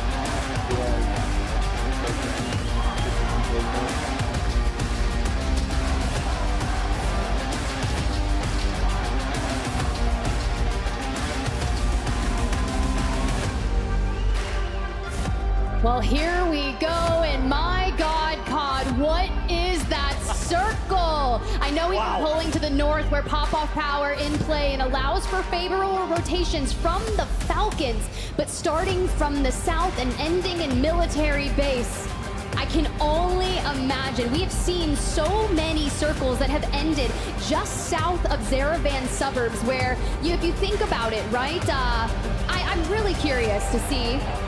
Actually, just kidding. Apparently, we have a little bit of luck on our side. Maybe we're not going to go to the deep south. We're going to return back to the lobby and check in with everyone. Whew, okay, that got me stressed. I'm not going to lie. Is there a dev error? Oh, there's a dev error on the final game. Make sure everything's working as intended. That would have been a wild one. But I wanted that circle. It's okay, though. It could come back. You never know. We've seen a lot of zones in the south and tourneys leading up to this one. I think we've only had one over the course of, like, 13 games or so, and that was maybe it. So anyways, wow, okay, stressed a little bit, but back on the stage. Look, Tiff, we do have some storylines to set up. We do. And I love that Dream shouted them out. FaZe Black has been doing the most today. And talk about a turnaround from yesterday. They didn't have an abysmal performance yesterday, but it wasn't a great one. It's just shadows. And they're coming out and showing that, hey, we're living up to the hype. Gabe's living up to the hype, but Flanked can perform on land, and he's doing a fantastic job of it today. Top 3 right now. Potentially, if it ends right now, they're walking away with $100,000. Could be one game, it could be another 5. That is actually games, crazy to say, especially in Vegas. $100,000 yeah, it's been really interesting money, to watch. but they could also But she decide says COD to stop Community the about Falcons, to pull keep it out going an upset. You think so? more game, They don't have the closing my favorite power. part of the format, because like Yeah, you I don't said, think they have the palpable closing tension power. in the I think Orleans Scummin arena. And what I do they're playing know really is that aggressive, which is everyone, really great, but even if you're a Falcons fan, you're hoping for them to convert the it. But maybe best that your they could team do isn't on is that to Call of Duty prevent Warzone Falcons match from point. winning the I know game. each and every single one of you That's what DJs Falcons out there are are praying on the downfall of the Falcons. They're hopefully I having certainly do. a Now, one of their I'm gonna circles ask, that the benefit their audience here, playstyle, like do you kind of think over that by. if you're in 31st to 40th, you should send everybody in that section of the leaderboard to Popov? It was like yes, okay, here we are, Orleans maybe Arena, like and those players on the stage. There's a party in Farms. Pop-Off, and you're That area, invited. when they had a couple of those end games right in that area, they've won every single one of those. So I'm wondering if they dev-aired the game on purpose and then are changing how the circle is, so it's a little bit more competitive to see if Falcons can pull this one out. Maybe they're going to give a circle that benefits another team. He wants to make sure, by the way, he wants to make sure I'm talking to my that stream. he is the top fragger as well. If he's going to go out on top, he wants to be top fragger. He's currently down by one to the likes of Dongi, the other young gun out there. So he wants to be top fragger in this game. They're not going to just sit idly by and get 2 kills and try to win. Definitely not. And I want to give a nice update from production, guys. That was an audio issue there on that last game, not a game crash. We want competitive integrity. No, they said it was so we an audio decided to issue. reset everything and decide to go in with a fresh new start. I still think it's because they didn't like the zone.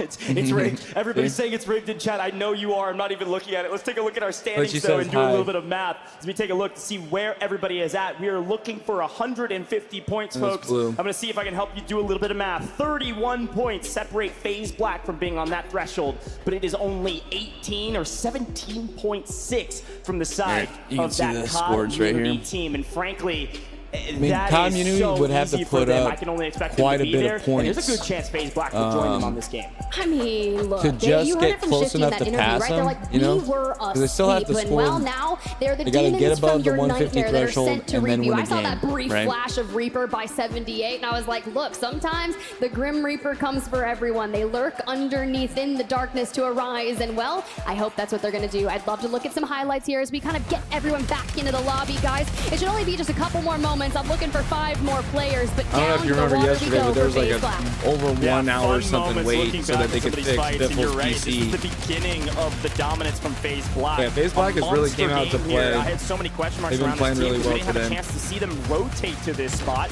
and they took down Exiles, and then a perfect setup for New from the call here of Blast. You heard Gabe talk about it. Blast, one of the best IGLs out there in his mind. Apparently that's true today because this setup was flawless, and then Gabe wins the 1v1. Cams gets weakened, Gabe jumps off from the top ropes. There's been some fights happening in Vegas, and this one was one for the ages. FaZe Black leapfrog up this leaderboard and say, hey, we're here to play, and they continue to do so after this. So we take a look. Exiles, who have been very consistent today, also were able to grab their win. Take a look at this fight from that FLS squad where HUSKERRS and JACKALS had a great fight on their hands. It almost turned the other way because of GABEKUUN here. HUSKERRS could have won this, but GABEKUUN's able to swing around, get 11 kills. Exiles, a good game, but not good enough, not for GABEKUUN. Let me jump on to Enkyo's POV here. He's got the PDS, and here comes GABEKUUN for the push, and Enkyo goes for the roundabout, connects a few, but not enough, and that's where you set your sight straight onto Adrian. The timing, not enough to go that 1v1, v2, and gang up on the north, but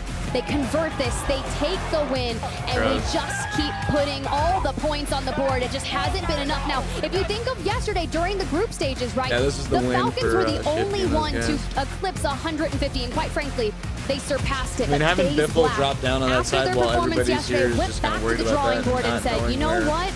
I've got something for y'all.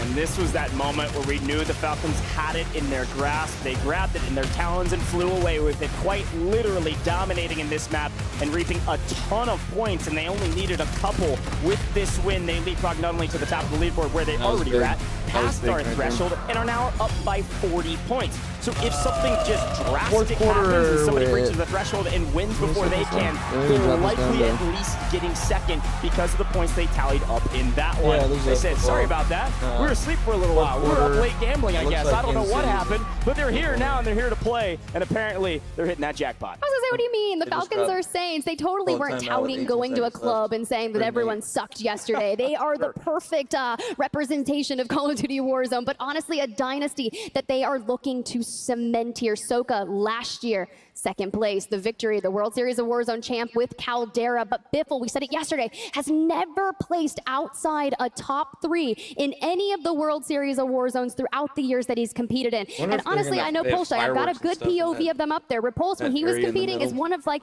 the only teams to beat BIFFLE. True, yeah, that's so true. Shout out to the watch party up there. They are vibing, they're having a good time, and they're gonna lose their minds if the Falcons win it here.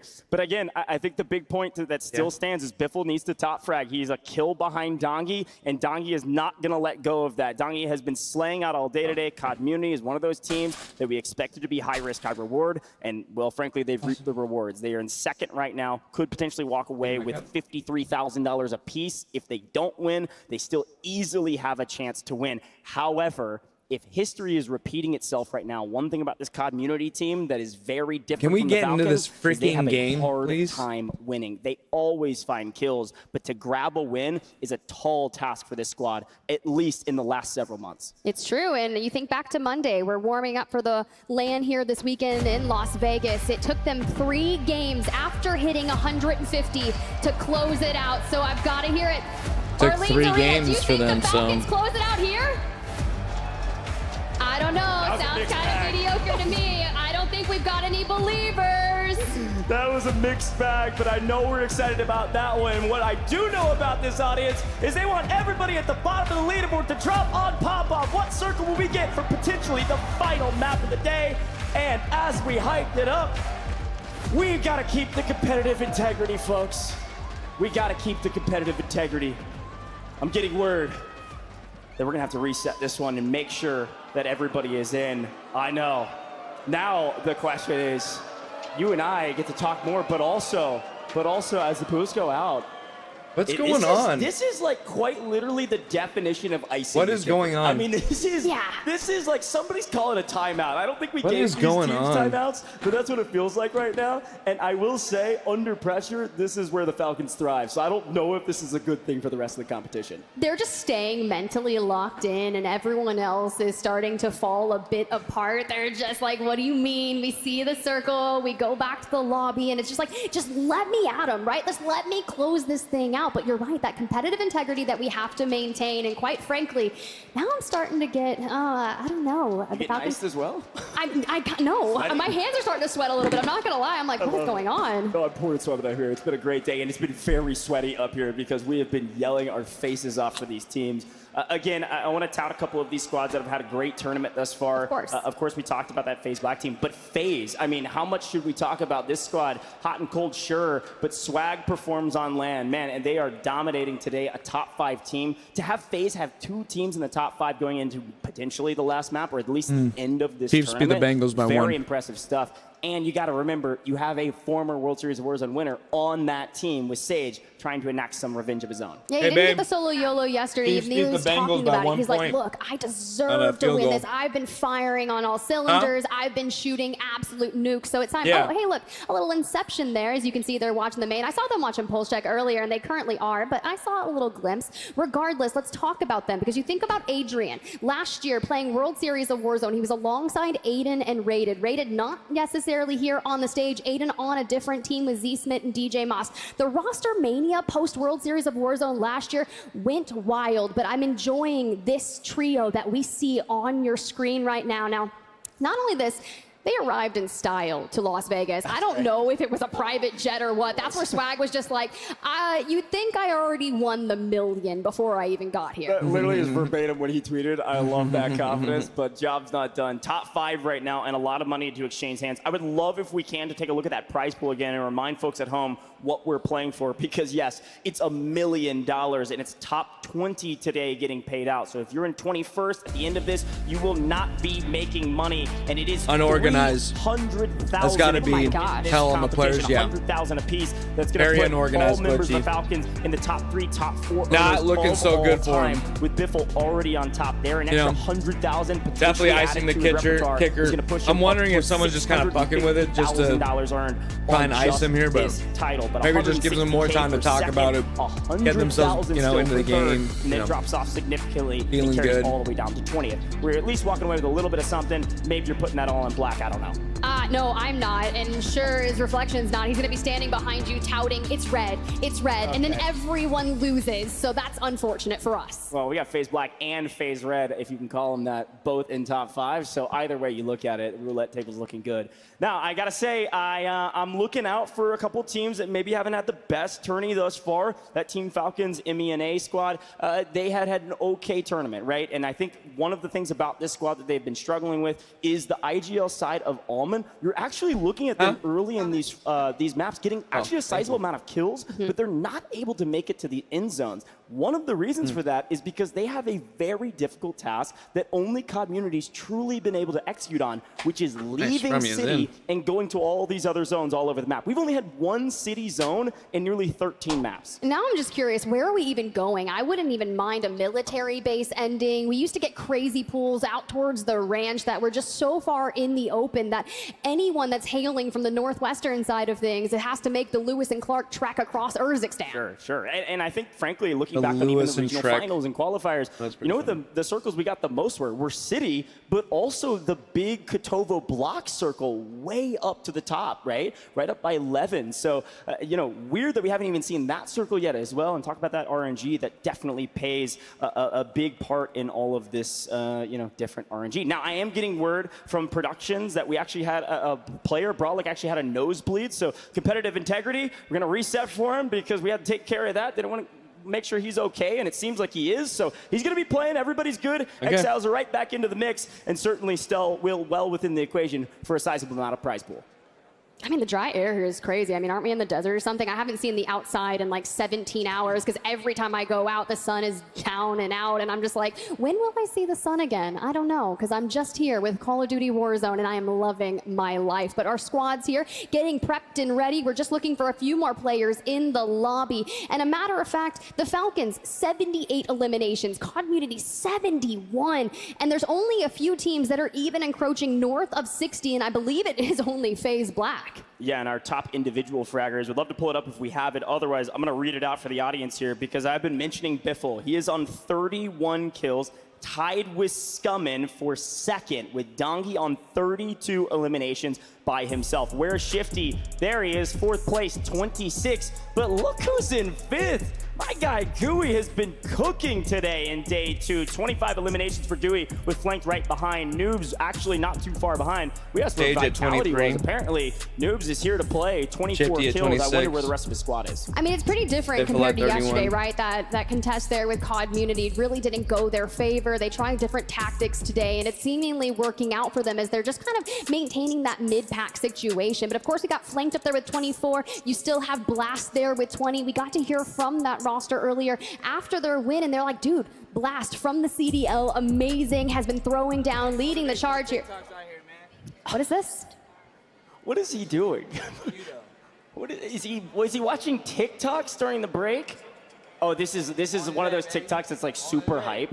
Oh yeah? You know what I mean? And he's like getting hyped. This is like, hey, this is the build up for the final moment. Everybody watch this video. Oh, Man, is that what it so is? like Gen X. Kind of like that's crazy. final countdown I'm moment, old. cementing dynasties. I'm on the weird side of TikTok, so I don't see those things.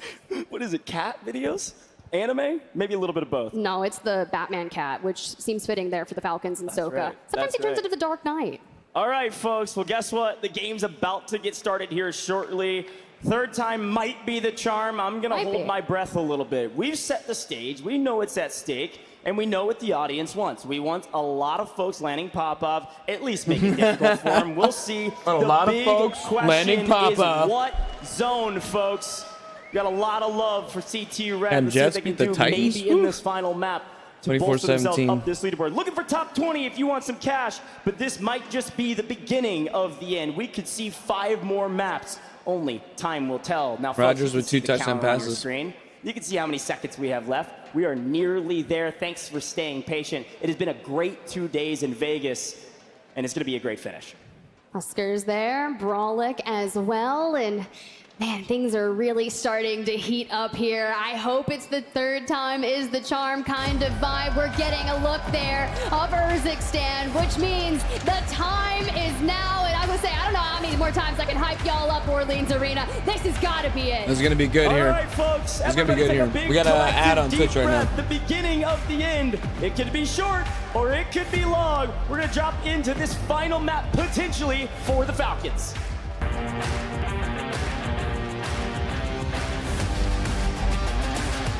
Let's get it. Possibly final map right here. What's good, Cristiano? Oh, hello. Hello. Sorry, I didn't see you there.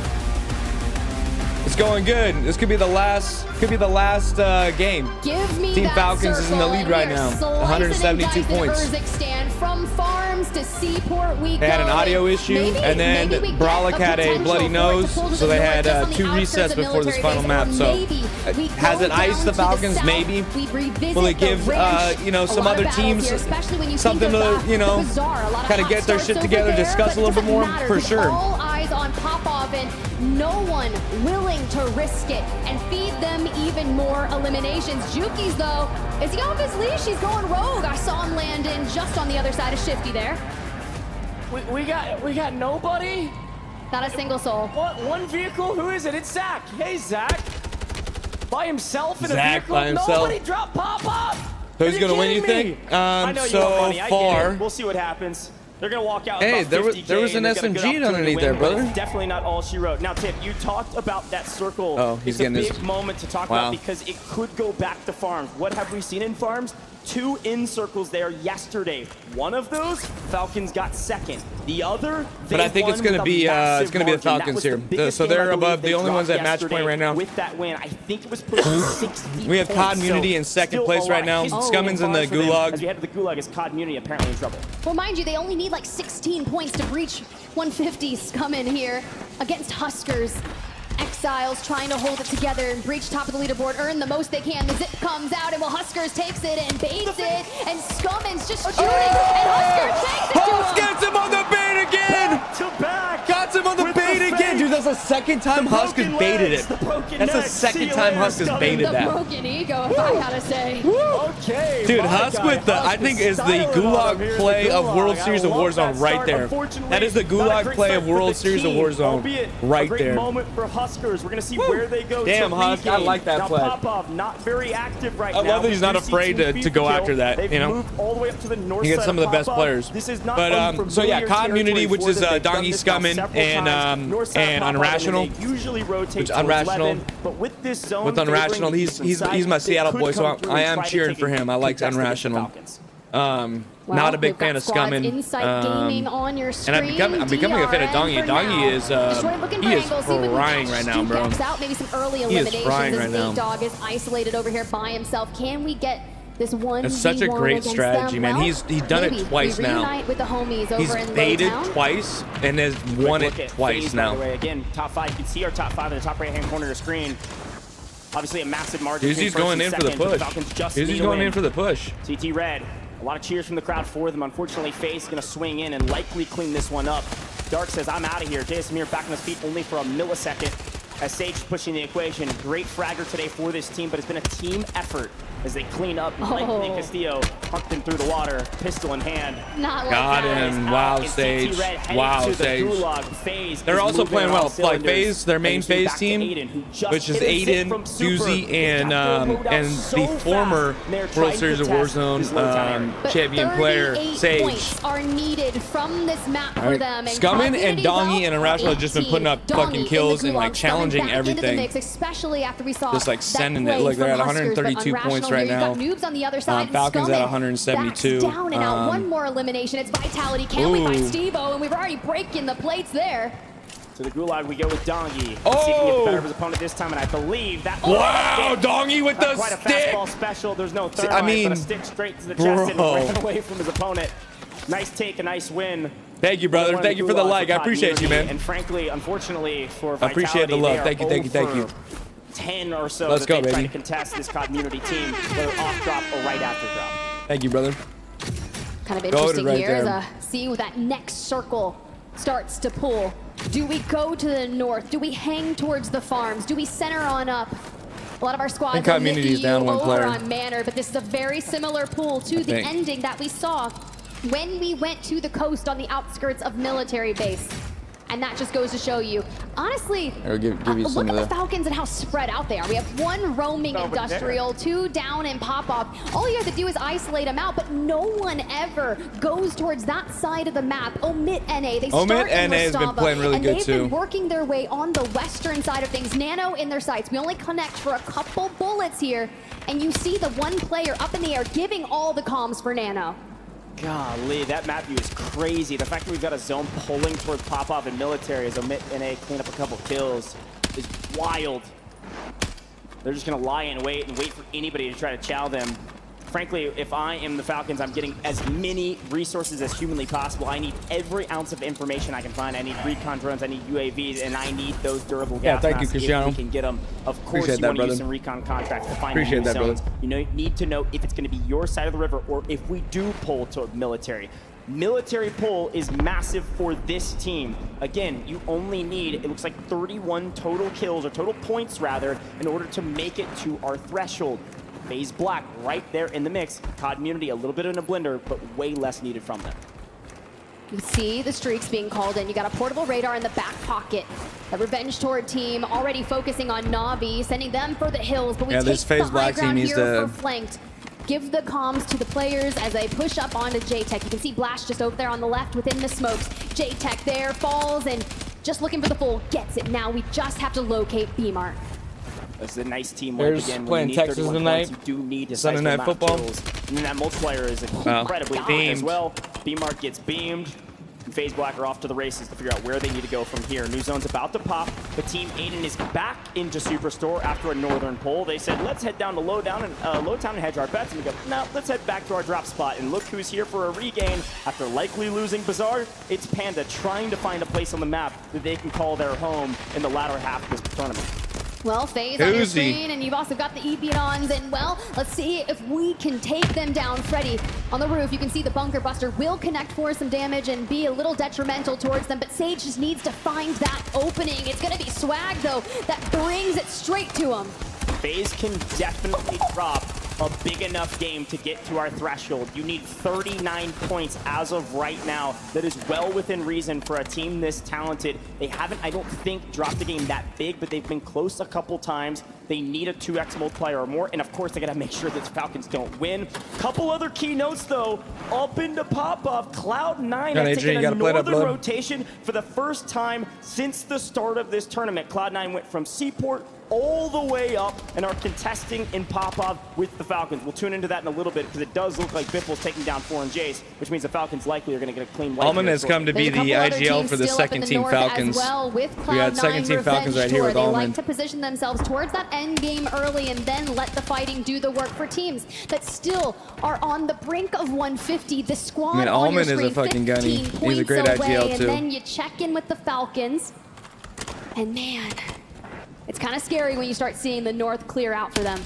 Oh, Joe on the rotation fighting B-Mark means BIFFLE can get an easy third party. He's going to steal that kill away from B-Mark and says, hey, thanks for cleaning that up for me, my man. Now I'm on 2. My God, with the gunny, BIFFLE. Can get the clean with his SMG, bro. It's not a true pop-up circle, and frankly, probably won't end there at all. We might be seeing that Superstore South military circle that's actually going to favor where the Exiles are and FaZe Black. It's one of those circles I was calling out while we were chatting before the game. I was like, hey, can we get one of them? That would be great to see. For COD Community, though, who land Zaravan City, have one of the longest rotations, and the timing will be of the essence. But first, we've got to deal with noobs. We've got to deal with Vitality. Yet again, we do it with ease. Dongy on 5 eliminations. 9 minutes killing it right now, to the bro. drop number 7. Dongy is not looking to relinquish that top fragger title that he has currently earned.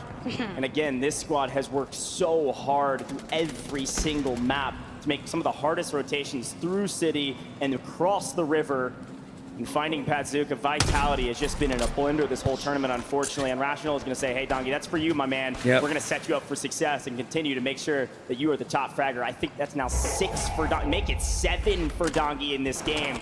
If you had any question that COD Community would be past our threshold after this one, I'm sure those questions are dropping out of your head quick. Still got to get to the north we go, into Lowtown or through it.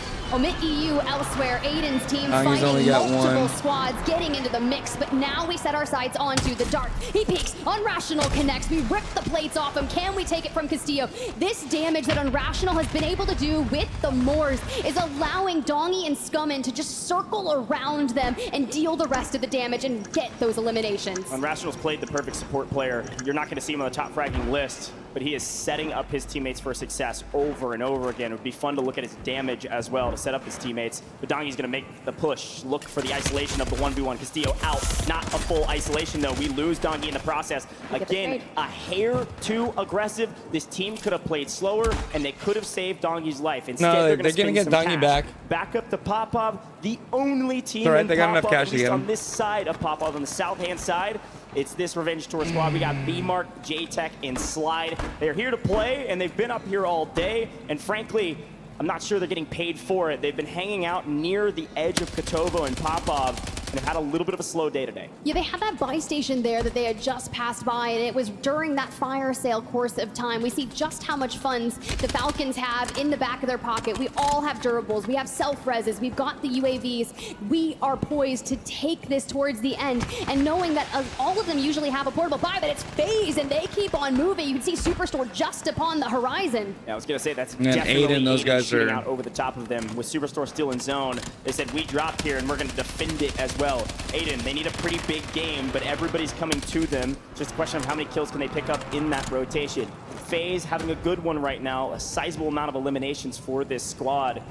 Currently 4, obviously, for Sage, looking to figure out where do we go from here. Redeploy drones and everything in between. They've got every piece of resources they need to find success on this map, and they have cleaned out Lowtown. And now just got to figure out, do we want to run at Superstore? Do we want to run at AYDAN?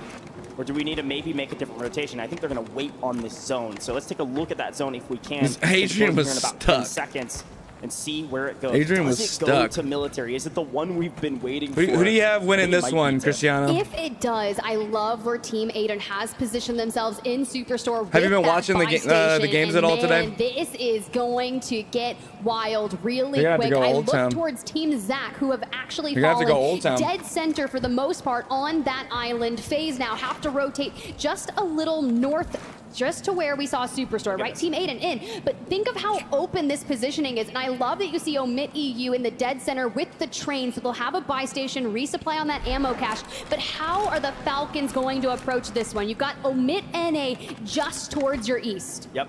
OMIT NA is trying to play gatekeepers. And, well, the Falcons say, let's stay true to our namesake. Let's take to the skies. And whether or not that's a good decision, we'll decide here shortly, because they are on edge of zone. Young trying to shoot beams, trying to shoot down the heli. And so Shifty has to run a marathon to get to zone. No kills to his name, but it doesn't matter. They don't need them.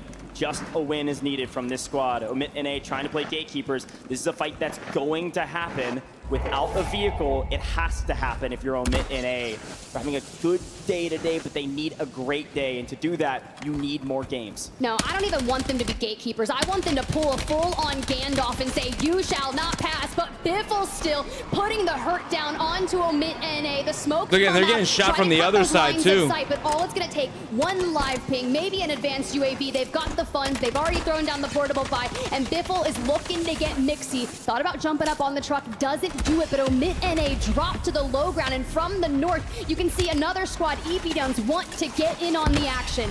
Yeah, Revenge Tour also playing cross. We're going to do a quick listen in with the Falcons to see where they go from here, because there's a lot of teams looking at them. For a team at this game, look at this guy. Our tower's got a car. They're just laying down. Look, they're laying down. They're getting shot in the back, probably. They're just laying down on our side. Cracked them.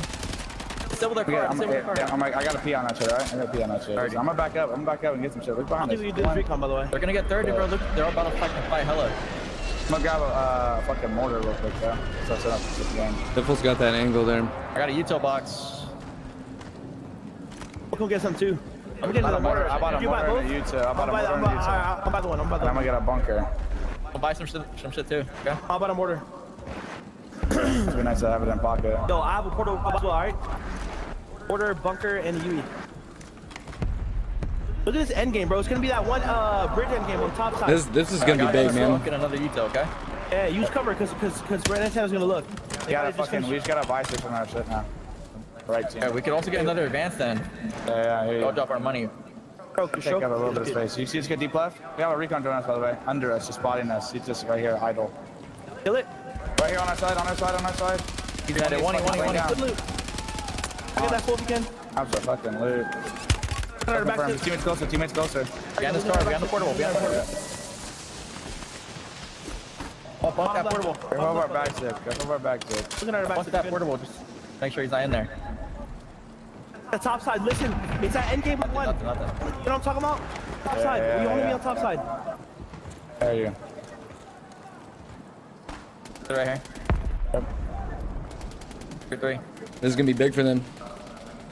This is big for them. Well, the IGL Hisoka has spoken. He says top side, we go top side, and we'll see if he's right. I'm sure he probably is. Now, a couple teams in the area to play spoiler. Of course, you see FaZe Black there lurking in the shadows on that high ground position. They are outside the zone. The spot he's talking about is just to the south of that, and you actually see on our map that OMIT EU is on the train tracks, just to the east side of that kind of northern end zone that he's talking about. So we'll see if it ends up going there. OMIT NA has completely abdicated from this fight, and they've actually got gone another onto the buy. island, dead center of all that water, and are reaping teams as well. So they're So moving there's up two the teams, leaderboard one on top, dramatically one on as bottom. FaZe Black is trying to creep down into zone, and they might be held here by the Falcons. Oh, flanked down and out. The angles that you can take from this bridge. So if you think about the biggest threats to it, it is FaZe They need to go Black, shoot right? They OMIT dive over here down on to the low right. ground here, but also Exiles and military maybe base not. diving, XTH. You've got a couple more over there, even Team Super Evan, but they've got to clear it out. And now COD Community. He's just gonna let him fight it out. Double-digit eliminations have set their sights onto OMIT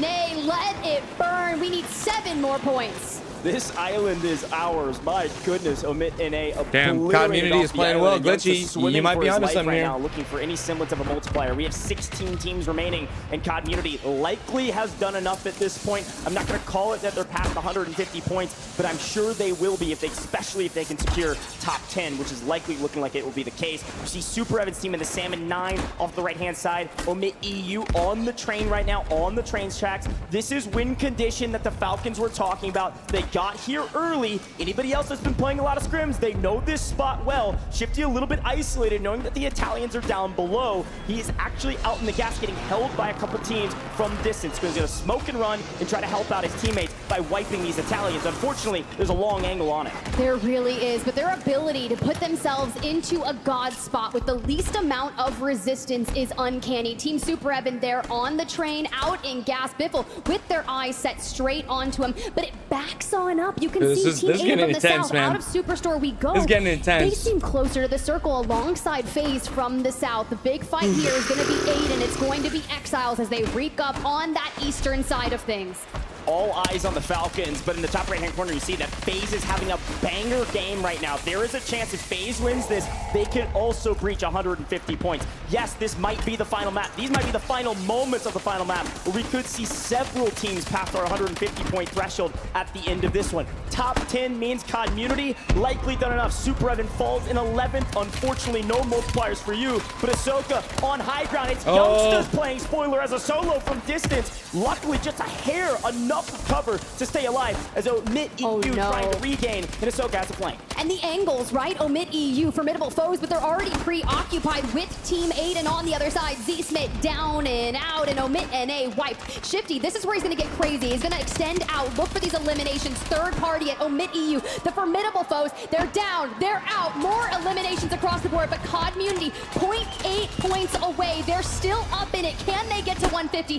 Can they stop the Falcons? Unbelievable. DJ Moss was able to pick up a lot of eliminations and This stay is alive. big. The If they get top here, everybody else is killing holy each other. shit, the man. Falcons are in the best position to win it all. Holy They not only have shit. high ground, sure they got to move into zone, but FaZe is going viral in the water. It's Clapper trying to play spoiler. Lin FIFA, sure, you're still up. FaZe doing everything they can to try to breach the threshold. Community is past it. They are on threshold, but it may not matter. The Falcons are the only team, I believe, with all 3 alive besides Team Clapper, who I believe are nearly dead last. DJ Moss could be the only one that could ruin it for him. Can anybody answer the call to stop this dynasty? They were a wild card for a reason, was that Team Clapper, but what can they do when you have the playable space, when you have all the in the angles, water. they're unleashing their inner kaijus and reaping it straight across. To Lennon we go. FIFA sitting ducks in the water. Chance.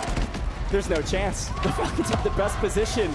All 3 up. Plenty of resources. Look how many plates they have. Everything is going their way. The only thing that could make this difficult is if this next zone pulls towards Rocket. If they get the pull, maybe. The problem is it's in the water. It's got to pull all the way to Freddy for this to even be a problem for the Falcons. They've got the best spot. It does. It goes to the Falcons. They have the best spot. They are going to win this game. It's just a matter of time. There has to be an absolutely Herculean effort from somebody else in this lobby to stop this tournament from being over. Oh my God, this could be it. Everyone left out into the gas we go. BIFFLE wants to claim the top of that elimination leaderboard, wants to cement the dynasty. We talked about it. Is it the last dance? I don't know, but they could cement themselves in history here. The Falcons, the flip of the coin lands on a nice edge. Freddy, Zenz, there's one. You have no chance, my friends. All three up, and they're gonna style on them. They win!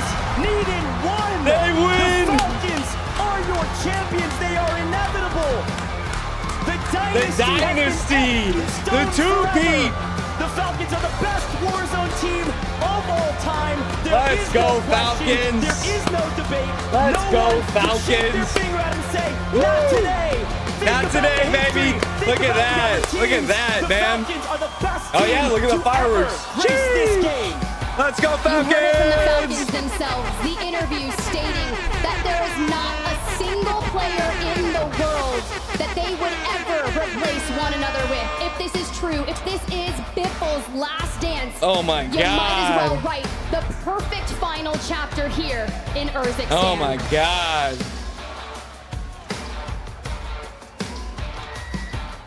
Vegas goes wild for the champions. Was it what we expected? Sure. Did it happen the way we expected? Certainly not. Ahsoka is just goated, man. The Falcons. Big win, big win. They did it really well. Again, having a great IGL just goes to, just goes to show you have to have a great IGL, someone who really knows the game. Ahsoka knows the game. I mean, better than anybody. Won $300,000. But they've also won a trophy that they've got to lift him. Ahsoka won in Caldera. He reigns supreme here in Urzikstan. BIFFLE. That's 2 wins for Ahsoka. Back alongside Shifty as the boys approach one of their prizes, the trophy here, lifted by some of the greatest of all times. There is no more question. There's no mark on anybody's name. Everybody believes these are the best 3 players in the world. The Falcons are your World Series of Warzone 2024 champions.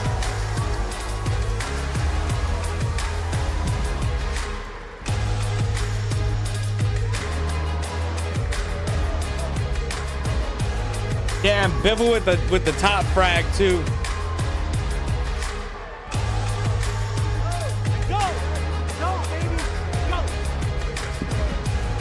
Got to get a moment. You called it. You said you woke up. You woke up. A man of your word. We've never seen a team like it. Shifty, how do you describe this moment? It's Let's go, BIFFLE. man. I mean, for the past months, I've been seeing the number 7, and we won it in fucking Game 7. I mean, I believe in manifestation in this team. I mean, the greatest of all fucking time, the greatest IGL of all time, and hey, the greatest fragger. I think I can say that. You know, fucking 3 for 3. Ahsoka came into this team with a different fucking mindset. We knew we were gonna win. We knew. There's no doubt in my mind. I don't care if we had a bad start or whatever. I knew once we got there that we were gonna ace. And it being on Game 7 was just testament to what I believe in and what the team believes in. We're just the greatest fucking team. But one thing I do have to say, man. One thing I need to say. Listen. Is that Lucky right there? Please. I need one individual, man. Rob, you need to admit that us 3, we are the greatest trio to ever play this game. And I need you also to understand and admit that Diaz BIFFLE is the best player in the fucking world. It is not anyone that he has said it was. He is the greatest of all time. Because of D, we're able to work as hard as we fucking do. This kid is a fucking goat. There's Doug. Well said, brother. Doug That's for you as well. All right, well, a great team is nothing without a great leader. Soka, you're up next, mate. Firstly, plates. Always need the plates, baby. Double fisted, baby. What club we going tonight, chat? Come on, what's up? I'm at the Weird Nightclub. What's up? What's up? How do you describe this moment? A great tournament from the whole squad, That's but sick. you've been credited with some of the That's massive sick. changes, Big win. the big wins, the decisions made in game. How do you feel about that? Feels great, man. You know, last year I came short, came second. No one knows this, but I cried in my room by myself like a little baby. So they introduced me to the team. They had faith in me, and they trusted me. And once there's trust on the team, there's chemistry. We're undeniable. The generational one, baby. You can't deny us now. Undeniable is the only way to describe it. Congratulations once again, fellas. I think I've got one more plate. We've got one more plate to give. Biffle, we'll keep this one. First and foremost, that's for you, sir. Congratulations. Everyone wants to know, the music's finally stopped. Is this the last dance? I know the competitors, they want us, or they want me to leave because we're too fucking dominant. But I think I'll stay in their fucking nightmares one more year. Let's go! One more time, baby! Biffle's coming back one more time. Let's go! Let's go! Let's go. That's goated for that, man. He's goated for that. Dude, he's goated for that. He's goated for that, bro. Ladies and gentlemen, once again, the Falcons, your World Series of He's Warzone goated for Global that, Final bro. Champions. Goated. Love that, bro. Love that energy. Let's go. Let's go. Love that energy from him.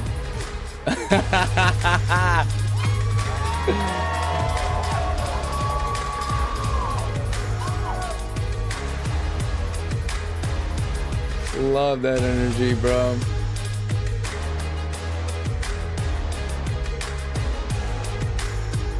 That's sick.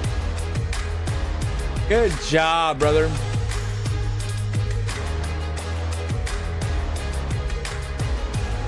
Good job, brother.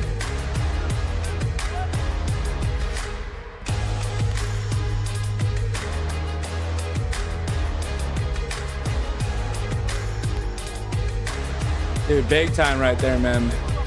Big time right there. Haha, he said, y'all want me out? Nope. Said, I ain't leaving. He said, I ain't leaving. We're winners, man.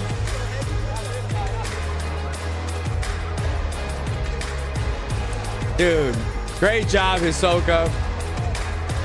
One of the best to ever IGL, bro. Biffle, one of the best to ever shoot. One of the best shooters in the game. Damn, bro. He's goated for that. He's goated for that.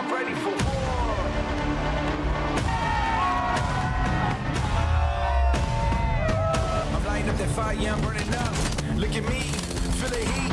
Climbing so much higher, but it's not enough. Let's believe, good to see. Stumbling on the ground to the earth breaks. Knocking down walls, making earthquakes. Never looking back, this is high stakes. Look at me, I'm ready for war. Look into my eyes, I'm ready for war. Never gonna stop me, I'm ready for war. Look into my eyes, I'm ready for war. Going big, never gonna stop me. Goated for that, bro.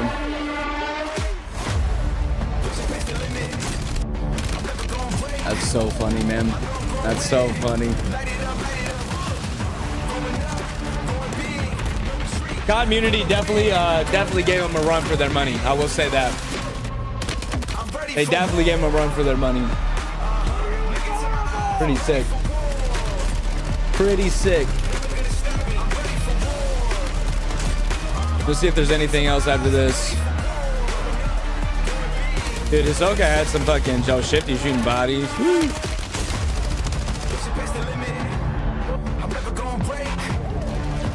Aiden definitely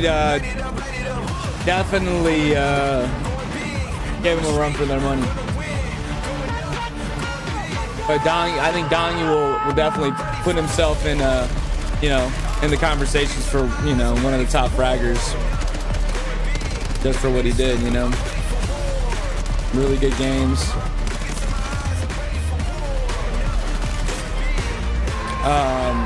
You know, Swag and those boys definitely show that they, you know, they're there for Championship Sunday, you know, in very FAZE fashion. Love to see that Huskers won a game. Love that Destroy won a game. I mean, Community just, they couldn't finish, man. They couldn't finish a game. You know, you have to finish games. You have to finish games.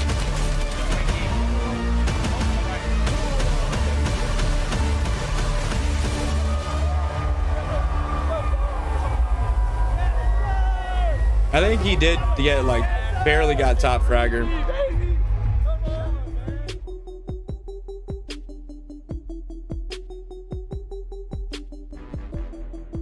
Pretty dope. Pretty dope. Kudos to them, man. Kudos to them for winning. Barely snuck out most eliminations. They got 87 eliminations. Community with 86 eliminations. The only ones who really kind of gave it to them. And then they got 156.4. But you know what? They're still in the money. They're still in the money. So there's nothing to complain about on their gameplay. I would say the only thing that you could say is that they just didn't have finishing power. They had outfragability, you know. They can shoot. They can shoot with the rest. So, you know, kudos to them for playing really well. Kudos to them for playing really well. Yeah, I think that's gonna. I think it's gonna do it for us here. Congratulations, Team Falcons. Way to go. Way to stick it out. That was a great one. That was a great one. Hey, Glitchy, thank you so much for hanging in here. Cristiano, always great to see you. Loved having everybody in here. Thank you so much, guys. I appreciate you. And if you haven't hit the like button, make sure you hit that like button. Make sure you're subscribed to the channel. Be notified for everything we drop. I think we're gonna drop a little video here for for the weekend. So anyways, thank you guys so much. Appreciate you. And I'll catch you guys on the next one. Peace.